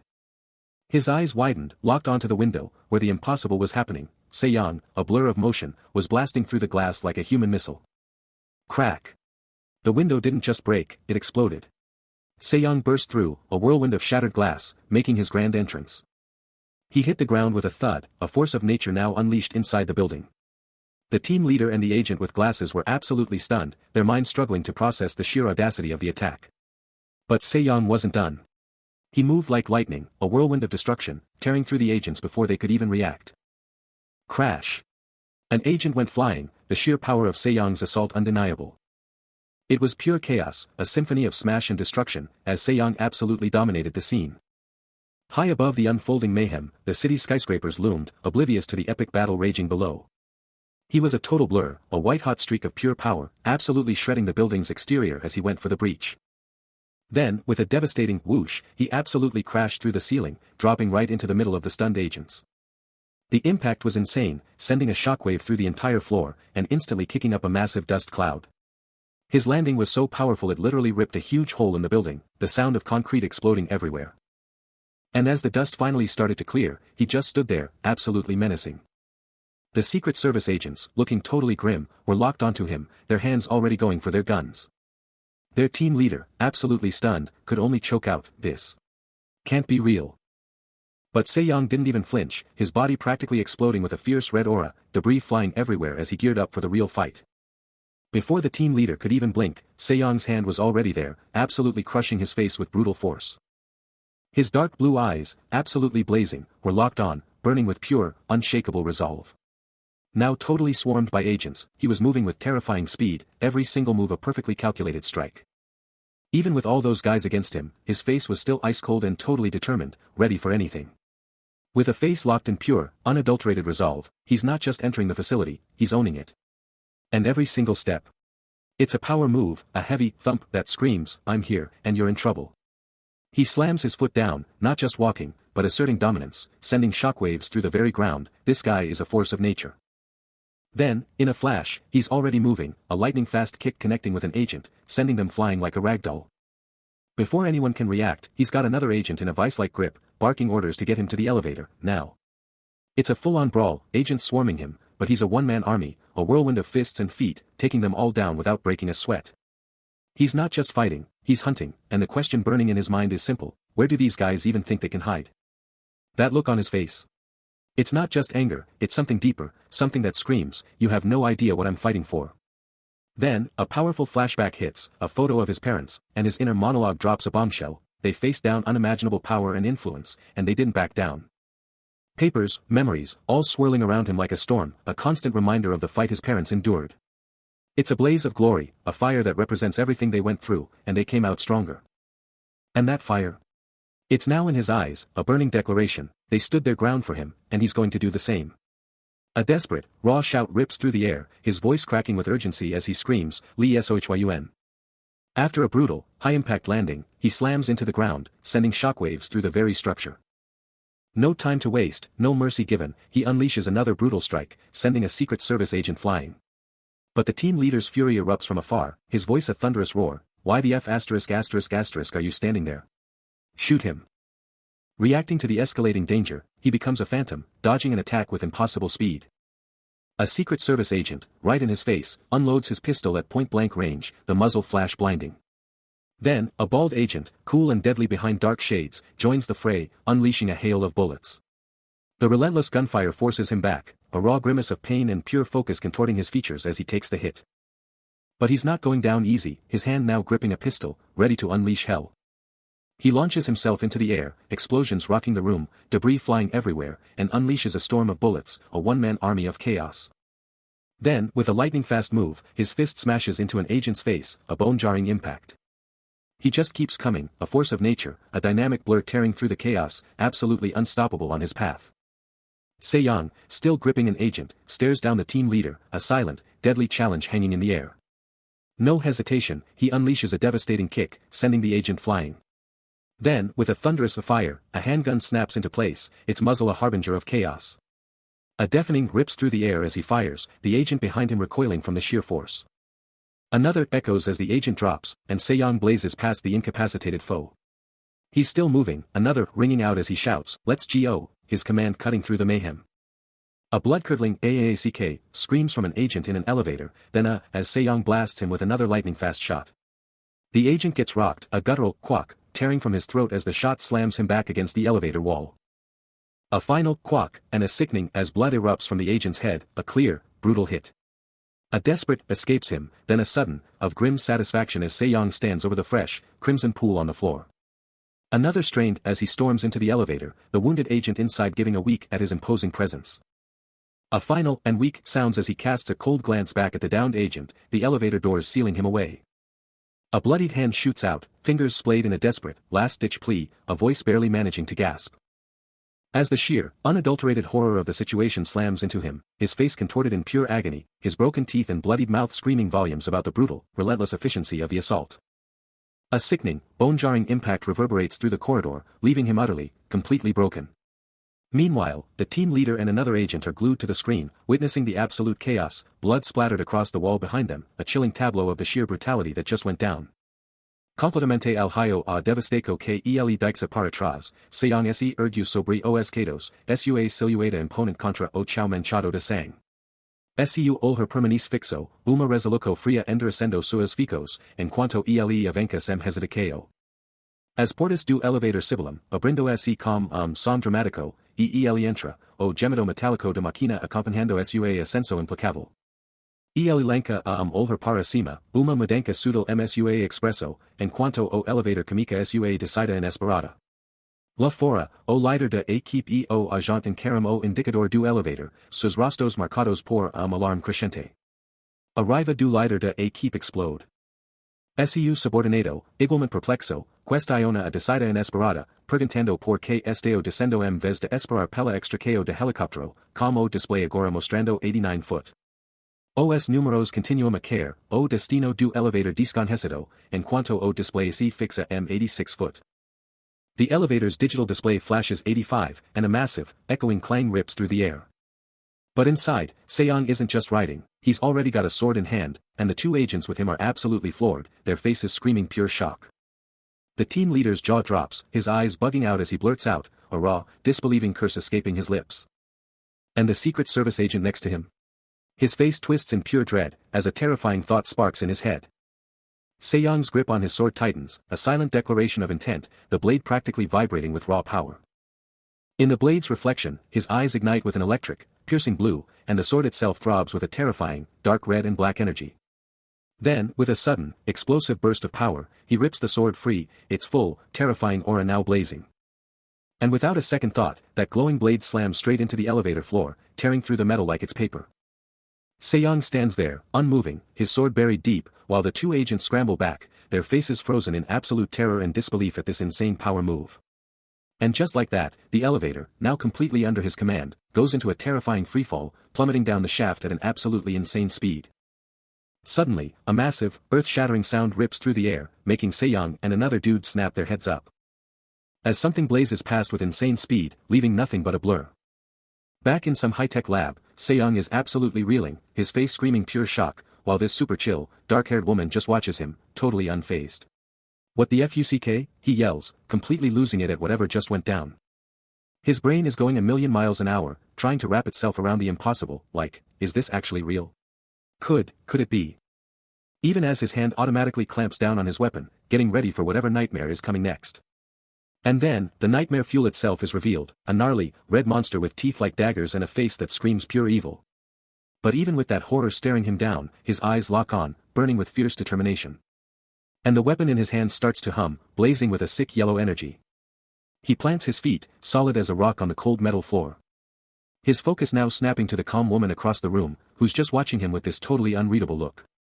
And just when you thought it couldn't get crazier, a dark, triangular tear rips open, signaling some seriously ominous new threat. Suddenly, he's yanked to the ground by a Secret Service agent, a tactical operative right there, as a frantic shout to "get down" rips through the air. Meanwhile, a digital display blazes, ticking down from a terrifying 84. He's back on his feet in a flash, Se-young tearing through the corridor, a desperate look back at the unseen horror chasing him. His face a mask of pure terror, he pushes on, adrenaline coursing. A chilling realization hits him, his gaze locked onto something horrifying below. Meanwhile, the team leader and a police officer are absolutely floored, their faces frozen in shock as a massive crash rocks their world. The digital timer keeps its terrifying march, now screaming 83. With a fierce, determined glare, Se-young screams a desperate order, at the first floor, run. He pushes himself to the absolute limit, his body screaming as he fights for every inch of escape.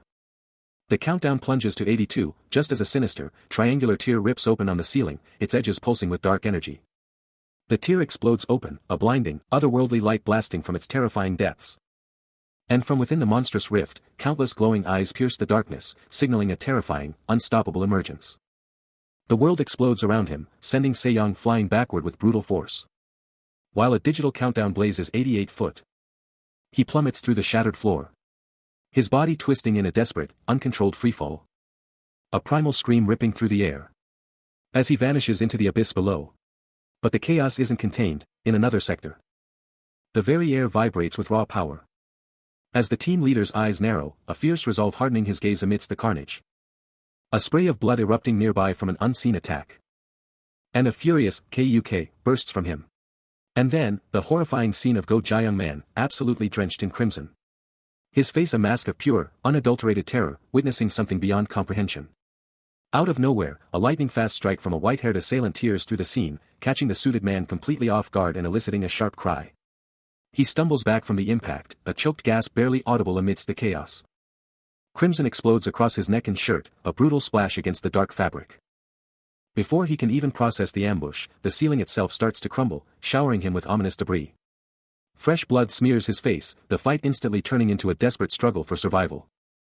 A close-up on his blood-flecked eye reveals the sheer terror of the collapsing world around him. Then, a cataclysmic explosion detonates, ripping apart the very foundations and unleashing a devastating shockwave. The sheer power of the blast hurls him through the air, his body tossed like a ragdoll in the face of utter devastation. Dense plumes of smoke and debris choke the air, swallowing the entire corridor in a suffocating haze of destruction. When the smoke finally clears, two figures are sprawled on the ground, one in a suit, the other in a sleek black dress, both utterly incapacitated by the blast. With a groan, the suited man forces himself upright, battered but alive, his eyes instantly locking onto the woman next to him as he urgently calls out, "Soo-jung-yang." His face a mask of urgent concern, he quickly demands if she's able to get to her feet, desperate for a sign of her condition. He didn't even see it coming. The attacker was a lightning-fast blur, unleashing a barrage of devastating blows that slammed into him with insane power. The long-haired attacker was absolutely feral, a snarl twisting his face as he just kept coming, no mercy. Completely outmatched by the insane speed, he was just stunned, watching the blows land, unable to react. Then, a final, brutal hit sent him flying, blue energy exploding around him as he was launched like a ragdoll. The attacker's eyes were burning with evil red light, and he was already winding up for the next brutal strike. And as he was falling, the attacker's voice ripped through the air, a chilling taunt, "Where do you think you're going?" The ambush was a total success, leaving both him and a young woman battered on the ground, the attacker standing tall, completely victorious. Even though he was totally wrecked, his first thought was for her, his voice raw as he desperately called out. He fought to clear his head, screaming again, "Soo-jung," her name a desperate, urgent cry. Soo-jung was completely out cold, her face battered and eyes shut, not moving, not responding. His own wounds were gnarly, blood running down his neck and chest, proof of how absolutely brutal that ambush was. With every ounce of strength, he started to push himself up, his body screaming in agony, but his will was still unbreakable. Se-young is free-falling, a terrifying drop from an impossible height, the sound of his descent a chilling thud. His form a mere streak against the unforgiving concrete, the ground rushing up to meet him with terrifying speed. On the ground, the man and Soo-jung are frozen in pure, unadulterated horror, their expressions screaming disbelief and terror. While Se-young's eyes are blown wide, a silent, agonizing scream trapped within his plummeting form. A desperate, ear-splitting screech of tires rips through the air as the man becomes a blur, sprinting with everything he has, trying to catch the falling boy. But it's too late. Se-young slams into the pavement with a sickening, bone-jarring crash. And just when you think it can't get worse, a car nearby explodes into a violent, deafening crunch, flipping end over end, metal tearing, glass shattering. Leaving Se-young's face a mask of blood and pure, unadulterated agony. Injured and surrounded by the wreckage, the man desperately reaches out, his voice raw and broken as he screams, Su. Sujung. His hand, torn and bleeding, lies helpless on the unforgiving ground, a brutal testament to the sheer force of the impacts. Then, another violent impact rocks the ground, sending shrapnel flying everywhere in a deadly, chaotic spray. The dust settles on a scene of utter devastation, the car is a twisted wreck, the man is injured, and Sujung is right there, caught in the terrifying aftermath. With a sharp, decisive click, a squad of dark-suited figures surrounds a rugged green jeep, their presence a stark contrast to the urban haze. Suddenly, his eyes snap open, and figure angry man whips around, a jolt of pure shock electrifying his expression. The tension around the jeep is palpable, the agents locked in, their focus unwavering on whatever danger lurks just out of sight. Then, a desperate shout cuts through the air, a voice screaming, Teacher Yang, as the situation escalates. With a steely resolve, figure angry man's eyes burn with fierce determination, his new beard only amplifying his rugged intensity. A commanding voice sparks, get in now, and the suited figures spring into action, swarming the green jeep with lightning-fast precision. Then, a bone-jarring thud. A yellow-sleeved arm is caught in a violent motion, signaling a brutal struggle or a critical maneuver unfolding by the jeep. His gaze remains locked, burning with raw intensity, figure angry man's unyielding expression a testament to the high stakes of the unfolding drama.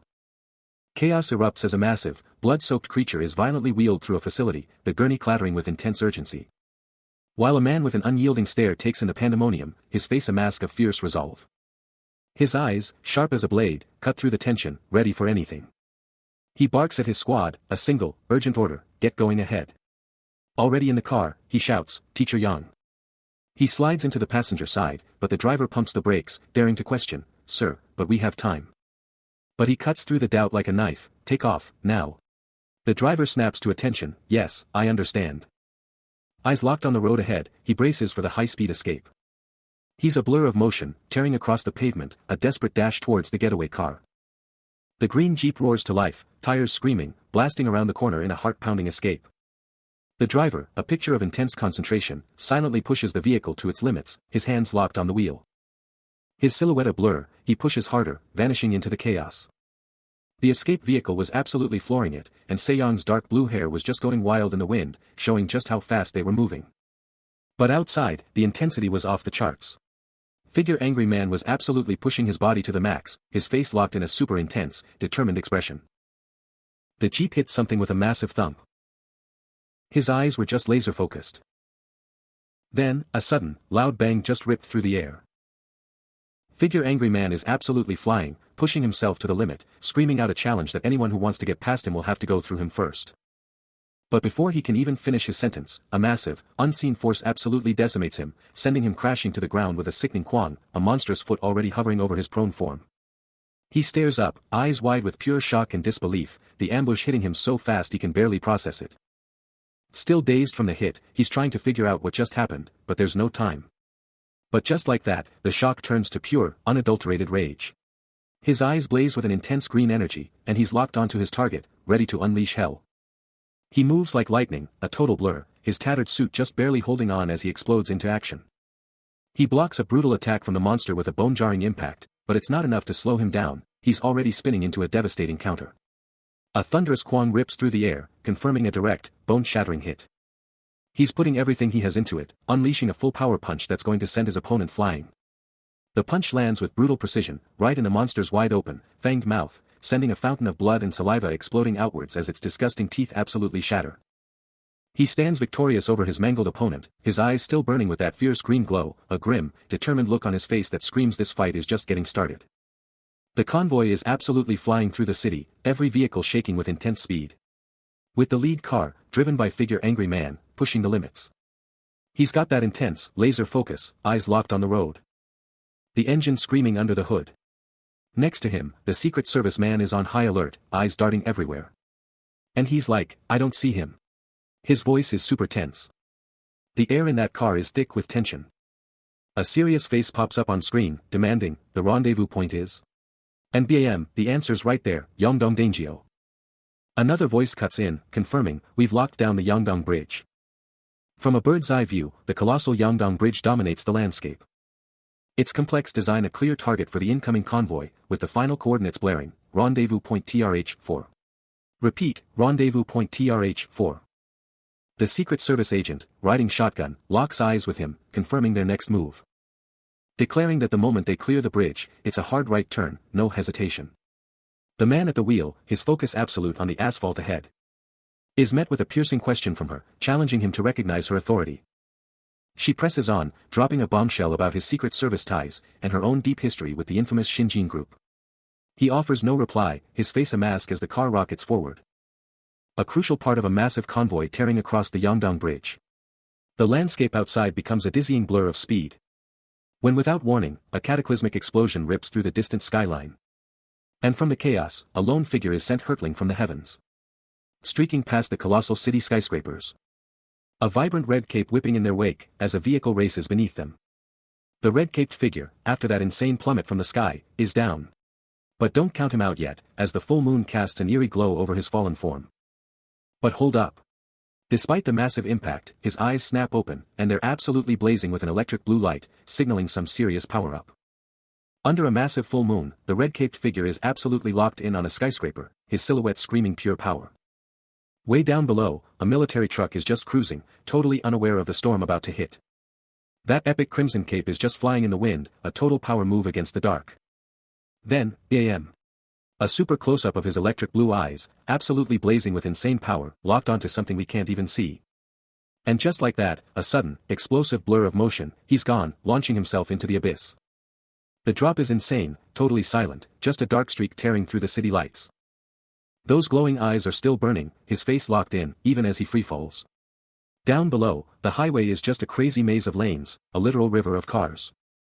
The cars are just streaks of light now, the highway a total blur of pure speed.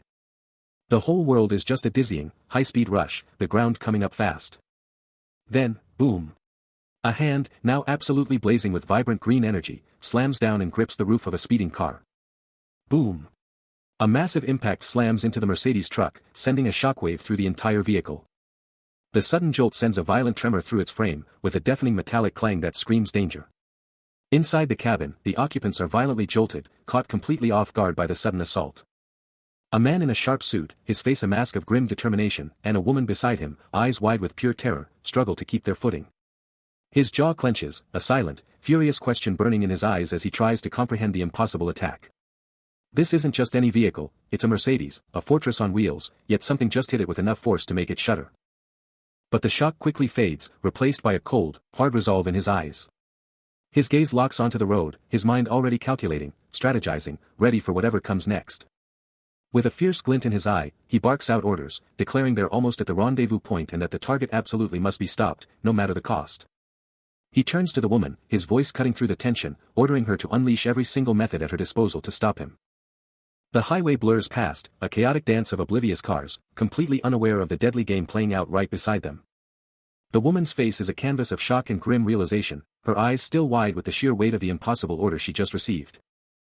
Suddenly, the vehicle gets absolutely rocked. A massive impact sends a shockwave through the cabin, and figure angry man, with a fierce look, quickly checks on his team. No time to waste, he grabs a serious piece of hardware, slamming a grenade into the launcher with practiced ease. His eyes narrow, and he's already got that beast of a weapon locked and loaded. Trapped inside the battered ride, he's lining up the shot, ready to unleash pure chaos. Next to him, the agent is absolutely stunned, his jaw practically on the floor at the sight of that massive weapon. Even figure angry man can't believe it, cursing under his breath at the sheer audacity of the situation. He's absolutely fuming, a mix of rage and disbelief, wondering who in their right mind would bring a grenade launcher to this fight. Then, with a deafening boom, he unleashes hell, a blinding flash ripping through the air. Direct hit. The grenade connects, and the colossal vehicle is sent spiraling, crashing down from the heavens. But wait. High above, on a skyscraper, the mysterious red-caped figure cape man is just chilling, his glowing blue eyes watching the chaos like it's a Tuesday afternoon. Then, with a cataclysmic kaboom, the falling vehicle detonates, a massive fireball engulfing the city block. Smoke chokes the sky, and wreckage litters the highway, a grim testament to the sheer power unleashed. The highway was absolutely obliterated, a smoking crater where a vehicle used to be. Debris rained down, but the real question was, who could survive that? But from his vehicle, figure angry man was already reeling, a single, desperate thought screaming in his head, no way he survived that. His jaw was locked, a vein practically bursting from his forehead, the sheer audacity of the situation pushing him to his absolute limit. But his eyes, oh, they were burning with an unyielding resolve, refusing to back down, not now, not ever. The Secret Service man, ever the professional, just watched as Figure Angry Man grumbled, "I really thought we had him this time." But as their ride peeled out, a flash of red in the distance confirmed their worst fears, he was still there. Figure Angry Man could only choke out, how could anyone survive that? Their vehicle was in full retreat, leaving the smoking wreckage in its dust, the mission a total bust. Then, in a flash, the red-caped figure was gone, a blinding streak of light across the city, leaving nothing but a shimmering afterimage. The air itself warped and twisted from his insane speed, leaving Figure Angry Man absolutely floored, his jaw practically on the floor. Inside the car, Figure Angry Man, the Secret Service man, and the other officers were all frozen in disbelief, Figure Angry Man barely managing a choked. The Secret Service man was losing it, clutching his head as if his brain couldn't handle the truth, the impossible reality hitting him like a truck. But Figure Angry Man? He just let out a guttural, primal scream of pure, unadulterated fury, his rage exploding into the empty air.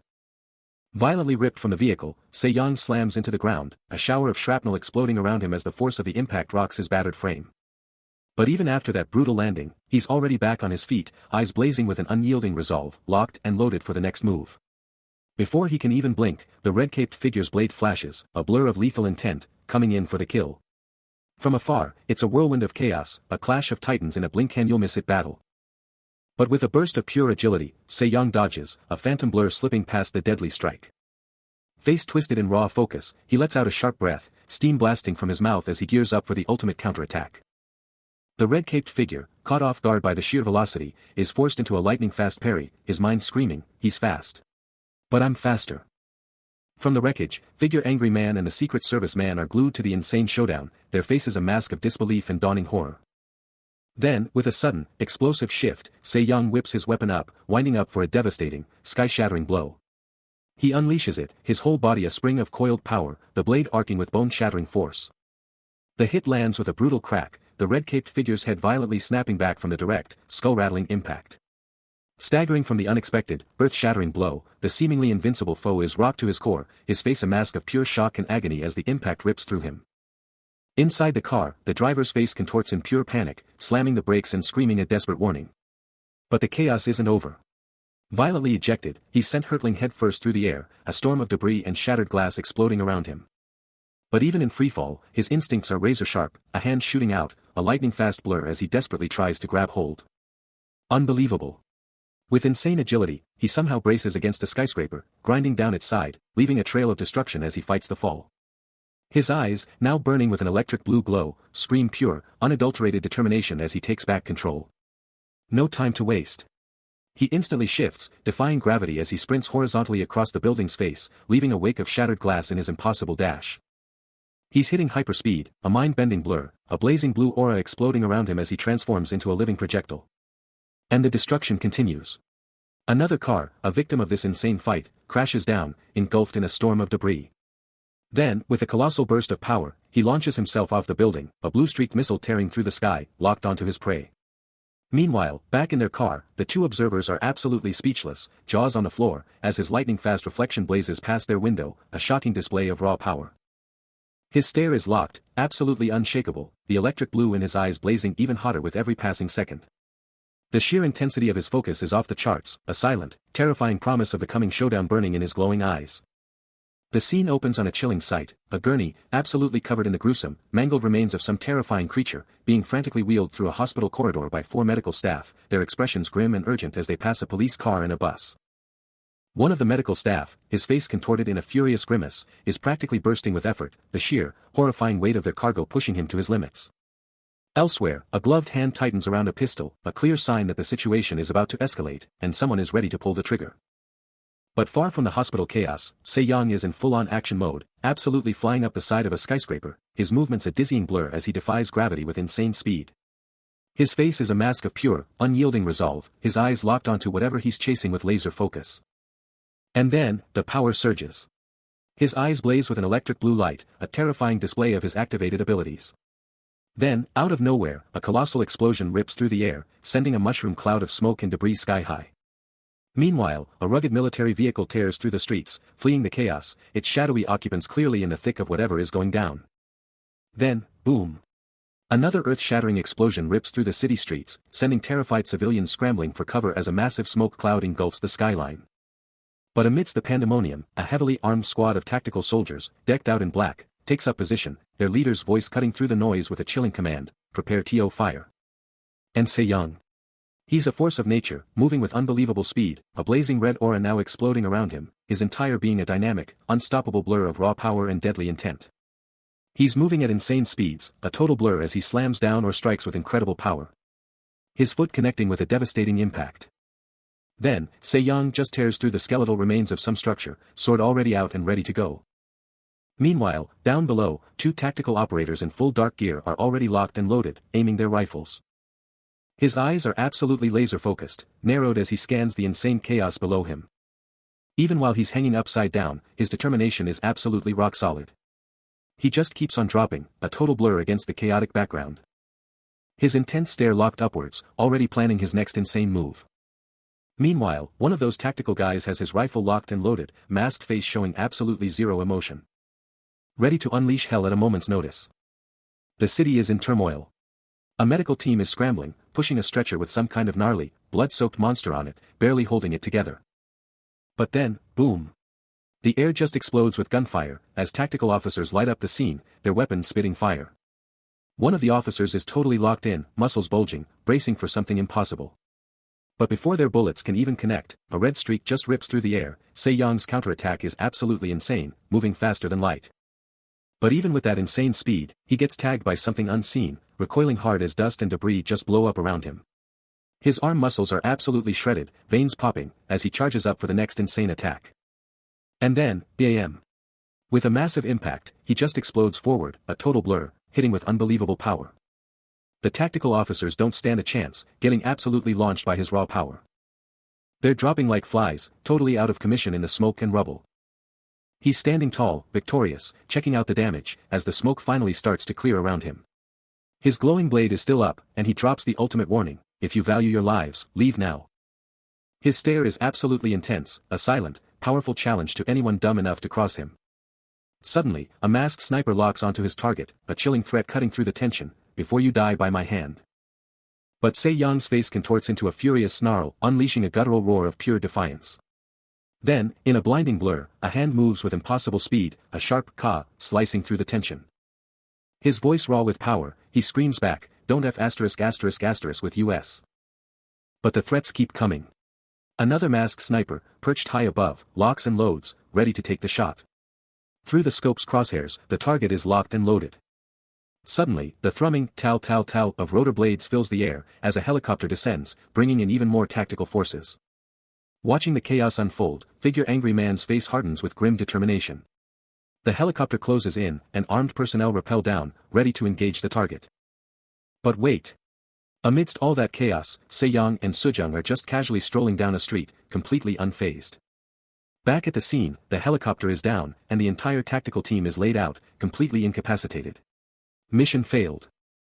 From an aerial view, the full extent of the defeat is undeniable, the silenced helicopter and scattered figures marking the swift, brutal end of the confrontation. A tactical operative gets absolutely launched through a window. Followed by another, glass exploding everywhere. And a third one just gets sent plummeting down, hitting with a sickening thud. He's standing there, totally unfazed, the street absolutely covered with knocked-out tactical guys. His stare is pure ice, a silent declaration of just how ridiculously powerful he is. And get this, his white shirt is still perfectly clean, not a single scratch from the insane fight he just dominated. He just casually strolls away from the entire mess, leaving a trail of defeated elite forces in his wake. But wait, a helicopter swoops in, dropping off the furious team leader and a super serious Secret Service agent. They're already in a car, the team leaders face a mask of grim determination, the agent locked on. Pushing the pedal to the metal, the chopper's roar still echoing as they chase him down. Then, a thunderous stomp cracks the asphalt, sending shockwaves through the ground. Se-young is here, his glowing sword out, eyes blazing with an unstoppable, fiery resolve. His gaze sharpened, a fierce determination burning in his eyes. No way he was backing down, no surrender, just a powerful, defiant "no" screaming in his head. The chase was on, no stopping now, he pushed the limits, the city a blur of speed. The chopper above kept its deadly watch, its blades chopping the air, a relentless hunter. The car below was gaining, closing in fast, those guys were dead set on catching him. His grip clenched on the hilt of his glowing blade, a silent, unbreakable promise forged in his soul. He wouldn't let them fall, not like this, not ever. The chopper made another pass, a constant, terrifying reminder of the threat. Then, a sudden, shocking realization hit him, a flash of insight cutting through the madness. Meanwhile, in the chase car, the team leader and the Secret Service agent locked eyes, their determination absolutely unbreakable. His glowing blade flared with raw power, a blazing defiance against the creeping despair. With a surge of conviction, he met the challenge head-on, his eyes locked onto the future, ready for anything. His jaw locks tight, a silent roar of pure defiance building inside, as the pressure mounts. But a chilling declaration cuts through the silence, a menacing silhouette with eyes blazing red, promising an unstoppable hunt, he's coming for him. But despite the terrifying threat, his eyes flash open, burning with an unyielding resolve, his spirit absolutely unbreakable. Then, with a powerful surge of will, he clenches his fist, ready to throw down against anything that comes his way, his resolve now ironclad. Alright, so we're kicking things off at the Blue House, Korea's presidential pad, basically their White House. But even this super secure place can't stop the absolute chaos that's about to explode, with a gut-wrenching scream tearing through the air. And then you hear these frantic shouts, "Stop him." I said, stop him, like, pure panic, cutting through all the tension. And then, boom, we're in this super intense meeting, and this guy, his face just twisted with pure rage, slams his hand down on the table. The impact just echoing that raw, primal scream still ripping out of him. Just this moment of pure, unfiltered fury hanging heavy in the air. His face is just a total mask of despair and frustration as he lets out another agonizing scream. Then, with a sharp turn, the furious official just walks away from the table, his exit punctuated by this crisp, resonant sound. The sound of his footsteps just echoing the sheer weight of his unresolved anger. Meanwhile, in a totally different, super formal room, this young guy is standing all alone in front of a council, and get this, his name is Tak Se-young, he's only 18, and he's officially, the suspect. His lone figure just stands out against all these seated officials, every single one of their eyes locked onto him. The last known location he was spotted? The infamous Yongdong Bridge. Inside a super-secret, high-stakes meeting, the presenter keeps dropping bombshells about this crazy investigation. Confirming they're digging into every single thing about this guy. The tension in the room is so thick you could cut it with a knife.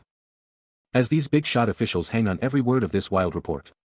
The presenter drops another bomb, he was actually a victim in some crazy teen violence incident that blew up in the news, with all his personal info, like his name, Tak Se-young, and even his school, flashing on the screen.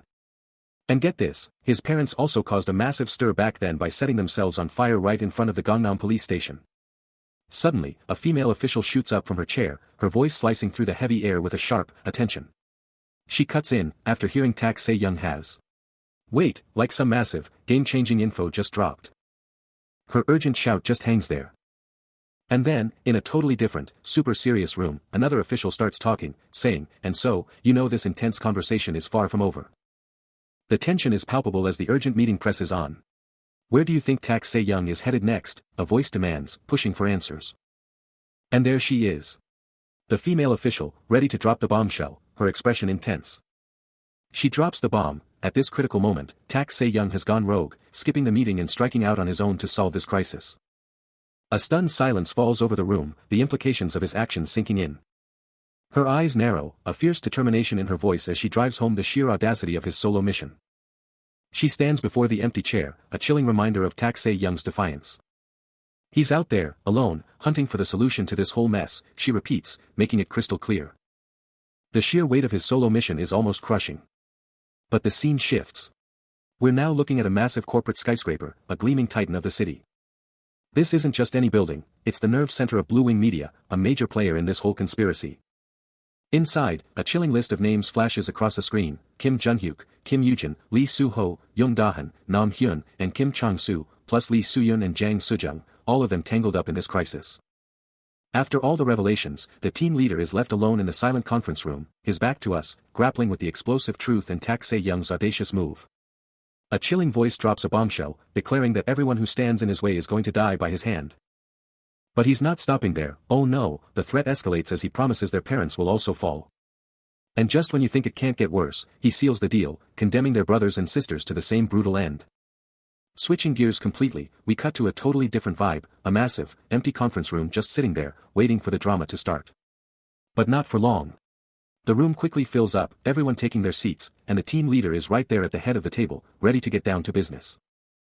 In the thick of it, Group Chairman Yang, looking sharp with his beard, locks eyes with a younger guy, then just gives a quick, like he's got a lot on his mind. Then, he cuts straight to the chase, announcing that Aegis Securities President, Kim Sang-pil, is a no-show, but they're moving forward anyway. The younger guy next to him just takes it all in, his face giving absolutely nothing away. Group Chairman Yang, clearly the man in charge, gets serious, his eyes locked on the mission. He lays down the law, no messing around, demanding that everything related be scrubbed so no one can find a thing. And from the top, Jang Sung-chul, the team leader himself, backs it up, promising to unleash Goodfield and Blue Wing to shut down those searches completely. The 21st president, Jang Sung-chul, is all business, making sure this crucial operation goes off without a hitch. The tension is palpable as Blue Wing Media Chairman Oh Young-suk grapples with the sheer scale of the problem. He knows it, shutting down all information is going to be a nightmare. The conference room buzzes with nervous energy, everyone feeling the weight of the crisis. Young-suk cuts through the noise, straight up asking if they seriously think Goodfield and Blue Wing can actually filter everything. Goodfield Chairman Kim Jun-gu drops a bombshell, the news is already blowing up all over social media. He makes it crystal clear, they know for a fact this thing is spiraling out of control. Young-suk, with a steely gaze, lays down the law, they have to catch this person or take them out. Jun-gu gives a firm nod, knowing it's the only shot they have at stabilizing this mess. President Jang Sung-chul, absolutely fuming, is locked into every word. His face tightens, the weight of the world clearly on his shoulders. Then, out of nowhere, Young Hyun-jun, looking totally freaked out, mumbles into his phone, barely able to get the words out. Sung-chul, picking up on the immediate panic, snaps, "What's wrong, Young Hyun-jun?" A sudden, jarring clatter cuts through the tension, as a hand clenches a smartphone. The sound reverberates, the phone clutched with an almost frantic grip. Back in a high-stakes meeting, Blue Wing Media Chairman Oh Young-suk can't believe it, exclaiming that this guy doesn't even bat an eye when facing down a barrel. This bombshell intel is dropped by Young Hyun-suk, a rep from Man Savings and Loans, who's been on the front lines of this crisis. He's visibly sweating, his face a mask of pure dread, as he delivers the chilling update. He spills the beans, revealing that Soo-yoon and Soo-jung barely made it out alive, and wonders aloud how they're supposed to take down a monster like that. President Jang Sung-chul, absorbing every word, can't help but think, if this guy's really invincible, maybe they should have just let him be. And he realizes, a force like that wouldn't have bothered dodging or running anyway. At the conference table, the president, Yang Group Chairman, and a female agent are locked in discussion, and the president's face is turning to stone. His anger finally explodes, as he slams down, yelling that the police completely messed up. He starts to plot his next move, thinking about unleashing the mercs or the military to unleash hell on this guy. The silent, empty chairs of the conference room seem to hold their breath, as his shocking plan hangs heavy in the air. The president, absolutely fuming, demands to know if this superpowered threat could have possibly walked away unscathed. With a face etched in pure frustration, he clenches his hands, radiating intense resolve. The heated debate rages on, when someone else chimes in, "Are we really just letting him go?" The president commands the room from his seat, the tension palpable as his top brass hang on his every word. With a steely gaze, he lays down the law, "Get the killers, the mercs, everyone. We're taking him out." But then, a sharp-witted woman with flowing white hair cuts in, her eyes piercing as she challenges, "Who do you think he's really coming for, out of all of us?" His face is a mask of pure intensity, his stare locked on an unseen point. Those hands are still clenched, the tension practically radiating off him. The day dawns with an almost unnerving tranquility, a deceptive calm before the storm. Then, a jarring, metallic chunk rips through the silence, and we see Se-young, in his green uniform and lab coat, wielding an impossibly huge sword that scrapes the ground. That ominous sound rings out right by the entrance to the Gongemo Memorial Gardens, a place of peace now shattered by whatever he's doing. His arm, coiled with tension, clutches that monstrous weapon. But then, pure, unadulterated terror contorts his features, as he gasps, That guy.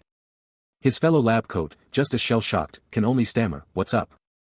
But Se-young's eyes are locked on something unseen, a horrifying truth dawning, and he screams, "Call the GP.